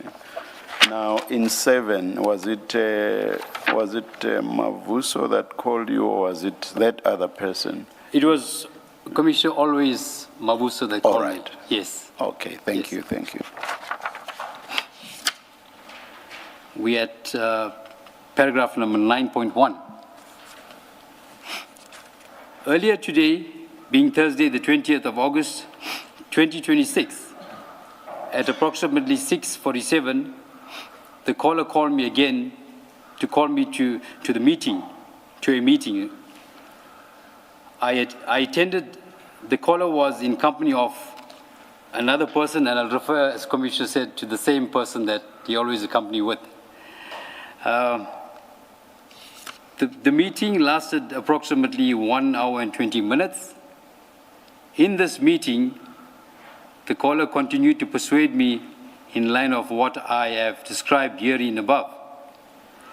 In order to convince me, he made a phone call to Minister Senzang Tunu. The Minister of Police who spoke to me, I recognized the Minister's voice as I had other occasions spoken to him. 9.2. The Minister inter alia asked how I was, told me that this is a very nice country. We must not let anyone ruin this country. He comes from the struggle. This reminds him of the apartheid days. I should tell the Commission that I'm getting instructions from Lieutenant General Ngunazi for the police shootings. 9.3. The caller called me at 15:54 today, told me inter alia Sorry, that... Colonel, today would have been the 20th Yes, that's correct. of August. That would have been the same day. Okay. Yeah. The caller called me at 13:54 today and told me inter alia that Lieutenant General Ngunazi's contract would be terminated as it was not awarded properly and things are going to be bad. Attached hereof marked DG3 as an independent transcript thereof. Paragraph 10. Colonel, the meeting in paragraph 9.1, where was that? Can I mention it, Commissioner? I'm willing to mention it. Are you going to mention it? Okay. Yes. Commissioner, it was at Coastlands Musgrave.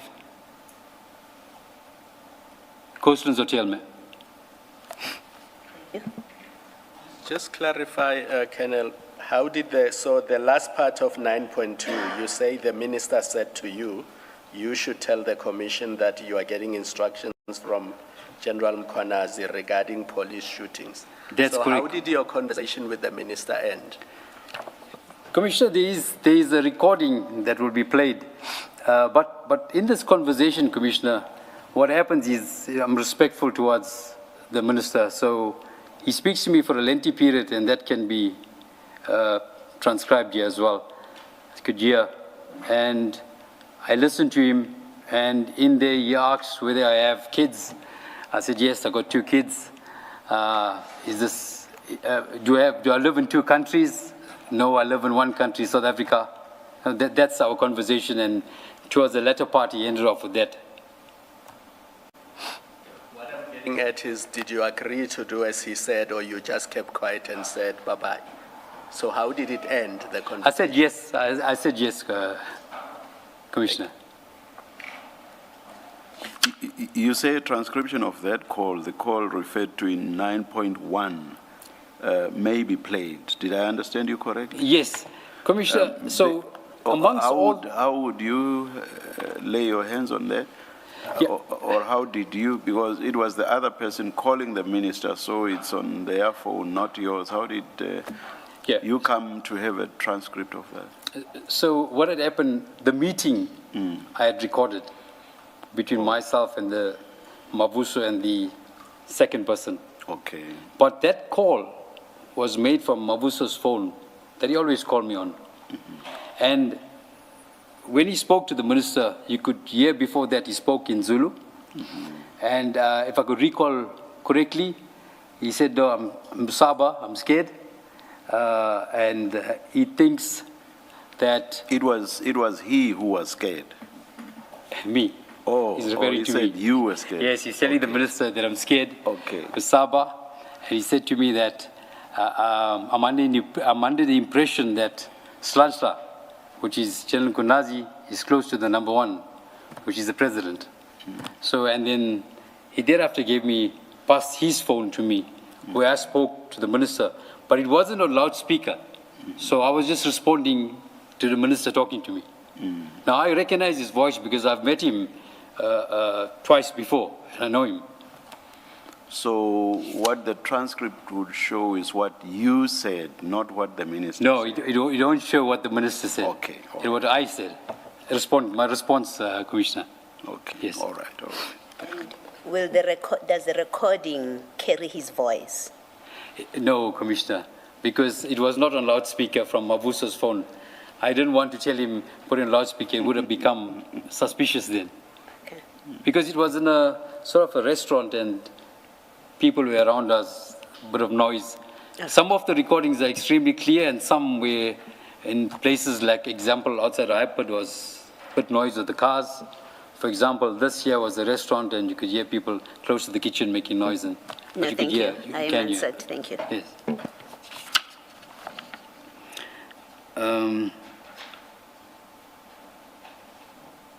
So 9.3. Sorry, I finished the number 10, paragraph 10, Commissioner. May I proceed? Yes. I have retained an audio recording of the phone calls received from the 16th of August 2026 and the meeting of earlier today. I wish to give evidence about these calls, the meeting, and the meeting.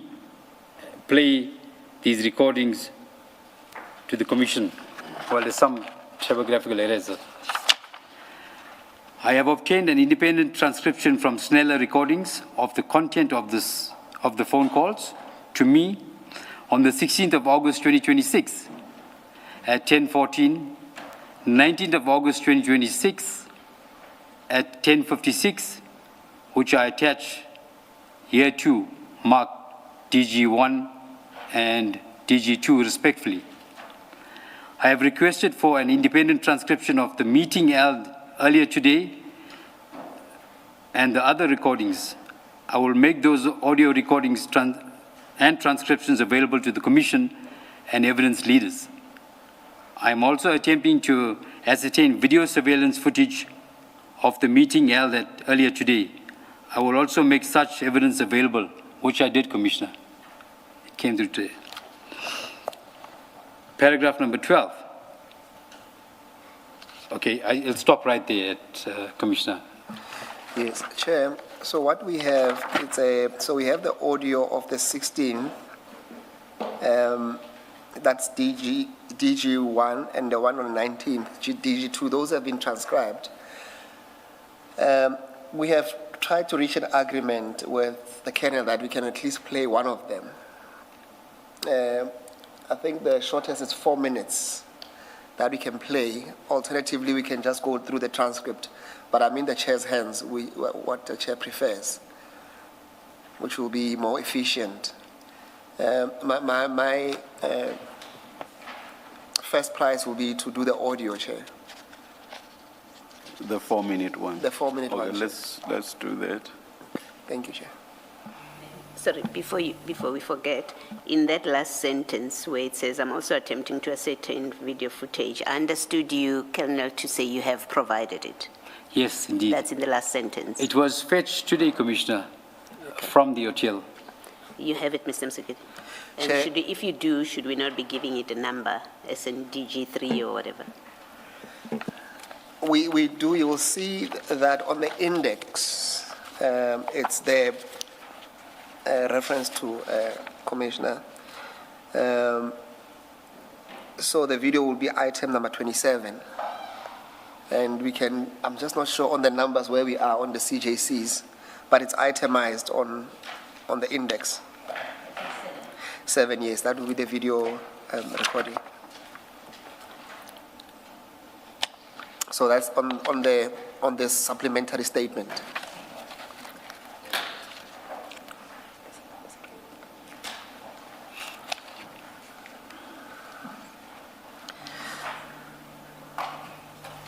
May I propose that because we only have 6 items, then we see how we can marry that to the supplementary affidavit or consolidated affidavit when he brings it in, then we can just align it properly there so that we don't misuse or duplicate the CJC numbers. But I think for now, because it's 6 items, we can manage.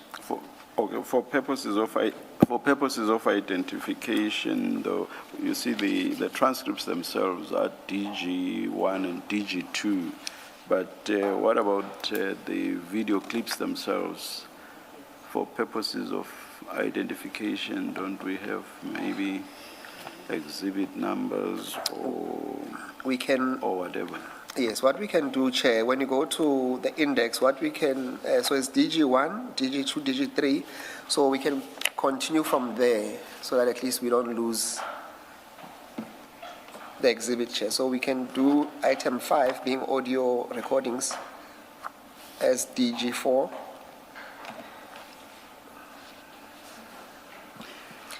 So these are annexures, Chair, to his statement.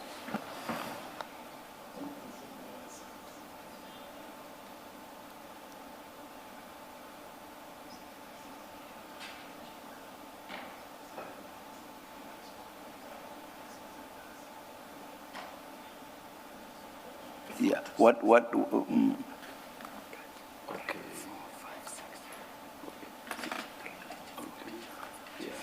Yeah, seeing that we went up to DG3, then we just say 4, 5, 6. Thank you, Chair. That will make sense. And then when the consolidated affidavit comes, we can deal with it in terms of the CJCs, Chair. Thank you. Thank you. Then you play your first one. Thank you. Safety necessarily now. Because they say you can't do this alone, and you were given instruction to someone. So now you can't let yourself suffer alone and your family. So why? So who is saying that someone is? Sorry? Who is saying that someone is? Instruction. They say maybe the big man here in KZN, you see, because they say you can't do this alone and you're not going to go down alone. Yeah, but which big man, Baba? That if one needs to follow with the transcript, it's on page 18. You will see that it just mentioned unidentified male. Okay, Colonel, this big man. Is that correct, Colonel? Is that where we are? That's great. Thank you, Chair. Which 18? I'm looking at 7. I'm looking at 7. Yes, Chair. Sorry, my apologies. 7. Yes. Okay. Thank you. Sorry, the recording, Commissioner, you were saying it's 18, page 18. 7. Oh, page 7, yes, that's correct. Yes, no, 1 to 7. Yes. You're talking about. There's 2 here, there's 2. Yeah. It's Sonona and Ngunazi. I think both of them. Yeah. Yeah, both of them. Even they say even you put them under the bus, you're gonna come free. But if you don't put them in the bus, they will make you suffer, and you're going to stay for your life in jail. Yeah, I can see they're pushing in that angle there. They're pushing very hard. I don't know what you say in your mind, but think twice I know you're gonna come out of this if you think properly. I know you're a little bit confused because this storm just come from nowhere. You understand?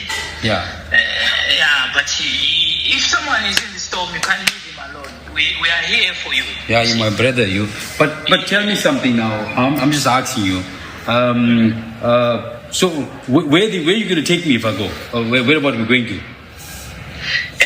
I think on my option, on my side, because I have the connections on direct to number one of the country. I think number one of the country must take you and sit down with you without telling anyone. Yeah. Please, because everyone knows you are doing good job in KZN. You're doing good job in KZN. Everyone is happy now because of you put your life on the line because of to save people, right? Community. So the other stuff there, but it's gonna. But please, let's meet tomorrow so that you can facilitate this thing. You understand? Yeah, no, but what they're gonna ask me what I must do? I don't know. What I must do? No, let's talk it tomorrow, Okay. Kennel. I'm with you. You're gonna come out, but as long as because now, Kennel, you can't suffer alone. You understand the point? You know, it's so unfair what they're doing to me. You can see what they're doing to me. Yeah, it's unfair because Putting- this case is Kennel. They're 172. Yeah. So 172. Each case is life sentence. Each case is life sentence. I know. So they're gonna make you serve, and they're gonna block the bail for you, or even the whatever. But you can't go alone because we know who you are. Yeah. You understand? KZN has got a peace right now because of you. Yeah. Yes. So you mustn't just treat you like you are like anyone. You understand my point? You know, I've never done anyone anything. And you know what? Everything I will help people. But for what they're doing now and trying to set me up, it is sad. It's hard so, brother. It's hard so. That's why I say I'm with you. As long as you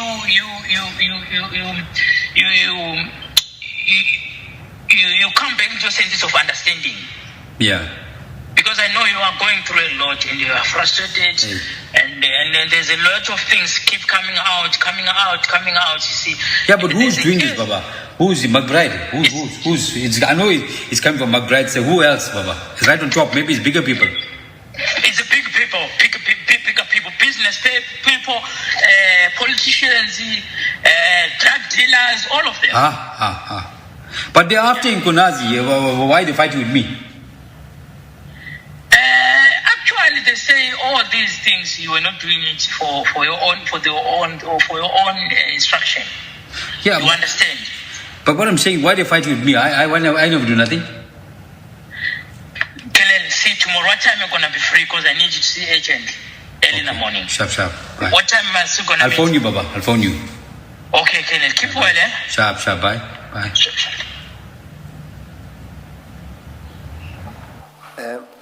Thank you, Che. And then you'll see that on page 12, it's the next transcript of the conversation of the 18th.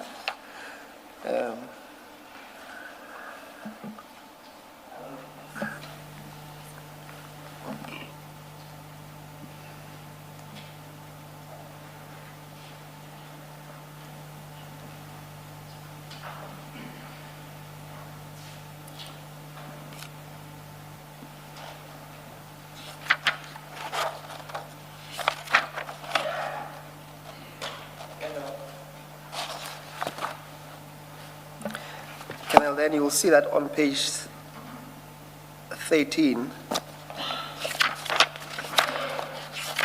that's on DG2.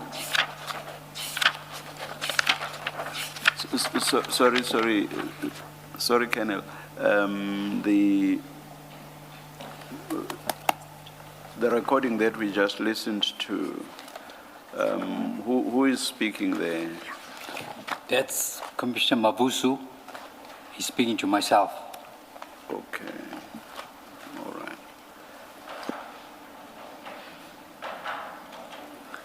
right. Kenneth, just to be clear, when you mentioned the word Commissioner Mavuso, is it Commissioner Mavuso or are you saying Commissioner No, no. Mavuso I'm so speaking. sorry. I'm addressing Commissioner. It's Mavusu. No. Sorry for that. The I have last a photo of him here, Commissioner, if Commissioner allow that. I do have it on my phone here to see really who this guy is. You described the second person at the meeting as, I think you said a business person, you said, or not? Yeah. And Mavuso, did you describe? I must have forgotten if you did. Yeah, I'm using the first name, I'm sorry, which may be disrespectful because I did not quite catch the surname. But what does he do? Commissioner, Ndandani or Ndandane? So let me put it in this terms, Commissioner. Mr. Ndandani, what does he do? So they are sort of political runners in terms of business contracts. Running around fixing. They call the fixers. They'll fix any problem up. Okay. So that's my understanding of them. Okay. They're always together, these two guys. All right. So there is this footage that we have, which Commissioner will view at some stage, where we're sitting together with both of them and myself. Thank you. Yes, Mr. Chair, it seems to me that it's quicker to run through the transcript with the audio in the background. Perhaps instead of Colonel doing the blow-to-blow reading of the transcript, maybe we just play it through on DG2, if the Commission will allow us to do that. Okay, please do.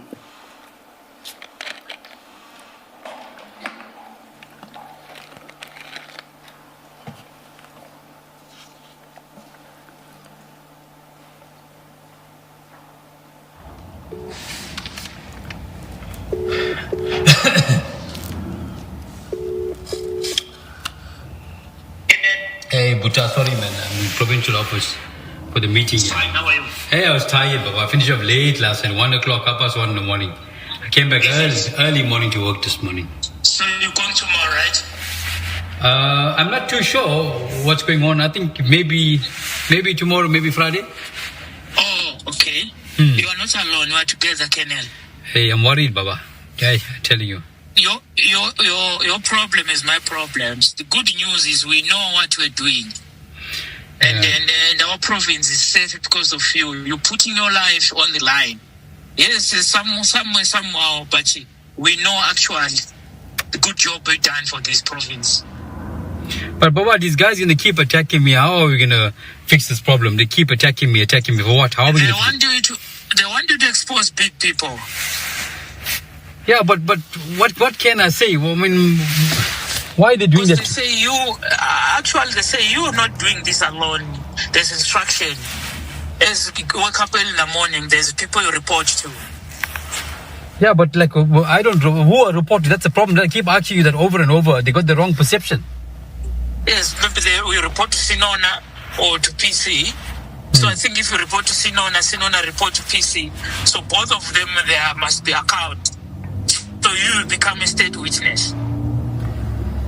Hey, Baba. My head is spinning, Baba. My head is spinning. No, this thing is...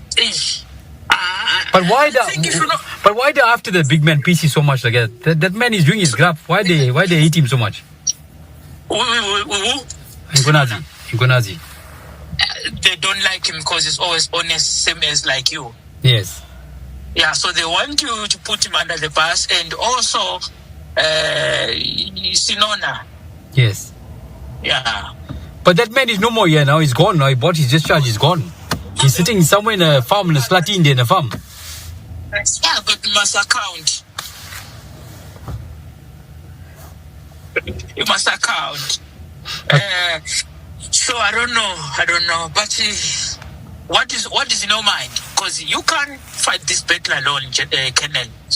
Papa, I only had 2 hours sleep this morning. 2 hours sleep. Sorry? I only had 2 hours sleep this morning because I'm preparing, for all lies. The allegations against me is frivolous and lies. I'm preparing from last night. 2 hours sleep I had. I didn't have nothing to eat. Ish.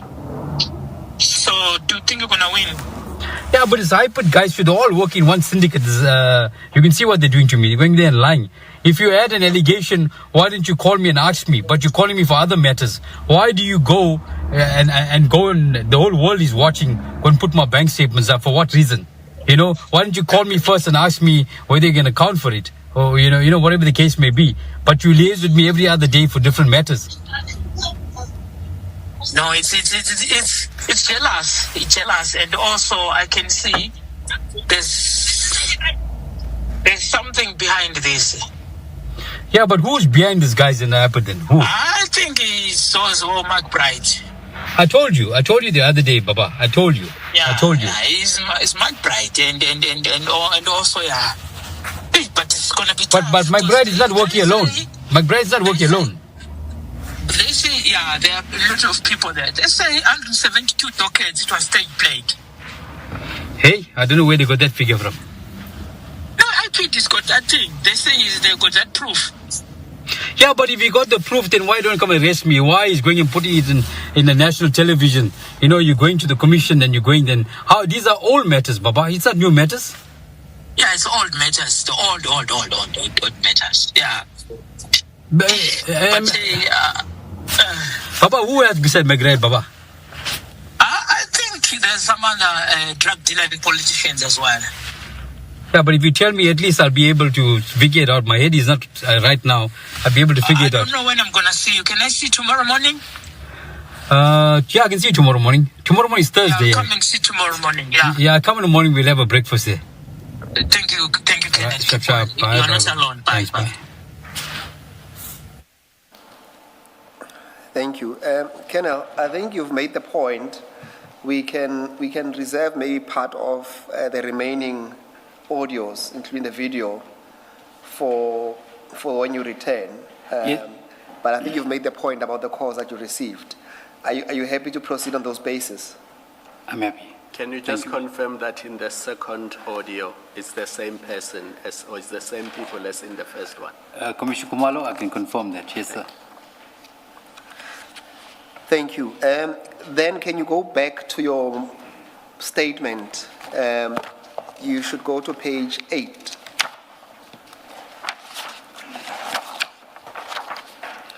And then you pick it up at paragraph 27 on top. Yes, indeed. Thank you.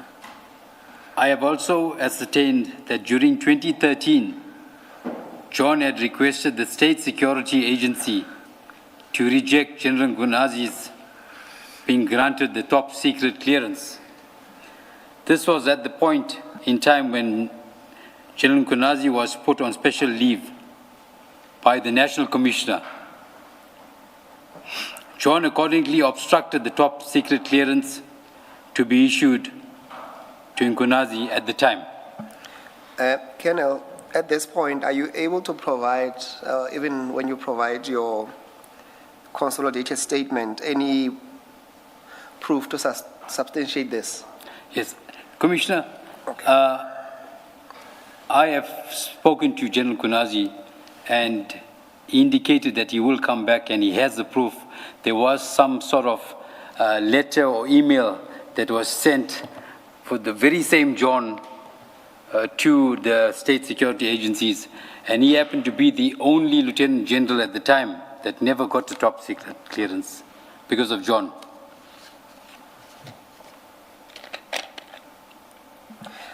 So the proof you're referring to, it will come from General Nkunazi, That's not correct, yourself. Commissioner. Not yourself. Not myself. Okay. So for now, we can just not to expect anything in this regard from your consolidated statement. Noted, Commissioner. Okay. Then let's move on to paragraph 28. John has failed to entrust the Commission with the information regarding the number of task teams and their activities in KZN region, namely the eThekwini District Task Team, which reports to Major General Keswa, the eThekwini Infrastructure Task Team. Sorry, Colonel, maybe as you go along, if you could just say what each task team deals with, because the second one you do say it's clear it's an infrastructure task team, but the others it's not apparent what they're all about. And perhaps while you do that, can you just explain when you say fail to entrust Yes. What do you mean by that? Yes, Commissioner, let me give some clarity there. So when Mr. John came to the Commission, he only spoke about 3 task teams.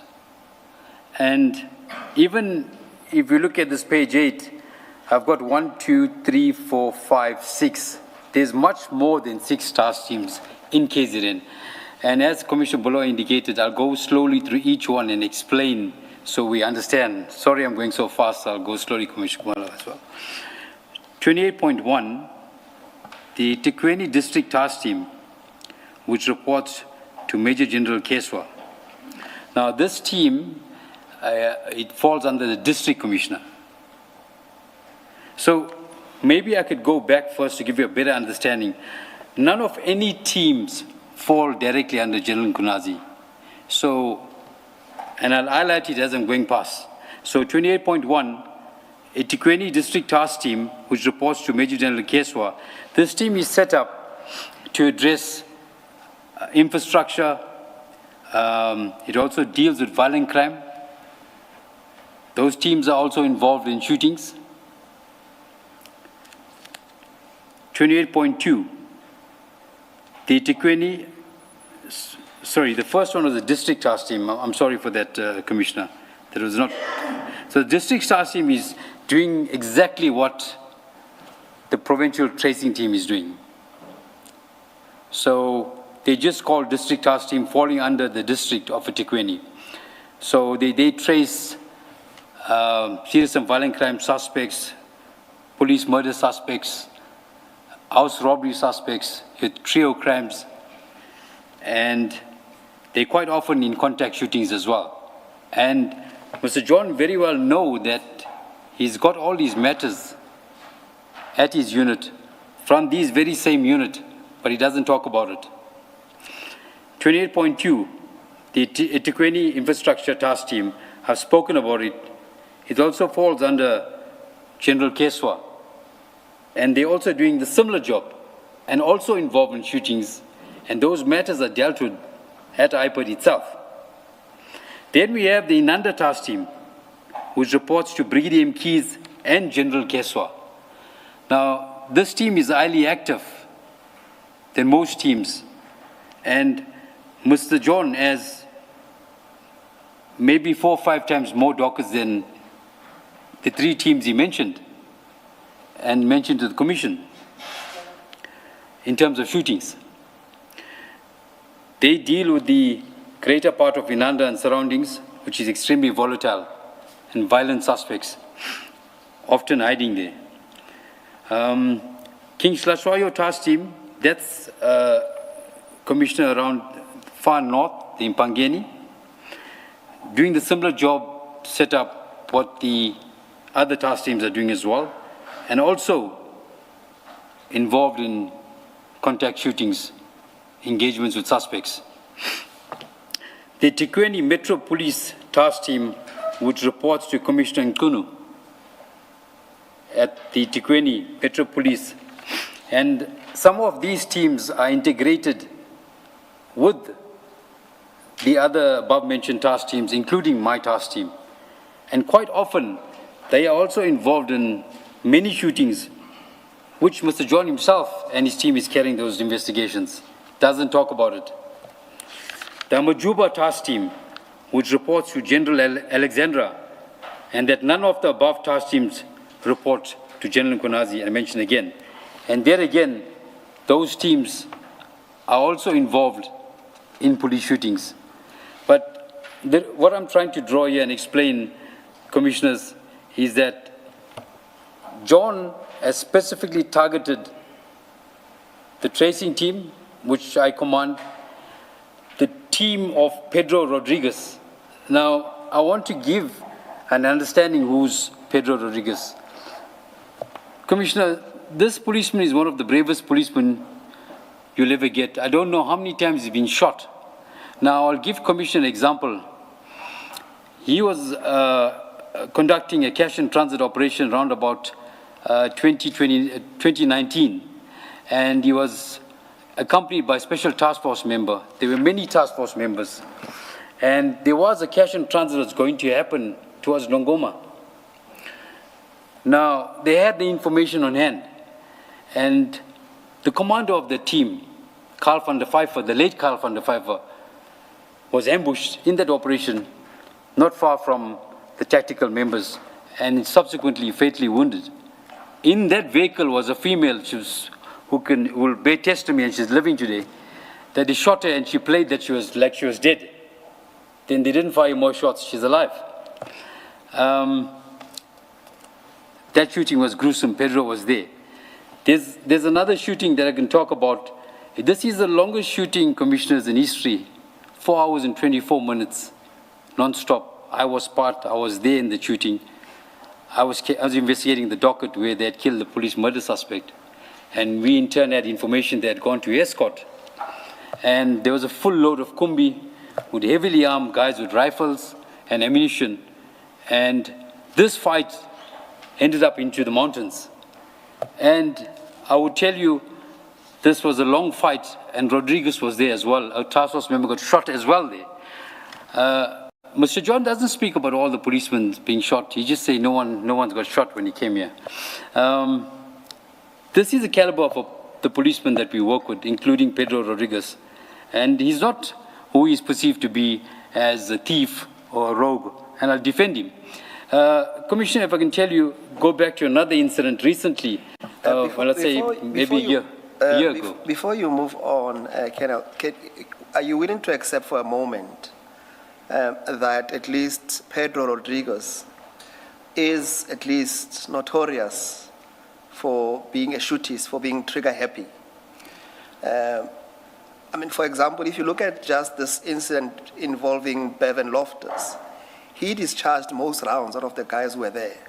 So that kind of action seems to precede him in terms of him being very quick on the trigger. Would you accept that proposition at least, whether it's justifiable or not? Respectfully, no, Commissioner, and I'll explain why. So we're coming back, we'll get back to the Morningside. Can I go back to Morningside? Now that you speak about the Morningside, let me get back there. We'll come to Morningside. Okay. Let's stay on the track. We'll come back to Morningside. I just mentioned that just to deal with. Okay. Please answer the question in whichever manner you see fit. All right. And if you are, I think in fairness, Mr. Musigiri, if he thinks he can address your question by referring to Morningside, he should do so. Let it be checked. Yes. We can go back to Morningside later. Can I Please answer the question you want in the way you want to, Thank you. You've been given the license. Yes. Thank you, Commissioner. So coming back to the Morningside, you know, Commissioner, this information of the Morningside incident did not come from me or my team. And later we'll refer in documents to show that this anti-gang task team, how it was set up, and none of my members or myself shot there. But this information came from Pietermaritzburg, Directorate for Priority Crime Investigation Unit, Constable Matt and Colonel Nelson Naika. The information relating to the Morningside, and we'll get there now. There was an informer claim put there as well. I don't know who is the informer, but he was paid out. Are you at some point going to focus on the shooting, because I think the... Yes, I'm getting there. All right, because the focus of the question is about... I just want to give the Commissioner a small overview. All right, okay. Small overview. Right. So there's two claims put, crime intelligence gather information as well. Now, there was a build-up before this shooting, Commissioner. The focus was not Bevan Loftus and others. The information on hand they were working on was a triple murder that was in Green Park case where a couple and a 9-year-old child were shot dead. So that vehicle that was used there was somehow flagged with the sniper cameras, information gathered. Subsequent to that, on the vehicle was coming down the M13, and the police members that were there with Pedro Rodriguez and the other members stopped that vehicle. And in that vehicle, there was a guy called Ayanda Nzumela. In that vehicle was the AR-15, which was taken in a business robbery in Eastern Cape. After that, he has pointed out his premises in Hillcrest, where there was an R4 taken from the military. Sorry, Colonel. I have no idea whether Officer Rodriguez will be called. Do you know, Mr. Msigidi? Chair, not at this present moment. We don't have him lined up. Chair. I'm raising that because perhaps it would be better to traverse this question with him. I think we are spending a lot of time on this now. Yes, Chair. That's the reason why I don't want to go to Morningside for two reasons. He was not part of the group that did the shooting in any event, so he can't really answer. And the proposition really to him was a factual account that when the ballistics were done is that he did shoot, and in his own statement it indicates that he shot most shots. But maybe let's not get lost. Why don't we just not ask the direct question, and then the conclusion about being trigger happy and so on should be a matter of inference. Do you know or don't you know, Colonel, whether Officer Rodriguez fired the most shots compared to other officers who were part of the operation? Do you know or don't you know? Commissioner, I don't want to speculate. I must just go back and see the shooting report. So you do not know off the top of your head. I think let's leave it there. Let's leave it there, Chair. Otherwise, we won't finish the statement. Commissioner, I just want to go back where I finished off. So there was another incident that the bombers... No, I think let's follow the statement in the way in which we were. Otherwise, we'll be all over the show. Yeah.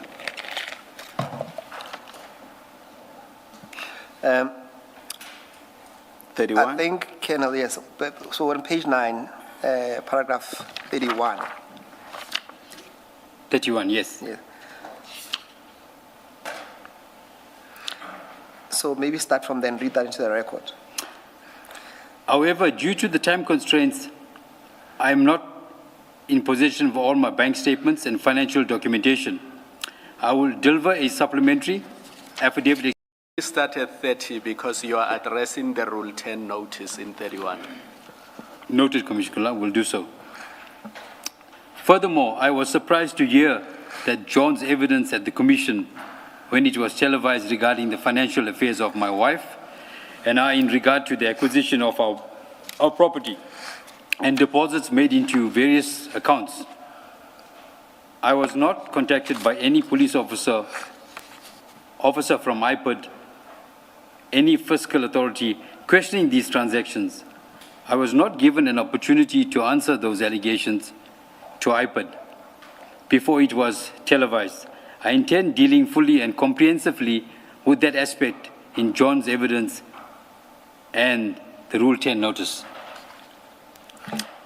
Before you continue, maybe you want to comment just to be fair to Deputy Director John, and you can take it for a fact that he did, Chairperson, provide us with a very detailed statement mentioning some of these task forces, and also where he gave us detail on the statistics regarding the conduct of the other shootings. It's just that we had to confine his statement to what we consider to be relevant for the purpose of the terms of reference and giving evidence. So please accept it that he did take us into confidence, and it's just that we had to reshape his statement to confine it to what we needed for the purpose of presenting evidence. So I don't think it's quite accurate to say that, I think the word used is to say that he has failed to entrust the Commission per se. He would testify and say that he did provide a very detailed statement, but we had to chop and change to make it more confined. Yeah. So please accept that in whatever criticism that you are entitled to attribute towards him, but please accept that he did give us a detailed statement, but for the reasons that I've just given to you, his affidavit came the way it is. No, I accept that, Commissioner, but I just want to go back, because if I hear what Mr. John said, rifles were not recovered on scenes. Now, I brought statistics to give bundles to the Commissioner to bring forward. A lot of rifles where I was present was recovered. Explosives, I can quote different incidents where explosive was recovered. He says no explosives. Yes, you deal with that later on in your evidence, but I just wanted to say, take that into account, what I'm telling you. Noted, Commissioner. Thank you. Let's proceed then where you deal with the financial transactions on paragraph 31. Yes. However, due to the time constraints, I am not in possession of all my bank statements and financial documentation. I will deliver a supplementary affidavit explaining those transactions as soon as I am in possession of those documents. In these regards, I beg the indulgence of the Honourable Commission to allow me a reasonable opportunity to obtain the source material before responding to the request made in Regulation 10 notice. Paragraph 32. Before you go there, Chair, just to give context, in this regard, Chair would remember that there was evidence to the effect that Colonel has to explain some transactions to his account. And one of the amounts, at least the total, was 2.3 million that was somehow linked to the payout for the alleged hit on Bevan. So we had asked him to explain those transactions. And here he says that he hasn't had a chance to consider his own bank statements, and he will do that in due course. And I would just say there wasn't necessarily a link. It was a link made by Mr. Bevan Loftus himself, but there was no other objective basis for saying there is a link. Am I mistaken? That's correct, Chair. Yes. But the question is that he had to, for maybe various reasons, to be fair to him, to explain those transactions. No, but you're quite right. There was no direct linkage that we can work on the link, on the hit. I understand that. Yes. Commissioner, and may I respond, please? There isn't, I can stand before the commissioners, there even a single transaction coming from Mr. Clive Naika to my bank account or anyone else. And I will explain that in due course. Yes, no, we understand that. That's why we want an explanation, because we want to know where they come from. Let's deal at paragraph 32, and then we can take it from there. My attorneys had requested the Commission to provide me with copies of the bank statements on which it relies and make their affirmance against me. But the Secretariat has advised that the issue is referred to as the evidence leaders who will revert to my attorneys. At the time deposing to this affidavit, there has been no response from the evidence leaders. I am therefore severely handicapped and cannot deal with those allegations at this stage. Suffice to the record and the source and advancing of the funds to me are all lawful and legitimate. And Colonel, at this stage, you will at least accept that the position has changed, because we have provided you with this document, and your attorney can confirm that. Yes, indeed, Commissioner. I can confirm that. Thank you. Then we can move to paragraph 33.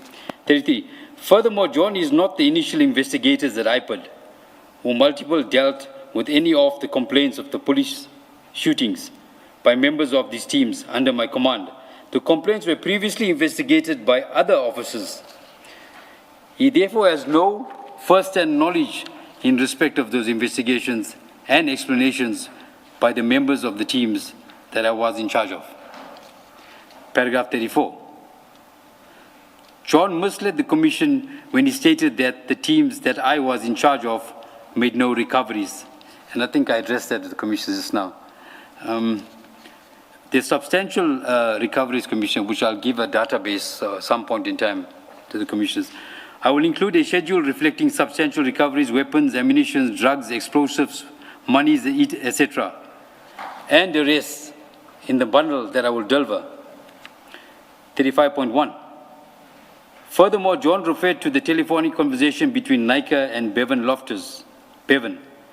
A transcript, therefore, was produced and tendered to the Commission. The voice recording was played at the Commission. A listening of the voice recording contains the name Puff. Yet he sought to have the Commission to rely on what, with respect, is clearly an incomplete and therefore incorrect transcription. The importance of this doctoring of the transcript and evidence will appear therein after. 35.2. My attorneys have secured an independent transcription of recordings, which was televised after being flighted in the evidence before the Commission. The independent transcription was done by Sneller Recordings. In it, the late Bevan is yet to have also said, as part of his utterances, "You and Puff." Referring to the Naika and Puff, it bears mentioning that some 2 days after that phone call by Bevan, employees of Nika operating a tow truck, which were shot during March 2023, Culture and Puff, his wife and his child were shot and killed, and Bevan was identified as one of the shotters. Chair, and Kennel, so what the Kennel has done, Chair, was to take the audio that we played, that was a recording between Mr. Nika and Mr. Bevan, and gone through it and picked up some of the things that we didn't pick up, and he has done his own transcription, and and what I would like to do, Chair, while we have had the audio, I would like us to play it with a specific attention to what he says we did not transcribe properly in what we were provided with. And then he can tell the Commission the relevance of that part that he says is important to his testimony, Chair. Just remind me, I know from the transcript itself it was not long at all. How many minutes is it? Do you remember? It's less than 2 minutes, Chair, if I remember well. So Kenneth will play the audio, and then you'll pick up what we say is not appearing on the transcript, and then you can inform the Commission why you say that it is relevant in relation to your testimony. Noted. Okay.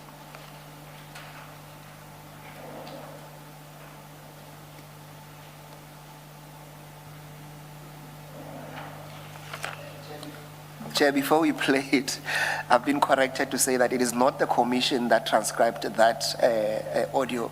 It is what we received from Mr. Gregory Loftus, being the father, Chair. So I thought so. Yes, Chair. So. Thank you, Chair. The roadster, Mr. Clive himself. How are you? Yeah, Moses, yeah. Like a lot of money, 2.5 on my head now, eh? Who is here? Bevan, you. Yeah, how you can phone Dane? How you can phone Dane to tell Dane to set me up? I phone Dane, I don't even fucking know. Me, I never ever fought with you. I got no problem with you, but look like you after me. You paying dinner, governor, you paying all the carols, you and Puff to do all these things to me. I never had nothing to do with you. I never minded your business. I got no flop with you. But Bali, you went out of your way to do all these things to me. You wanna kill me and all. What kind? Bali, where's the numbers? Are you making allegations against me, or are you telling me the facts? I'm asking you, where's the numbers, Bali? I never do fuck all to you. Check your word, I'm fuck all to you. Telling the people I killed Regan. See our Bali. See our check it. No flop. You wanna kill me, right? No flop. The fastest lives the longest. Right? Laka.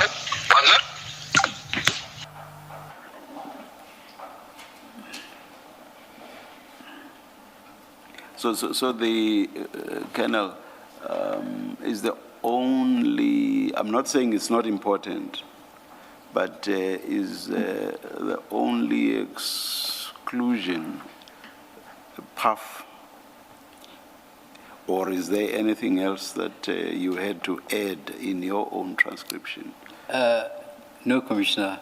The importance of Puff, why it was left out. Is it the only thing that was left out? Is Yes. it just Puff only?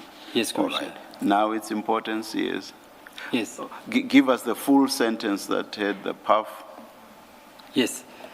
So Puff is also alleged drug dealer. And he lived in Unit 11, Chatsworth. So him and Clive were friends.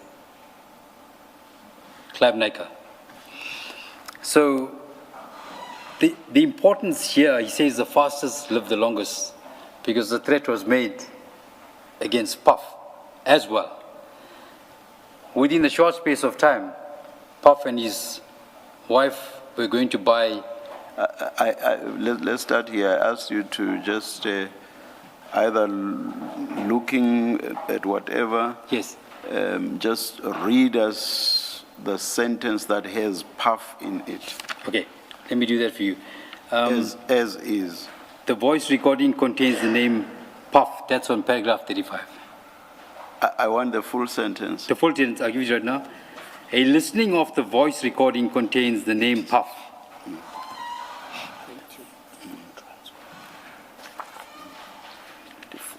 line 4.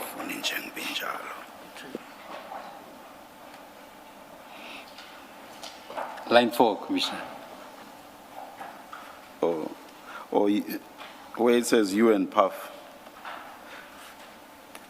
Yes, Commissioner. What we should have done, I thought I did hear this you and Puff, but I forget what the sentence was. Maybe we should have asked you to ask for us to pause it where it talks about Puff, so that maybe we could go back a few seconds and Yes. just replay that. Okay. But what's your recollection of the full sentence? You and Puff, what? They've put 2.5 on my head or what? Yeah, something like that, Commissioner, when I heard the... So, Chair, just to assist, the sentence would say that we started saying, you are paying Dina Govenda, you are paying all the girls, you and Puff, to do all these things to me. Okay, all right, thank so the previous version, it said, you are paying all the girls to do all these things to me. Okay, all right.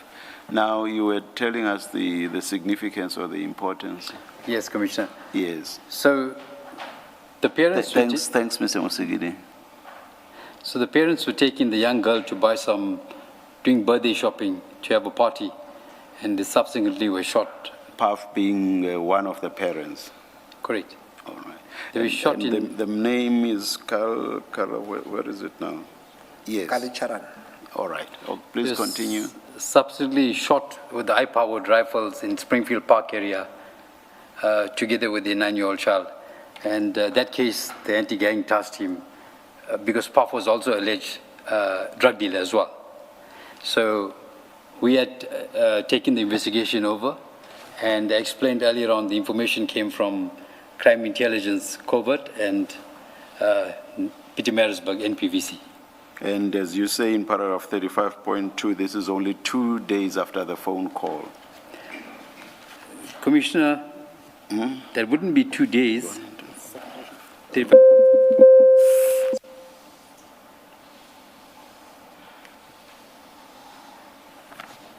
Is Commissioner referring to 35.2? 35.2. No. I see the 2 days is referring to another incident. That's another incident of, okay, all right. of another tow truck, Roadstar. All right, okay, Yes. all right.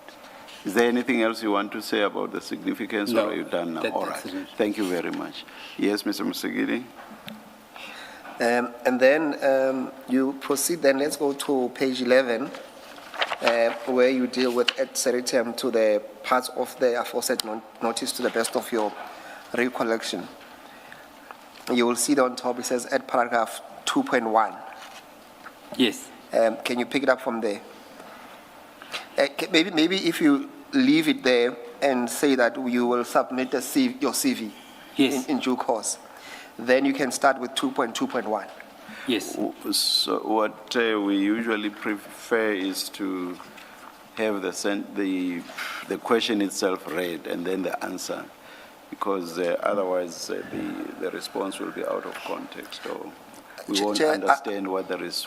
I accept that, Yes. hence I said file 2.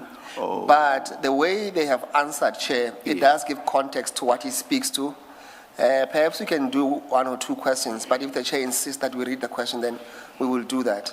Let me just look at 2.2.1 then and see. Yes, Chair.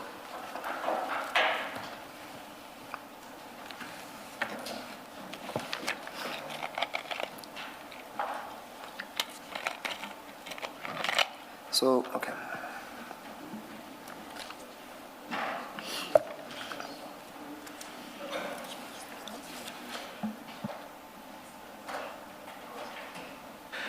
So, Chair. Our preference is still for you to read the question yourself, and then the Colonel will read his responses. Well, let's do that, Chair. Yes. So the questions themselves, or the regulation 10.6, it's on file 2. Okay. And it will be item 2, Chair.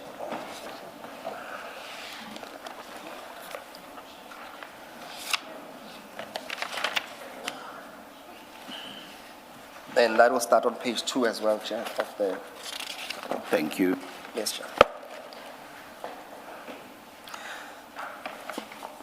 And then, Colonel, I'm going to read the questions to you, and then you will then read your responses there too. Yes. Yes, but if you want me to repeat the questions, let me know.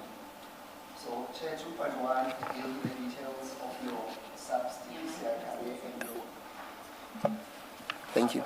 So 2.1 we've dealt with, Chairperson, which deals with your subs DPCI career and your current rank. Then we go to question 2.2, which says details in relation to the anti-gang unit, cash in transit task team, provincial tracing team, in the brackets the task team. Then the question being, are the task teams separate units or one specific unit? So that's 2.2.1. Can you read your answer to that question? So, must I read 2.2.2? 2.2.1. Your Okay. paragraph, Okay, thanks. your Thank you. paragraph 37. Sorry, Commissioner, I'll do that now. The anti-gang task team and the DPCI provincial tracing teams are separate units. There is no cash and transit task team. Cash and transit, police murders, and other serious and violent crime were also attended by the DPCI provincial tracing team. For convenience, I shall refer to the first mentioned task team as the anti-gang task team, and at the latter, the tracing team. And then 2.2.2, when was each unit formed and what was its strategic objective? And you give your answer at paragraph 38. Yes. I shall deliver copies of the written authority establishing the anti-gang task team and the tracing team. It records the dates and persons appointed to each of those teams and the strategic objective of each team, the dates when each one was formed, and the persons appointed to it. Go to the next paragraph. 38.2. In summary, the anti-gang team was established on the 17th of October 2022 and was to be dissolved on 20th September 2023. 38.3. The tracing team was established on 6 June 2023 and was to continue until further notice. With the establishment of the tracing team, the anti-gang team was dissolved. The next question is, what is your role in each unit? That's paragraph 39 where you give an answer. I acted as the commander of the anti-gang team and the head of the provincial tracing team. And then to whom does each unit report to? The anti-gang and the tracing teams report to me. I reported to Brigadier Nuswa on behalf of the teams. Brigadier Nuswa in turn reported to Major General Sonona, who was the provincial head of DPCI KwaZulu-Natal. Brigadier Nuswa had 5 units of serious organized crime unit, including the CATS unit, Crimes Against the State, the TRC, Truth and Reconciliation Commission, reporting to him. The task teams are not a permanent structure, unlike the other units. The next question is, what criteria are used to select the members of each unit? The proposal to establish the anti-gang was made by the provincial head of organized crime investigations, KwaZulu-Natal, namely Brigadier P.T. Mbele. He therefore identified the members of the anti-gang team that he wanted to serve in it. Upon approval of the recommendation, a call-up notice was issued on the 17th of October 2022 for members to report to the anti-gang team. Please proceed. 42. Although the information requested therein is not within my knowledge, but within the knowledge of the management of the SAPS, Brigadier Nuswa, in his capacity as the Provincial Commander of Serious Organized Crime Investigation, Directorate for Priority Crimes, asked me for recommendations of officers when he intended forming the task team. I made recommendations on inter alia expertise in investigation, tactical penetrations, canine expertise, tactical response, crime intelligence, analytical monitoring, sniper cameras, and profiling.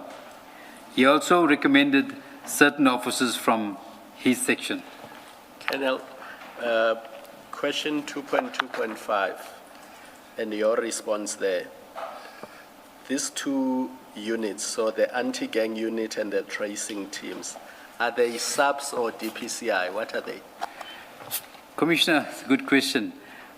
Those are integrated teams. They're integrated? Yes. So they comprise both subs and DPCI? Correct, from the provincial commissioner and from the provincial head at the time, which was General Sonona. Now, do members of the Metro Police form part of any of these units? That's correct, Commissioner. Later on, we'll explain as we go along of the tracing team how they incorporated with different role players and external role players as well, how we incorporate them and for what purpose. But all of them reported directly to you and you reported to Brigadier Nyuso? That's correct, Commissioner Mala. Colonel, just while we are there, let me take advantage of this. Pedro Rodriguez, where would he fall? He would fall under the Durban K9 unit. And in terms he of was not part of both teams, the tracing team or the anti-gang task team. So he's not part of it? No, Commissioner. Okay, let's continue. We'll pick it up later then. Go to paragraph 43. I'm with you, Commissioner. Yes, please read that into the record because it's still answering the same question. On the 2nd of June 2023, Brigadier Nyuso, in this capacity of Provincial Commander, Serious Organized Crime Investigation, Directorate for Priority Crime Investigations, KwaZulu-Natal, applied for the establishment of a tracing team. His request was approved by the provincial head, DPCI KZN, Major General Elias Sonona, on the 6th of June 2023. Continue. 44. Yes. I was appointed in writing as the head of KwaZulu-Natal DPCI tracking team. The document also dealt with movement of Lieutenant Colonel P.K. Majola and contains details of the movement of Lieutenant Colonel P.K. Majola from crimes against the state to Durban EPR, which is Economic Protected Resources, a deal with kidnappings and so forth. And then the next question is, how is each unit funded? 45. There is no extra funding of the teams. Members retain their ordinary benefits in accordance with their conditions of employment. Those are funded by the state. There were no extra costs incurred by the state in members serving in the anti-gang task team and the tracing team.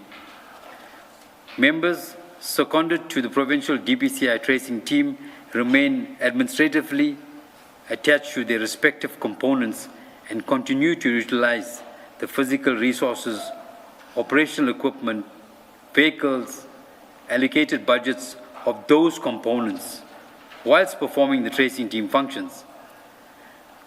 Consequently, the establishment and operation of the tracing team did not require any additional financial resources from the DPCI as participating in the components provided necessary logistically and operational support from their existing resources and budgets.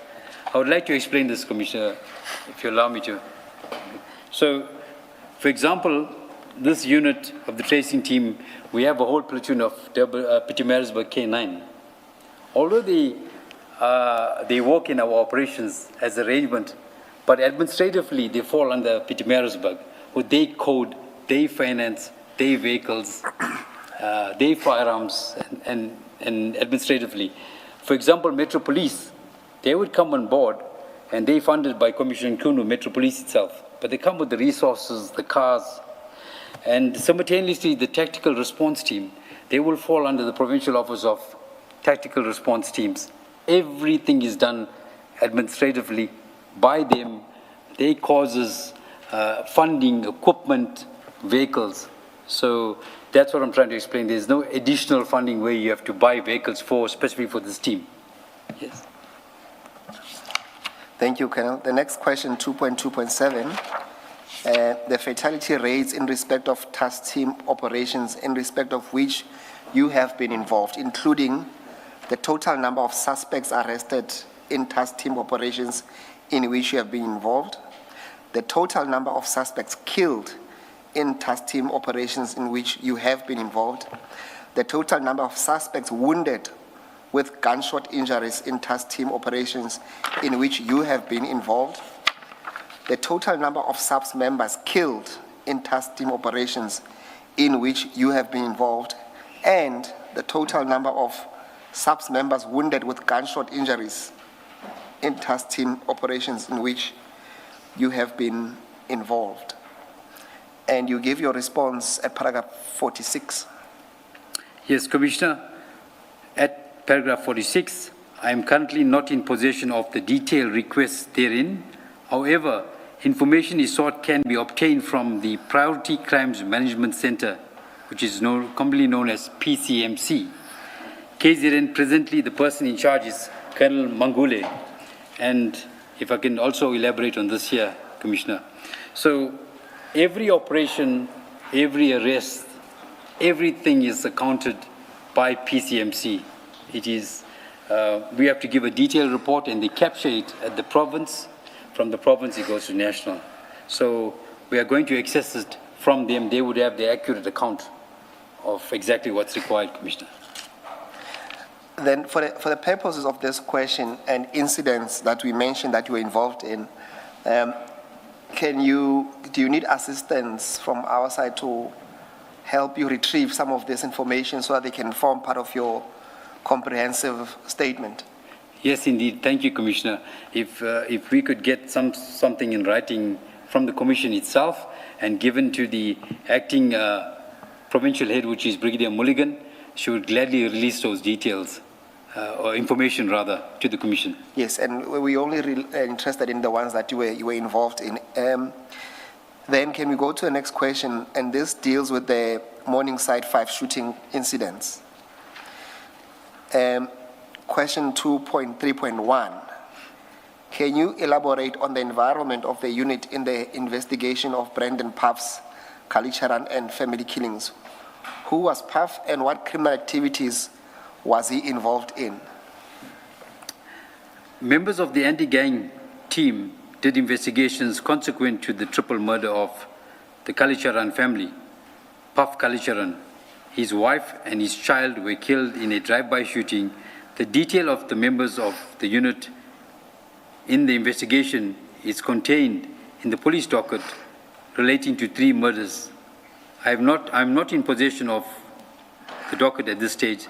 Such information cannot elaborate further. Intelligence suggests that Puff lived in a unit in Chatsworth Unit 11 and was rumored to be a drug dealer. And then the next question is, what evidence were you aware of in the dockets against Bevan in the Bele case number 7? There's a case number there. I don't think I need to read that to the record. There's 2 cast numbers. Yes. Yes. So I do not have access at this stage to 2 police dockets referred to. I am therefore unable to respond meaningfully to the requests made in some paragraph and access the dockets and answer the questions.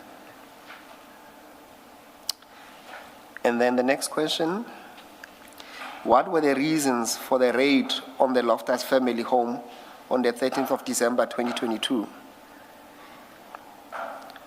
I filed a comprehensive affidavit in the interdict proceedings. Sorry. Yes. Shouldn't you read 2.3.4 and 2.3.5 as well? Yes, because the response is responding to all 3. That is so, Chair. Yes. So the next question, keep in mind the question that I asked before. What were the reasons for the raid of the Loftus family home on the 3rd of February 2023? And then the details of how you identified the location of Bevan Loftus in Morningside on the 1st of April 2023, and how you gained access to the flat where the suspects were hiding. and then you deal with all of that in one response at paragraph 49 Yes. going forward. Commissioner, I did give Commissioner a small background as to how we got there and to the premises and where it started, what led us there, and who led us there as well.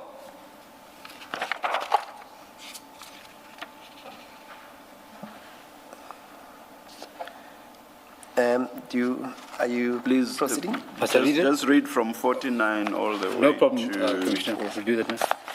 I filed a comprehensive affidavit in the interdict proceedings instituted by Mr. Gregory Loftus against myself and others under the case number D3437/2023 in the High Court of South Africa, KwaZulu-Natal Local Division. I do not have a copy of that affidavit at this stage. I am uncertain whether it has been made available by Mr. Loftus or Senior, Mr. Len John to the Commission, or to Mr. Len John to Commission, sorry.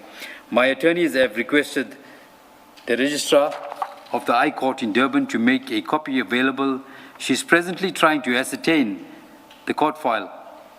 I also attended upon the state attorney and emailed the state attorney the request, a copy of the affidavit. My attorneys also requested it from the attorney who represented the applicant. I have still not received a copy of it.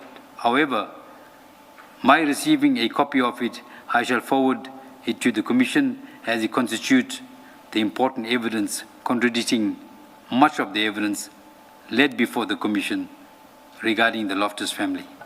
Colonel, at this stage, is it fair that as you sit today, you have obtained this affidavit, the complete application with the affidavits? Yes, indeed, Commission. The Commission provided it to us.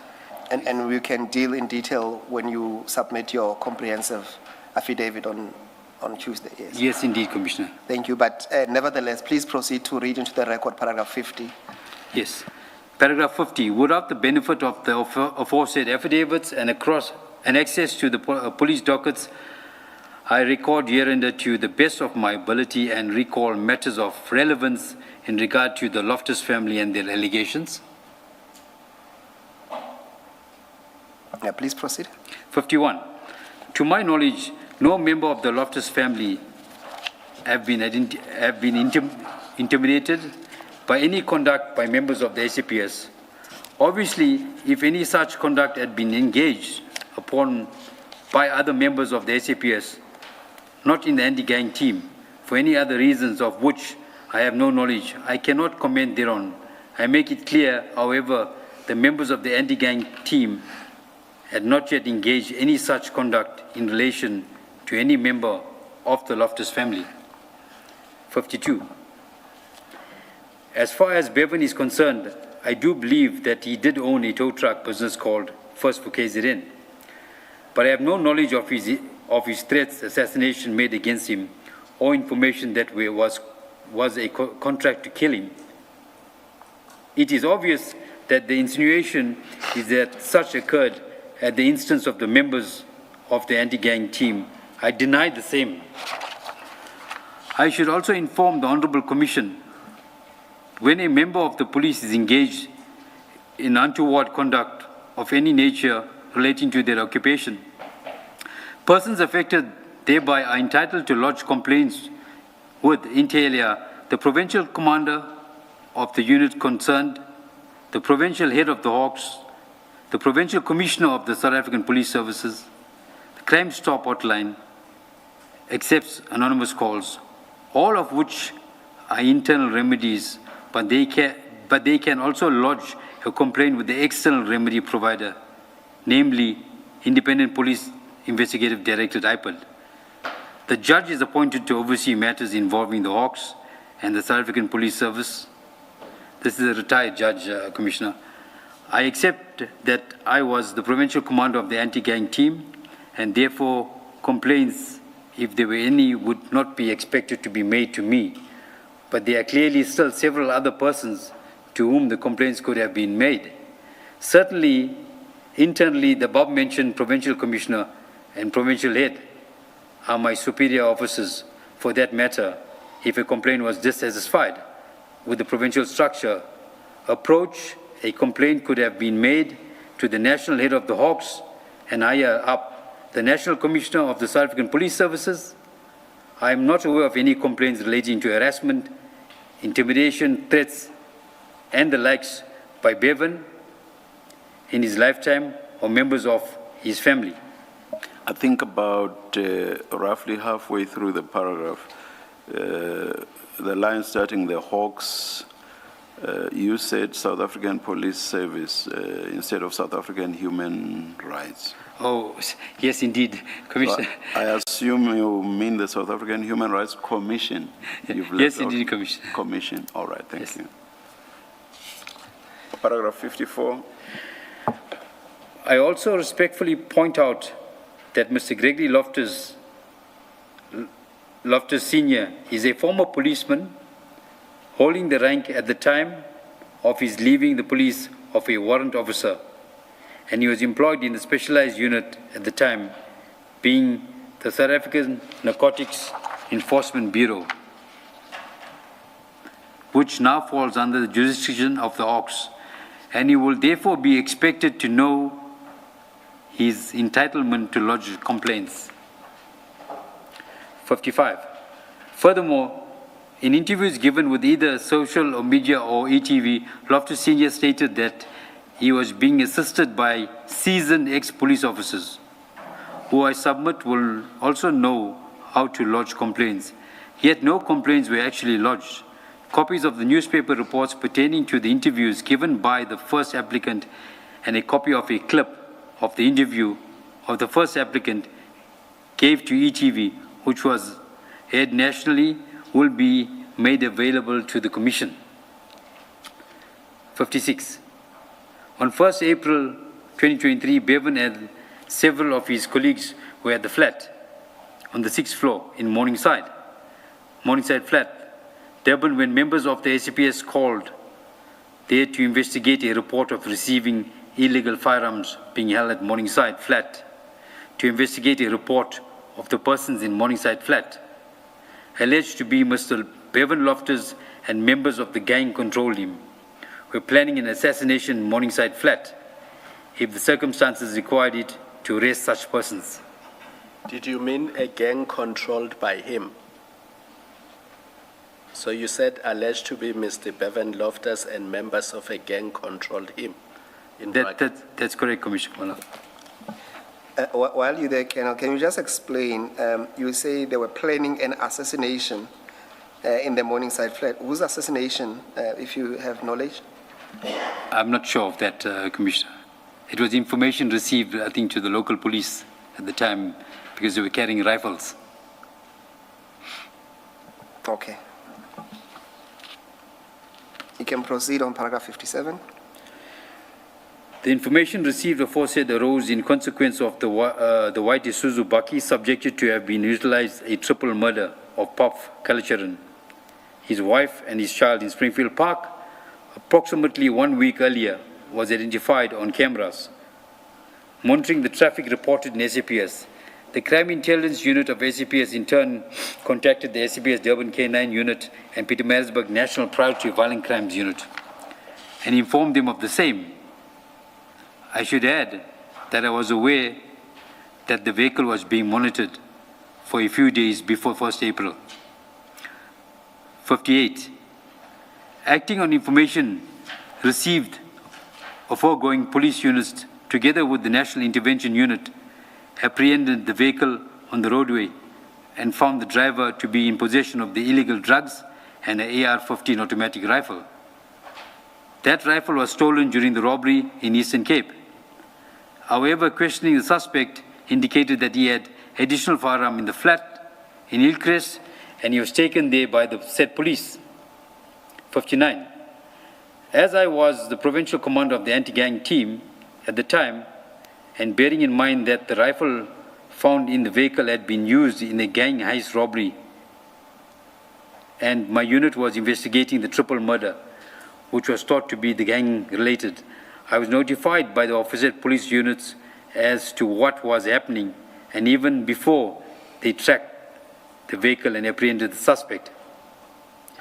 Colonel, just there, when you say the their vehicle was used in a gang heist robbery. Are you able to provide us at some stage with further details? With the rifle, in respect to the rifle, Commissioner? The rifle, yes. Yes, indeed. Linking it to that. To Eastern Cape. You will give us something there. Yes, Commissioner. Thank you. You may proceed to paragraph 60. Paragraph 60. However, I did not accompany them at the time, nor did any member of the anti-gang team. Even when they arrived at the flat in Hillcrest, I was not there. I was told by the said police of further rifle at the flat, and I was asked to come there as soon as I could. I did so together with a member of my team, Warrant Officer Thanasekaran Naidu, who is also known as Sivan Naidu, Warrant Officer Naidu. As soon as my duties allowed me to, other members of the anti-gang team arrived.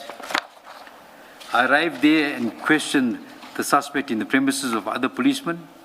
We ascertained that the R4 rifle handed over at Hillcrest flat had been stolen from the military. The suspect realized that he was in serious trouble and faced a long period of imprisonment. He then indicated that he wanted to come clean, obviously hoping that he did so, he would be treated more leniently by the court when it sentenced him. He furnished the important information about firearms and the gang of Bevan planning an assassination it could take place, including Bevan, but turned out to be the Morningside flats.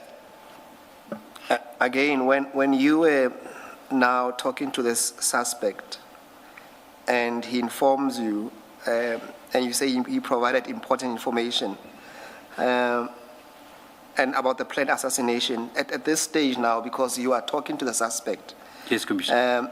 Did you then become aware of who's the target or targets? No, Commissioner.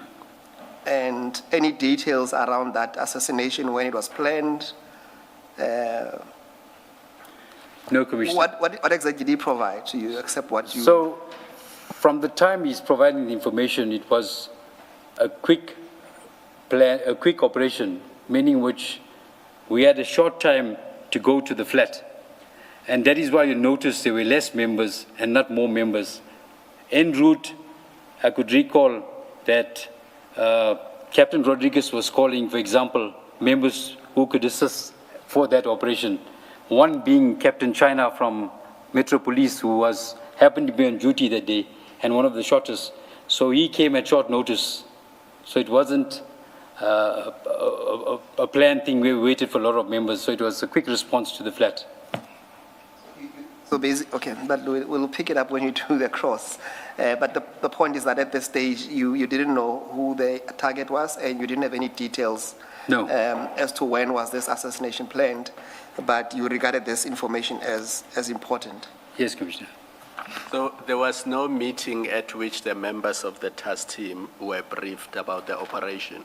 It was a matter of finding out that Bevan and his team are planning something, and you called whoever was available to accompany you there. That's correct, Commissioner. Thank you, Colonel. Let's go to paragraph 61. So if I can give Commissioner Kumalo one more example. Sorry, Commissioner. It won't take long. Captain China from Metro Police. So they work shifts. On that day, he happened to be on duty. That's why he was there. All right, thank you. Yeah, you can proceed on paragraph 61. On learning of this, it was obviously to us that such persons were dangerous persons and needed to be apprehended urgently, as the suspect had been arrested and was in custody of one of the other above-mentioned units, they, so to speak, charge confirming that he had seen proceeding where the additional suspects were in Morningside flat.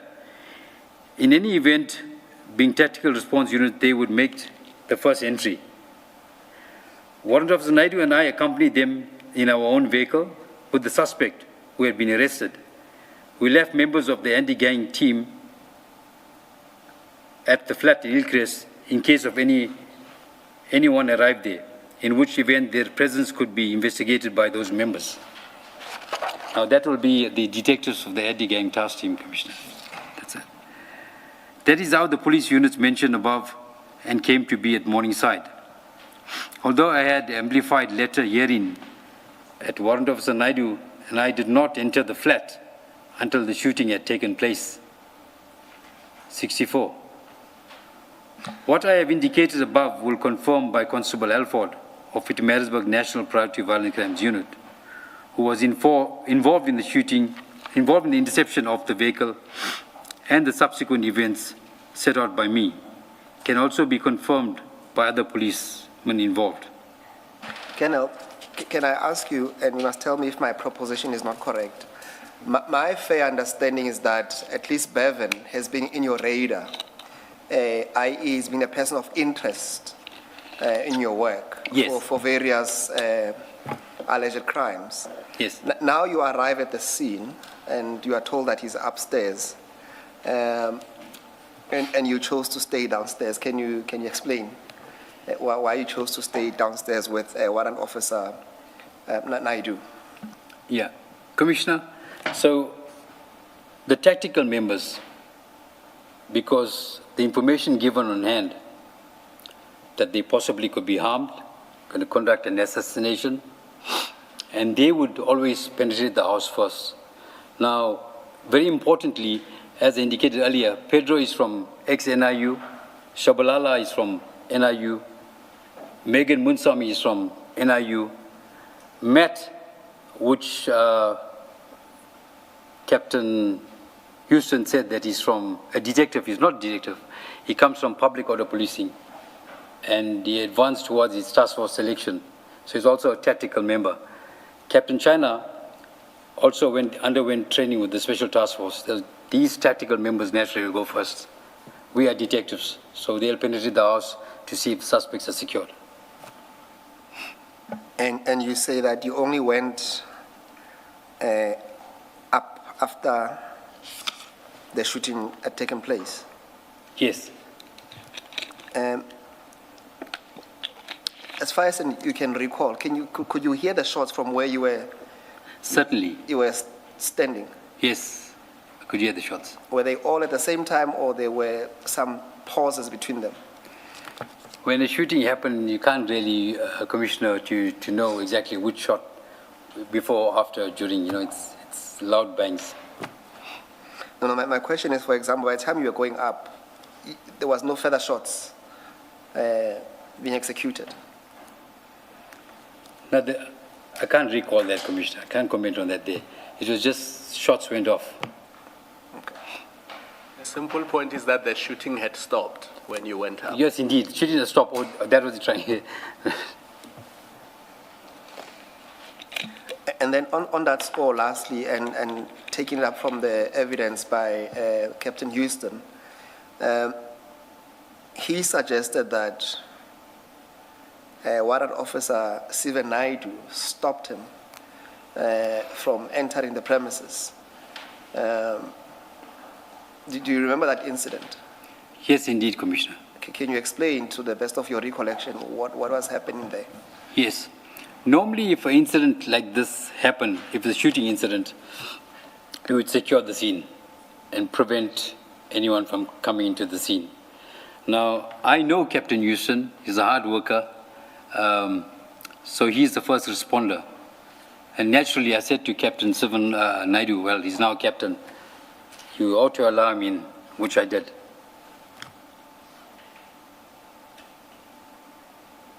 And then there's an allegation by, or at least there's a testimony by Captain Houston that you said to him why he should be allowed so that he can identify the suspects. That's correct. Do you recall that? Yes, I do. Can you explain the context around that conversation with him? So Captain Houston also deal with gangs in the surrounding areas of Wentworth and Newlands and Sydenham. Now, those suspects at the time were not identified. No one knew who they were. So Captain Houston, I think at a later stage, I recall, managed to assist in identifying them. I think that's what I find a bit unpalatable, Colonel, that it seems to me, at least on the face of it, you shot, not you personally because you were downstairs, but people were shot. They don't even know who they shot at, to an extent that you had to rely on Houston to identify them. What do you make of that? I mean, is that a fair observation, at least on the face of it, from where I'm sitting? Yeah. My response to that, Commissioner, is that these were suspects in the flat, and they opened fire, and the police, Section 49, police defended themselves. Not to say that I'm looking for a specific person that I want to shoot someone. Yes, no, we don't want to go into the purview of Section 49 because that's something else that we don't want to deal with. As Chair was saying, we're not investigating the extent and whether those were extrajudicial killings or not.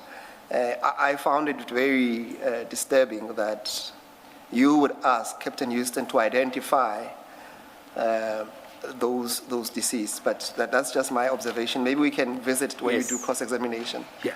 But keep that in mind, that it is of concern to me. Yes. In all scenes normally we go to, we'll ask the neighbors, whether it's different places, can you identify the person? If someone is around, that's one of the things that we need to do, is identify the person.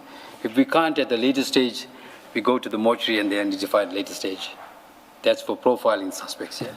Perhaps I would have been comfortable with the word confirm the deceased or the suspects, not identify. But let's keep going, and we can deal with that later. Noted. As to why I'm saying that. But you may comment before you move if you want to.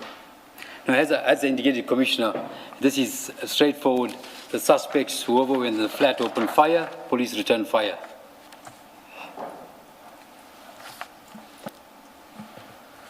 And Commissioner, while I'm there was a substantial amount of firearms that was recovered. About 3 hours into the forensic examination, iPad, which Mr. John didn't say. So is that not in the statement somewhere? It's not here. Oh, okay. So I just, while I'm here, it's so important, Commissioner, I would like to... I'm not stopping you. Sorry. Yeah. So iPad, a senior assistant director, Ngobo, was with the forensic team, and they found 4 additional firearms in the secret compartment. There's 2 AK-47 and 2 pistols. And Ngobo came out and said to me, "Hey guys, did you see what we found inside?" I said, "What?" He said, "More rifles." So there's about 7 firearms, a large amount of money in small denominations, drugs as well was found in the flat. Yeah, but those were not used in the shootout, in the alleged shootout anyway. One of those firearms came up ballistically. Those that you say they were stashed? Yes. Yes, okay. One of the firearms came up ballistically matching for the triple murder. Yes, but I'm saying they were not used in dealing with the purview of Section 49. As far as I'm not sure which firearms were used there. Yeah, but I can tell you from what we have. Yes. As you said, those were found hidden somewhere else. So they couldn't have been used in any encounter at that stage. Let's go to paragraph 65.1.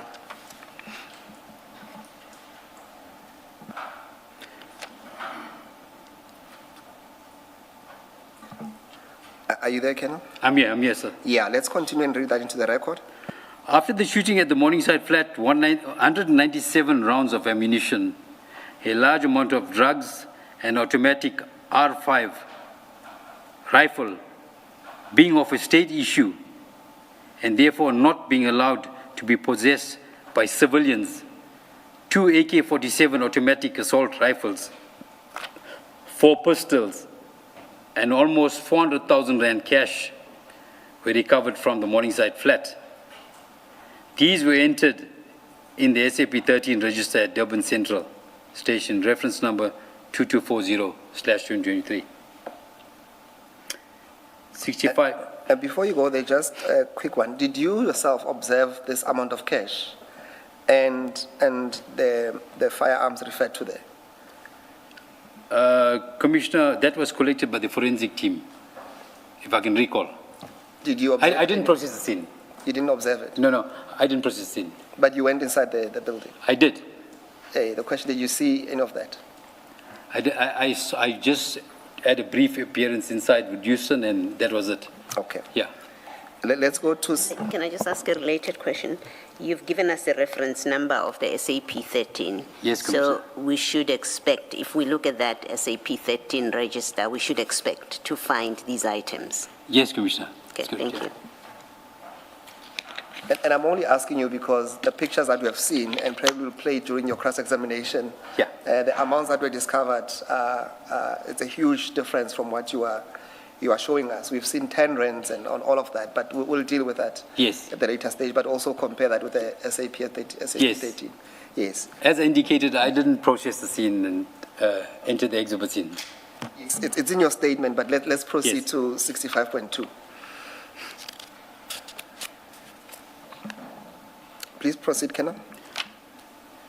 65.2, as there are rumors circulating that the anti-gang task team was responsible for the killing of Bevan and others with him in the flat, which is denied, it is necessary for me to inform this Honourable Commission of the procedure that is undertaken when dangerous persons are sought, to where information available suggests that there are dangerous arms and equipment present.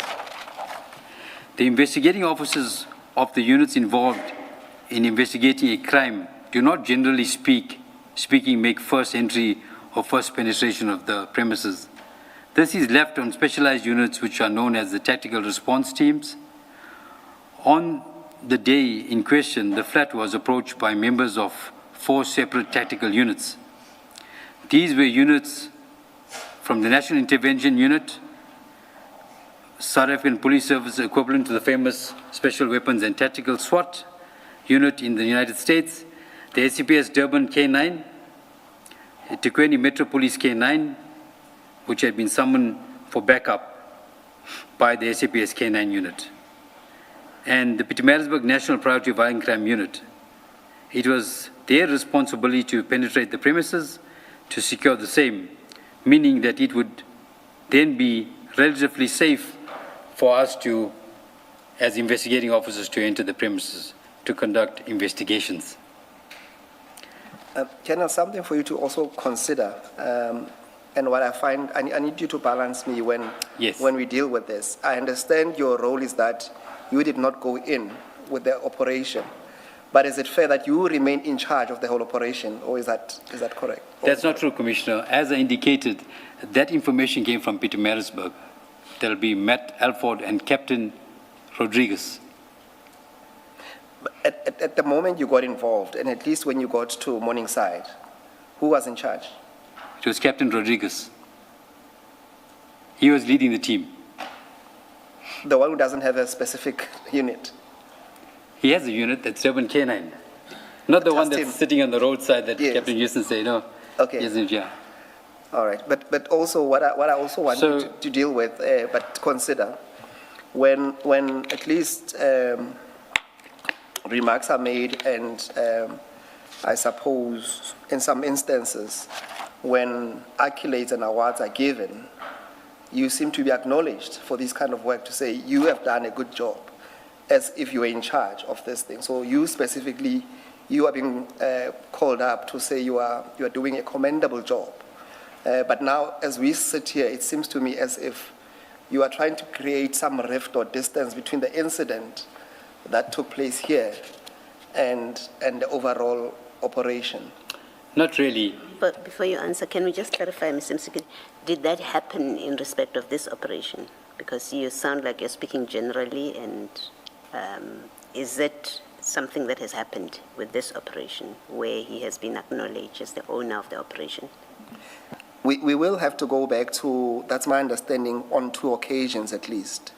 And on the recording of General Cele, and there is also a further recording where there's award ceremony, and perhaps not specific to this incident, but to this kind of work being acknowledged, Commissioner.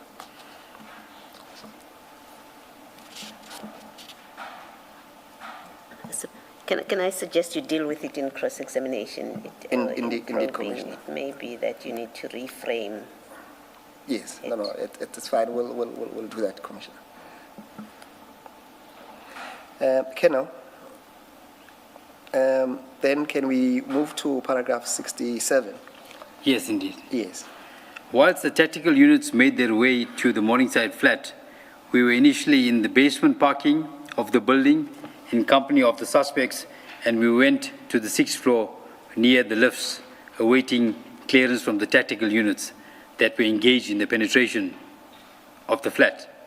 Other members of the police attached to one more of those units were also in the vicinity of the building, but not on the 6th floor. 68.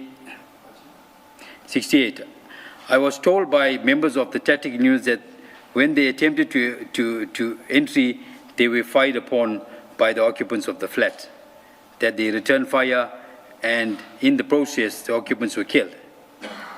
One of those occupants was Bevan, the others were Chase Finn, Michigan Hippolyte, Ryan Santos, and Sichle Zondi, all of whom were allegedly suspected to be members of the gang of Bevan. Is there a name for the gang of Bevan? The Hollywood gang. Hollywood gang. Yes.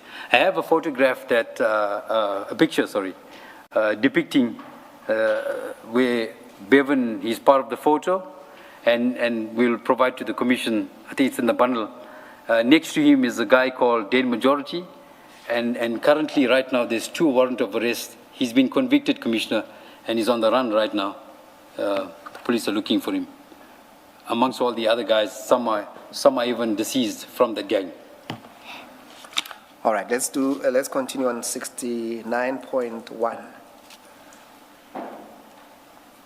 I must reiterate that when the gunshots rang out, neither Warrant Officer Naidu or myself, nor the other members of the police that I have referred to were in the immediate vicinity of the flat. We thus do not know firsthand what transpired in the flat when the shootings occurred. 69.2. It is in this incorrect for the persons to spread rumors that the anti-gang team was responsible for the deaths of those that died in the flat that day. I am aware that one such person spreading such malicious rumors is the Loftus Senior, and I say this because he has said so on national television, ETV, where he has named Warrant Officer Naidu and I. Paragraph 70. Yes. Constable Alford made a successful informer fee claim for the information leading to the detection of the Kalicharan triple murder suspects. In addition, Crime Intelligence Durban also made a successful claim for its informer locations. Ayenda Nzumela, the driver of the Isuzu Baki used in the Kalicharan shootings. 71. I do not accept for one moment that Bevan feared for his life in consequence of his conduct involving the members of the police. I wish to point out to this Honourable Commission that there does not appear to have been any report made to the police at any police station in the country by or behalf of Bevan relating to his harassment, intimidation, threats, and like, and I can state that no such report had been brought to my attention as the provincial commander of the anti-gang team. If such report had been made, it ought to have been thought to be brought to my attention.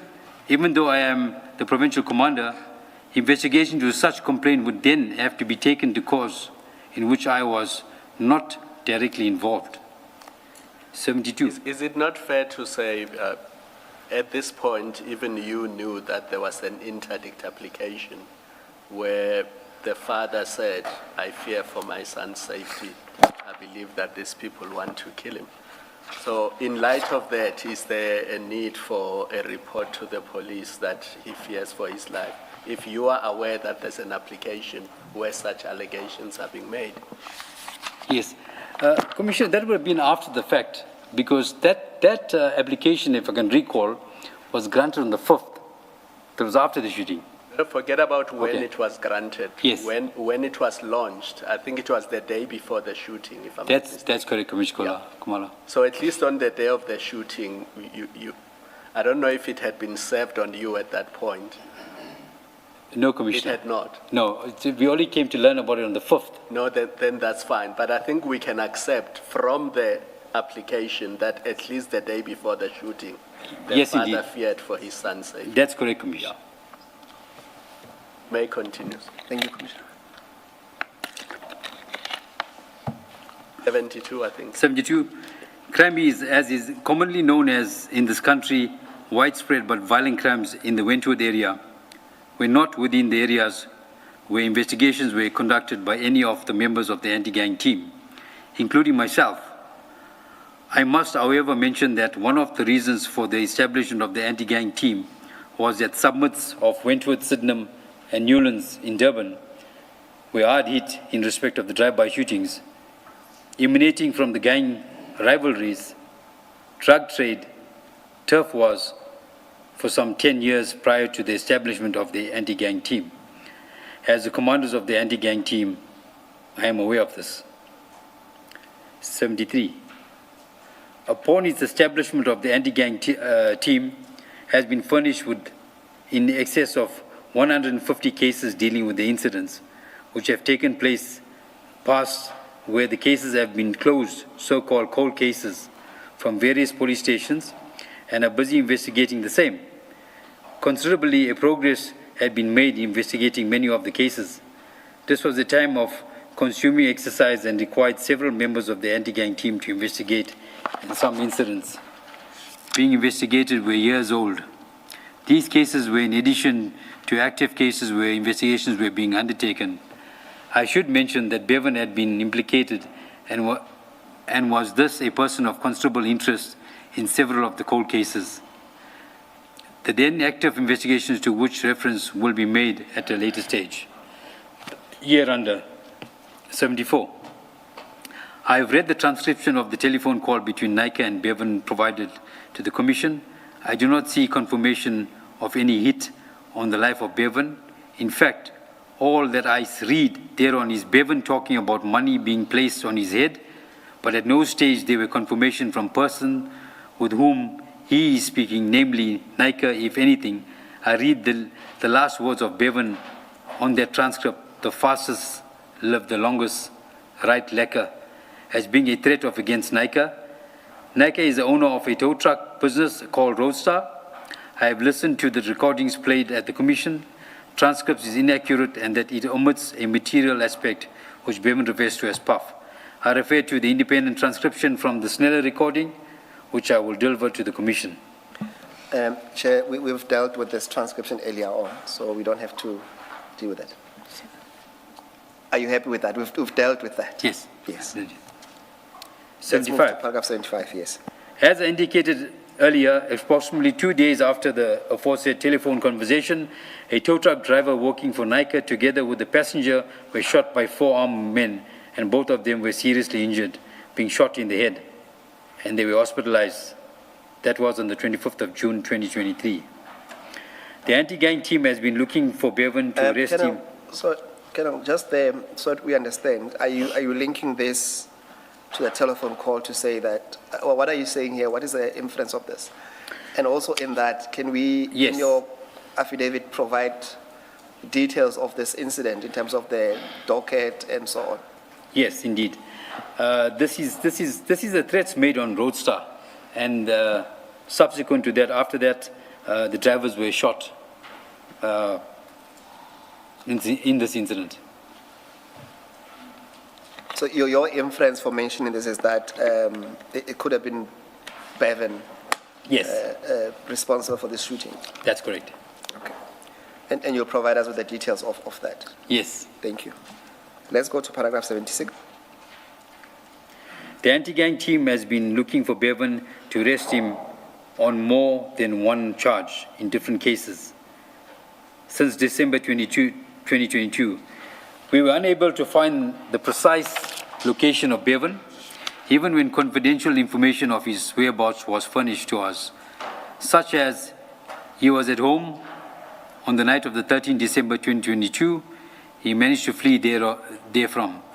The information on hand at all relevant times was that Bevan was not living at that residence and had taken a temporary residence other locations to avoid his arrest. 77. I should also mention that when Loftus Senior was arrested on 13 December, I personally requested him to bring Bevan to the police station so that he could be arrested, and if he promised that he would do so, but never did. Furthermore, he inquired from me as to which case Bevan was being sought for, and I gave him the details, same by identifying that it is related to the incident in M7, which had been reported at Belair Police Station, and were being investigated by the anti-gang team. I suppose I could say no more than a short while later, on 20th December 2022, the complainant in this case was shot and killed outside the Moses Mabhida Soccer Stadium in Durban, together with another gentleman who was present and tried to mediate a settlement which he thought might have resulted in a case being investigated against Bevan, withdrawn by the complainant. 78. In the 10 years preceding 2022, shootings and killings in the Wentworth area had been on the increase. This was one of the reasons why the anti-gang team was established. Now, if I could explain to Commissioner here. So, there was an outcry from the communities and escalation of gang violence between Sydenham, Wentworth and Newlands. And it is because of this reason, the station commanders of, for example, Newlands, Colonel Mbele, Sydenham, Blose, and there was Wentworth, branch commander, was pushing for a team to be formed because the stations could not handle the sporadic shootings.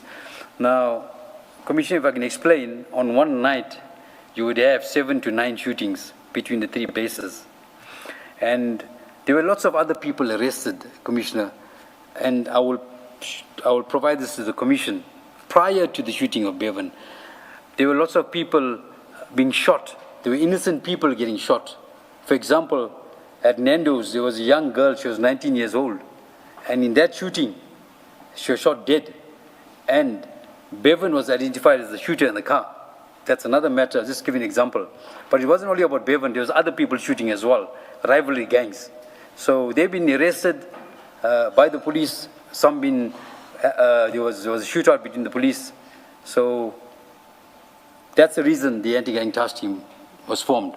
It was a request from the mother body, which is the police, SAPS, to the DPCI. 79. It is true that there have been a number of shootings and killings in the Wentworth area involving drug gang known as Cartel.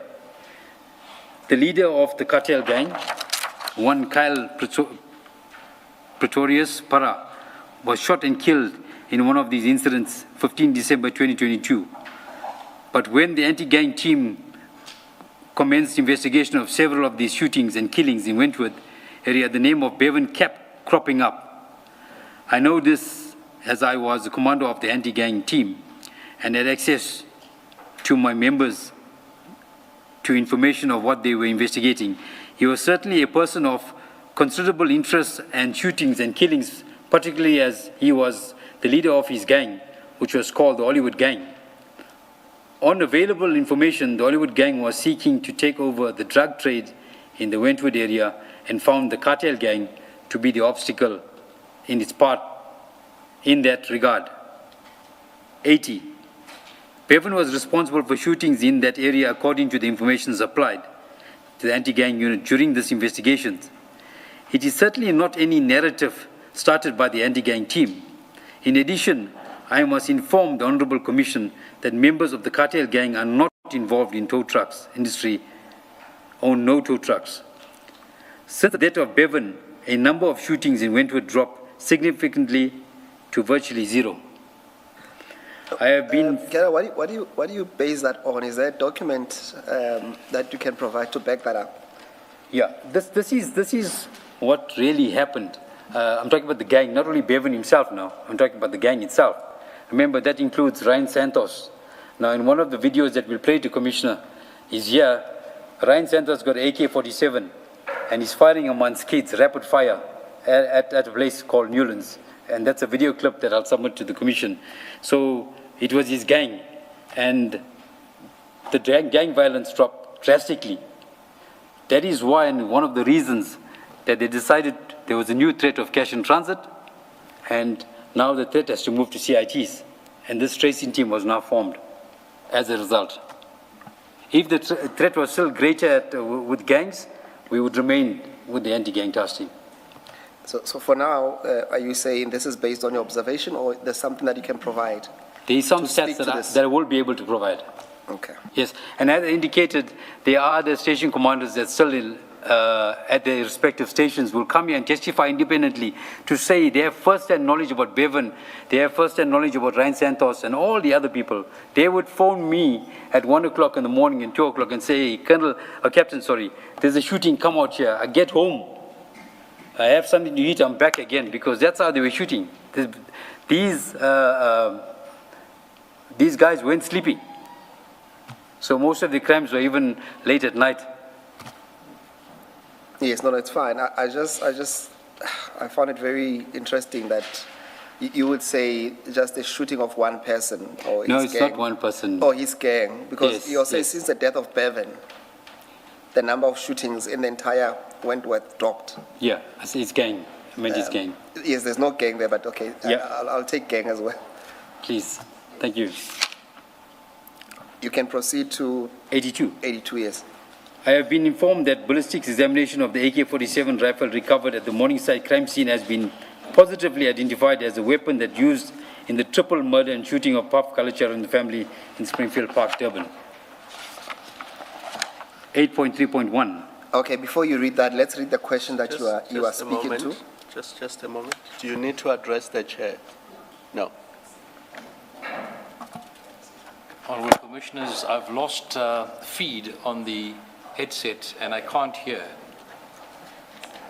the evidence and questions being asked.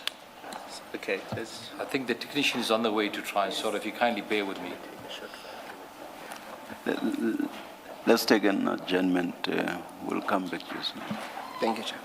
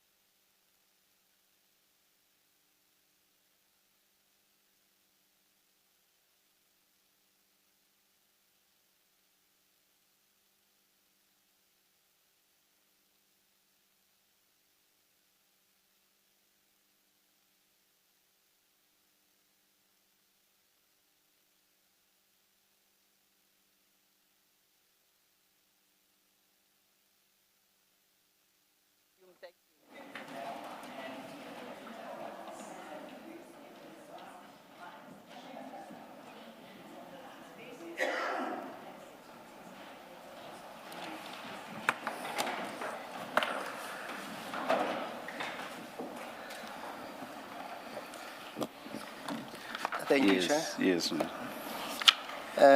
Is it working perfectly now, Mr. Nipol?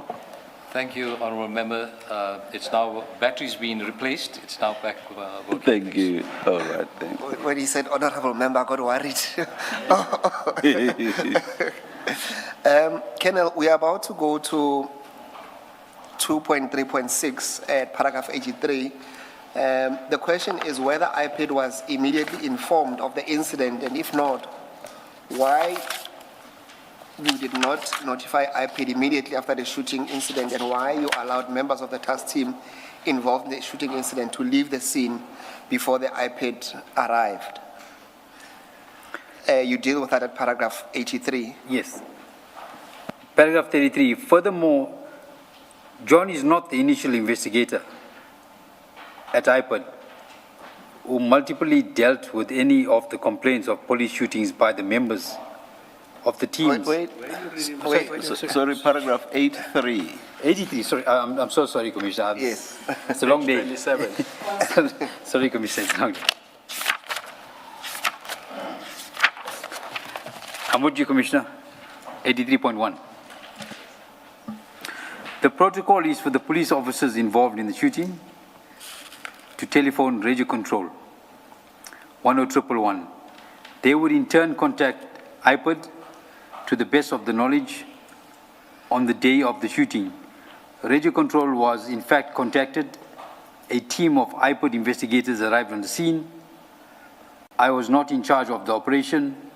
It's being led by Constable Matthew and Captain Rodriguez, together with the other members of NIU and Metro Police. I cannot recall now exactly who telephoned radio control. Can you please explain this? My understanding is that you are the commander of this team. Why is it that you were not the person in charge, or am I mistaken in understanding that you are the commander? Yes.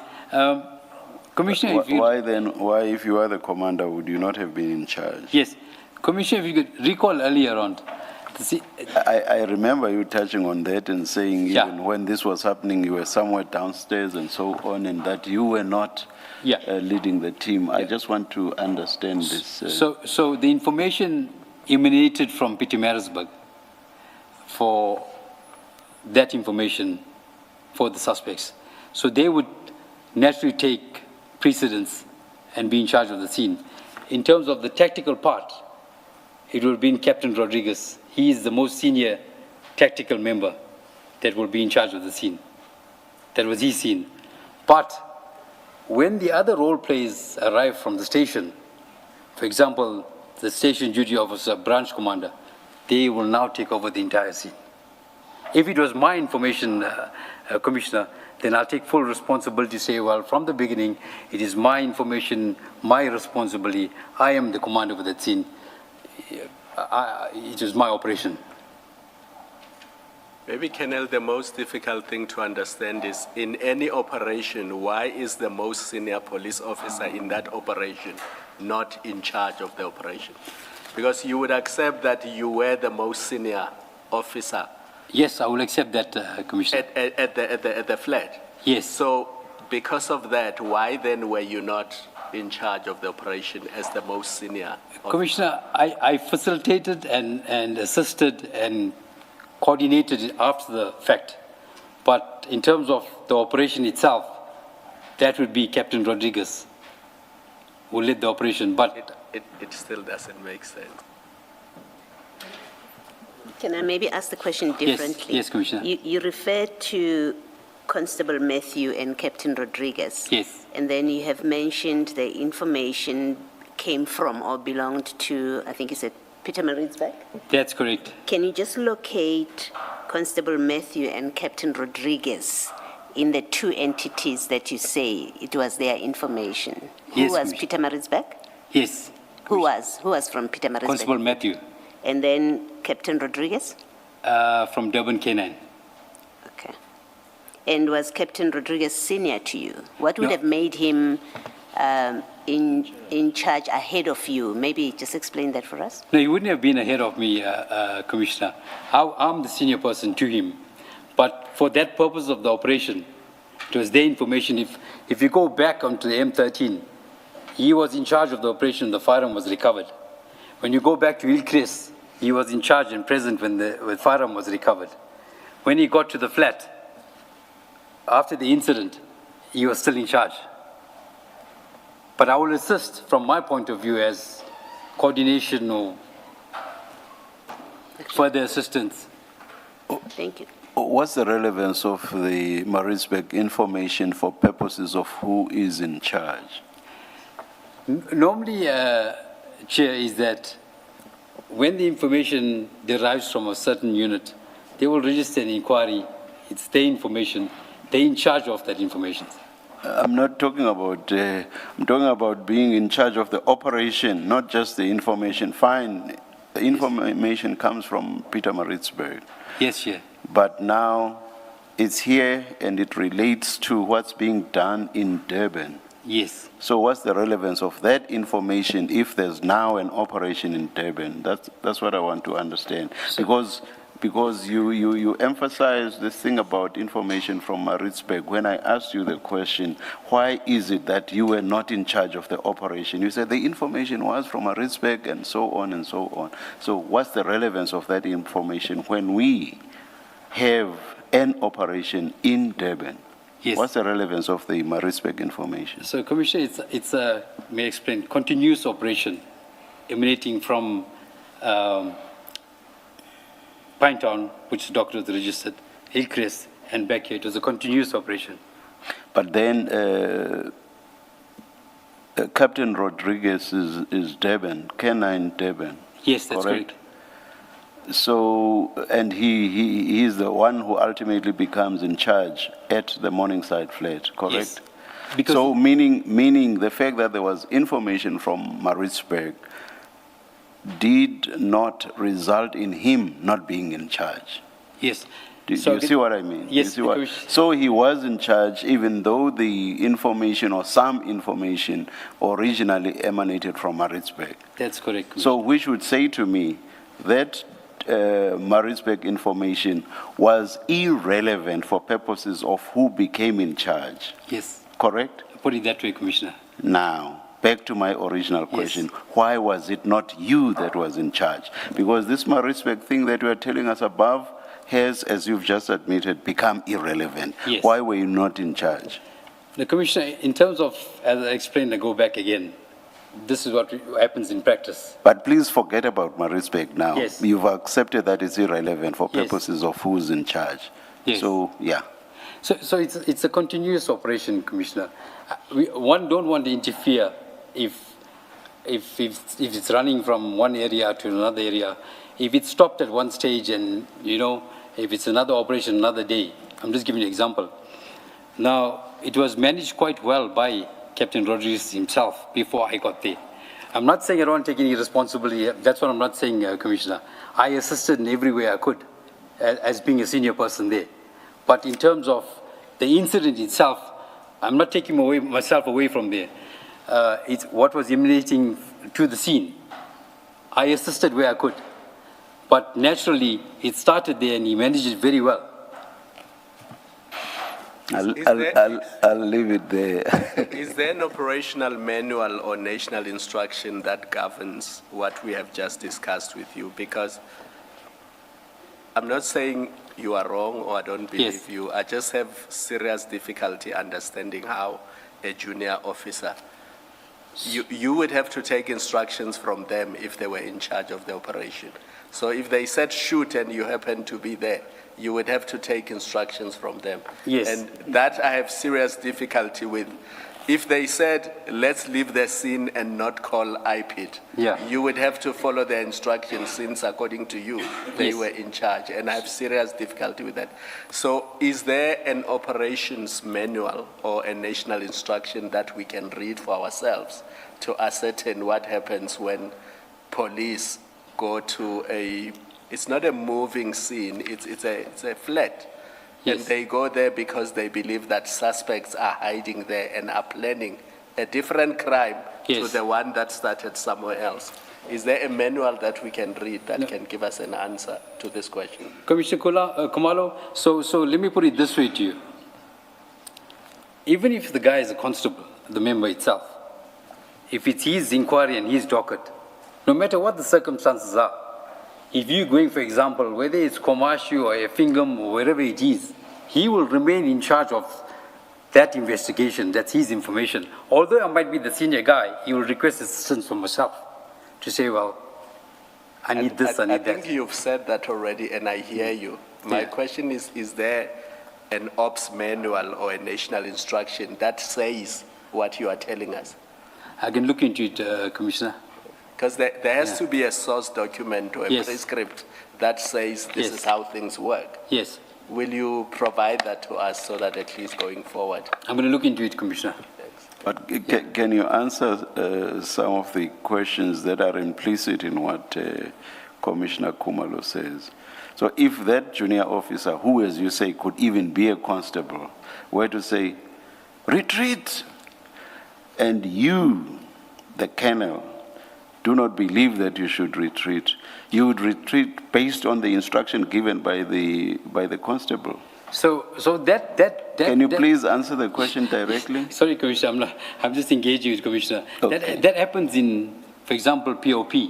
Now, a junior member cannot give an instruction to a senior member, public or the police.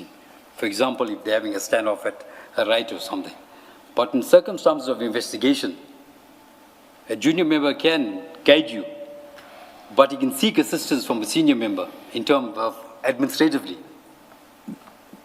Please answer the question directly in relation to an operation of this nature. There's a shootout, the police are deciding whether to shoot back or to retreat and run away, and the constable says, let's retreat, and you do not believe that retreating is warranted under the circumstances. Do you just obey the constable? Please answer the question directly. Yeah, Commissioner, in circumstances, we must do that, Commissioner. If the guy is tactically trained, for example, so we must listen to what he's saying. And you say that if we get a manual, it's going to bear you out on this. Commissioner, I'll go look into that. That's a bit of a gray area, but this is my understanding. No. There can't be a gray area. Surely there must be a command structure.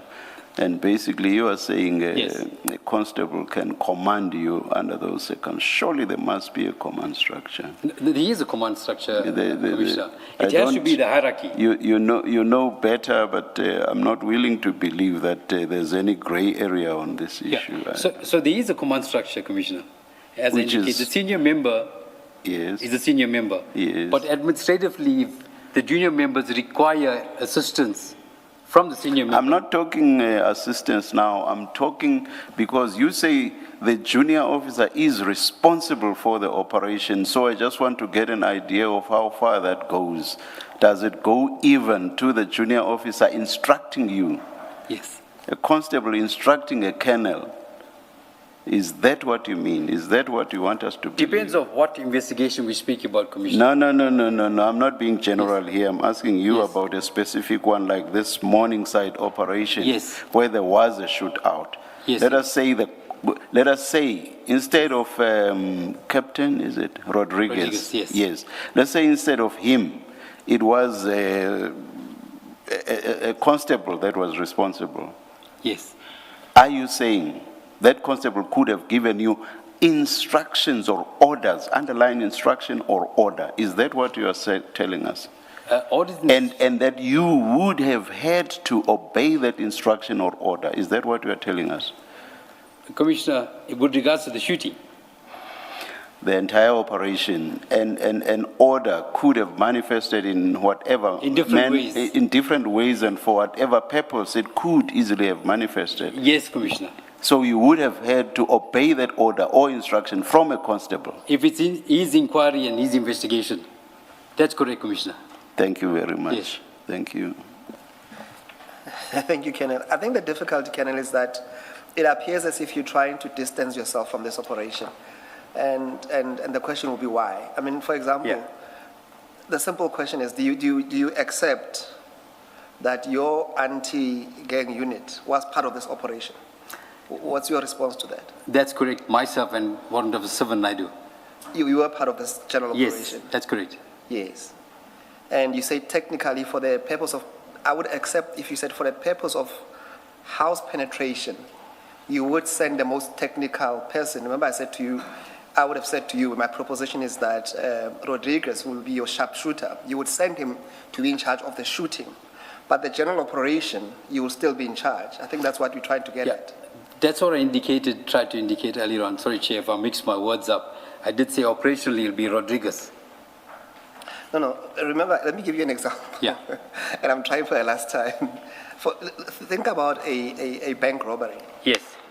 There are guys who are going to go inside and do a sticker.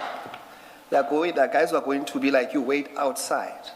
And the person who's waiting outside can still remain in charge of the whole operation. So the fact that someone else went inside and be in charge of the stick-up does not necessarily mean that they are in charge. The boss could be waiting in the car in a similar fashion that you are waiting downstairs. That does not excuse you to say that you send the most, I'll say your best shootist upstairs. You remained in control, and you had interest in any event because you were looking for Bevan. But that's my last attempt. Otherwise, we'll have to leave it for cross-examination. What's your comment? So my comment once again, Commissioner, I could be totally wrong. We do this every single day, and administratively, yes, I am there. Operationally, the most senior person will be in charge. That goes in the operational plan as well. When you're doing an operational plan, as to who's in charge, whose operation, where it emanated from, Commissioner. Let me ask you a different question. These guys that are at the scene, have you worked with them before in other operations? Rodriguez, China, and That's correct. And in those operations, who was in charge? Depends which operations. If they worked with me in my operation, I was always in charge. But you've worked with them. So Yes. depend on operation. And it's correct that in your statement you say, in fact, you seconded their referrals or to be appointed as part of your team.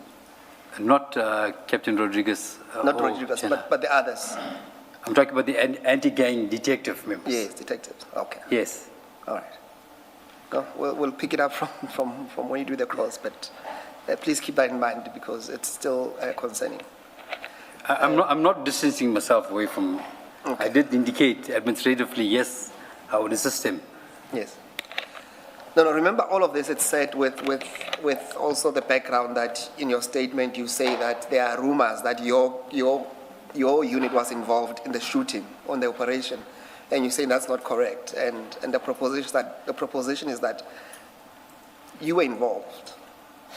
Whether you were sitting downstairs, your unit was involved, whether you're sitting on the basement or you went up, is one operation.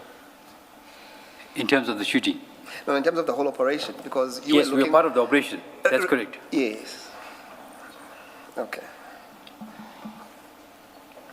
And in any event, and my understanding, at least from our chats, is that you were not equipped yourself to go upstairs anyway. You know, is that correct? Yeah. In any event. And the day in question, I was wearing a short pants, Commissioner. Exactly. I was wearing a short pants with my tackies. I wasn't prepared for such an incident. Thank you. Let's move on, Colonel.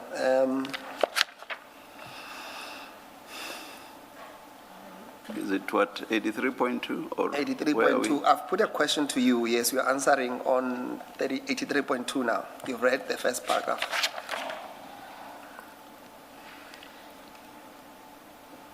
Please read 83.2. The police officers. The police officers that approached and entered the flat and who fired the shots were not members of the anti-gang team. They were accordingly not my members, neither Captain Sivan Naidu or being members of the anti-gang team played any part in the shooting. 83.3.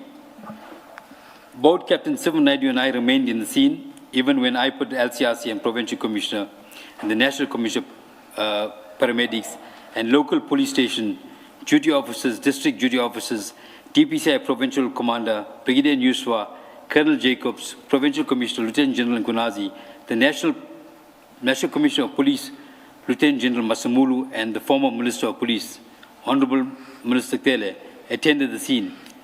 We were accordingly on the scene for a very long time. Before I go to this is my very last attempt.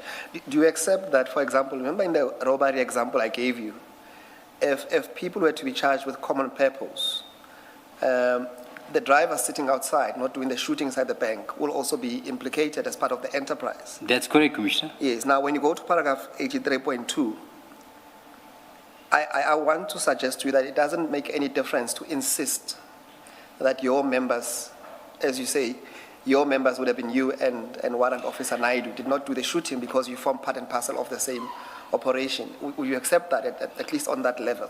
Yes, I do accept that. Because, okay, I'll accept it. Okay. And then...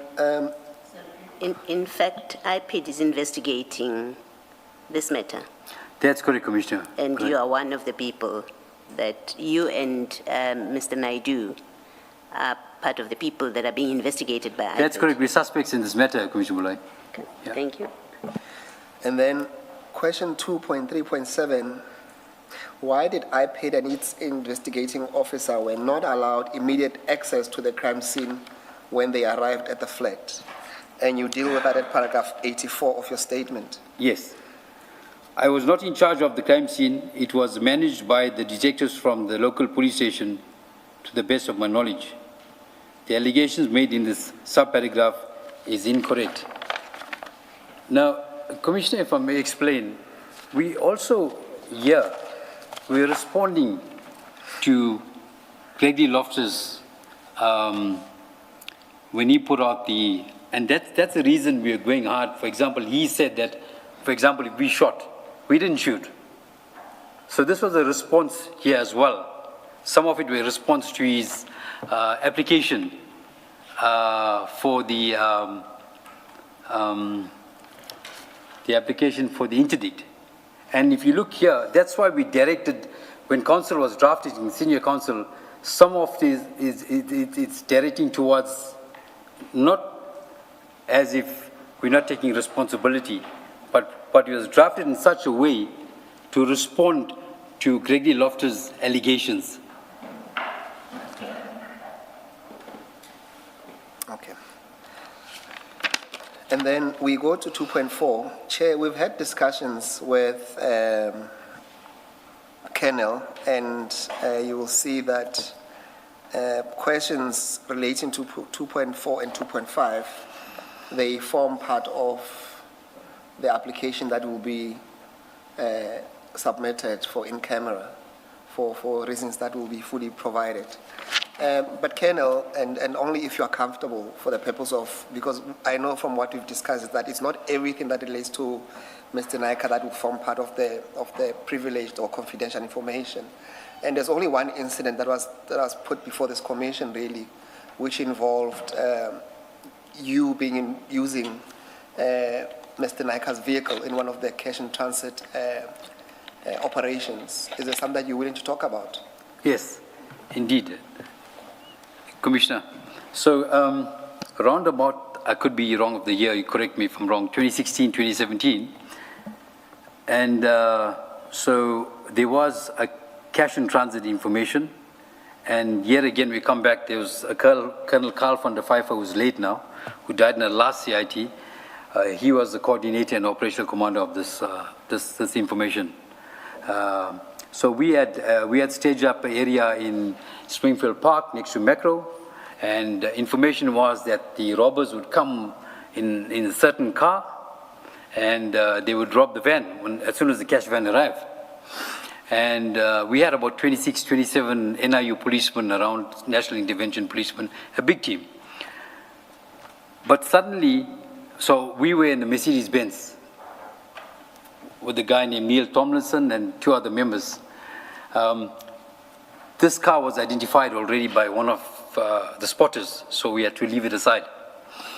And subsequent to that, a A200 Mercedes-Benz speed right into the van, shots fired, they grabbed the money, whole hell break loose, the members are disorientated, suspect is shot down on the floor, shots are still flying. It's in the built-up area in the mall. It's like a, what's it called? It's the opposite Macro, value center. Now there's three members in the Golf 6 that comes off from NIU and chases A200. During that time, the purpose of this bulletproof, the guy that's driving Nike's bulletproof, he had some tow trucks as well that were sort of spotting the robbers. That was discussed the day before with Colonel Van der Vyver, that because his tow trucks are there, it won't be conspicuous. We'll use it there and we'll keep surveillance. No one's really going to see if it's... So, in doing so, the A200 is opening fire with the rifle. They shot his tow trucks, but he was sort of holding the back. The only other vehicle that could assist this Golf 6 was his bulletproof at the time. So we had jumped into his bulletproof. It was myself, Warren Sapande, and Neil Tomlinson, ex-dog handler, part of CI, was in that vehicle.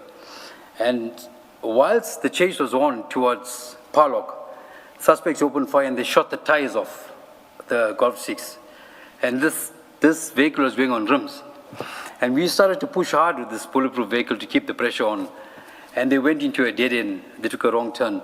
And subsequent, the Golf 6 managed to catch up with the 3 NIU members. A long shootout, Commissioner, 4 suspects were shot dead, firearms recovered, and all the money was recovered as well. It was a long crime scene. So I had indicated to the source, this is the crime scene, or I indicated to the NICA. And you cannot move your vehicle because this is a crime scene. So it was there for like about 12, 13 hours. It became a problem later, Commissioner, where there was a big investigation as to, they didn't know the real story as assistance, how he was assisting the police in this incident. And I think that the whole story about it, that the nub of it really was that you used, or at least the police used Nika's vehicle to chase down. Yeah.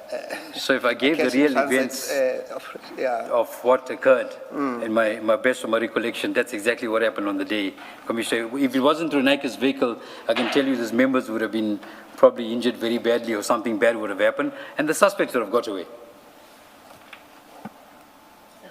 When you say then there was a lot of misunderstanding and investigation, was it about the use of Mr. Nika's motor vehicle?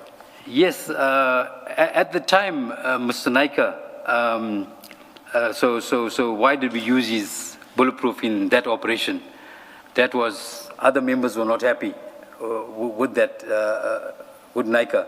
So later we were called and there was an investigation and I explained and said, no, listen, now we got the right story, you know. This was Carl van der Vyver's operation. He had met with Nika the day before to sort of plan this operation and see how we can curb it, prevent it. So would there be a report of that investigation? Commissioner, I can see if there's a report somewhere and get back to you. Will you please Yes. make those inquiries? Thank you. And to be fair to you, Kendall, when we continue on the next stanza, the difficulty is that the Commission had some evidence to suggest that Mr. Nika might be involved in the drugs. So it's not just using a civilian's vehicle in such instances, but because there is evidence that was put before the Commission that he is potentially a very prominent figure in the drug business, and that's where the difficulty comes in the bigger scheme of things, not necessarily just using a civilian's car, as it were. So there's something that we applied for in camera that's a little sensitive that I will elaborate more as to who Mr. Nika is and maybe the Commission will allow me if the application is allowed for that purposes. He played a very important role very recently. Very important role. Commissioner, if I can tell you, this is part of the Commission, the Commissioner was dwelling onto it. And it's because of him, there's something that happened. But we'll hear from Commissioner or the Chair if he'll allow this in camera. Chair, we have reached the end of the statement on page 28.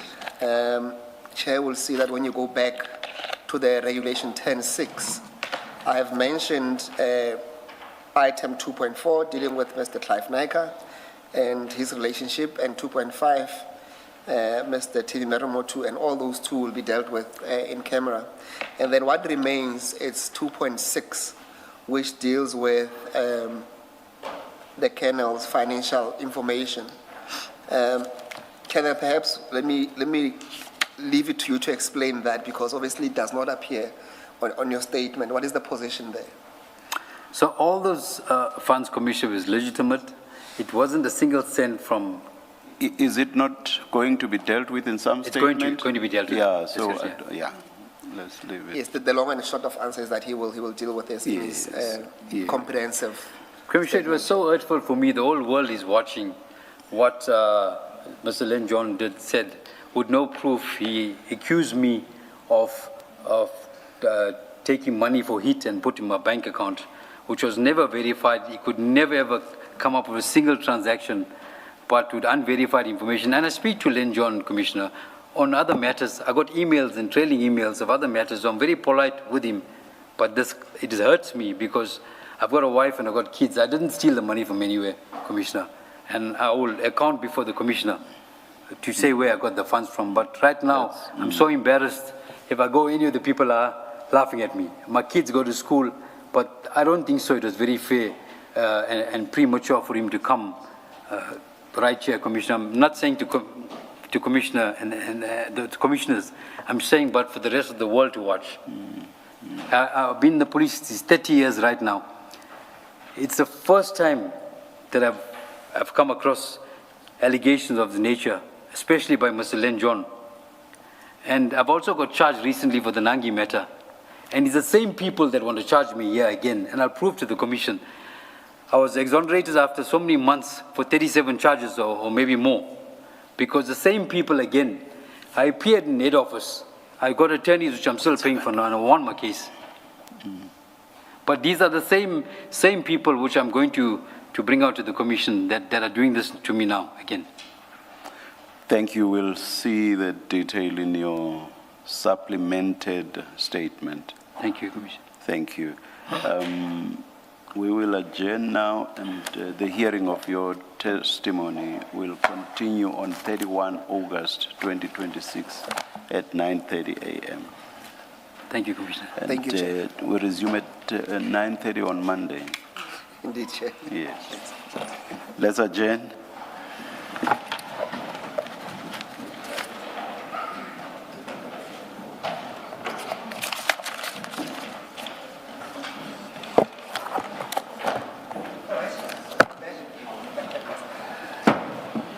Do well.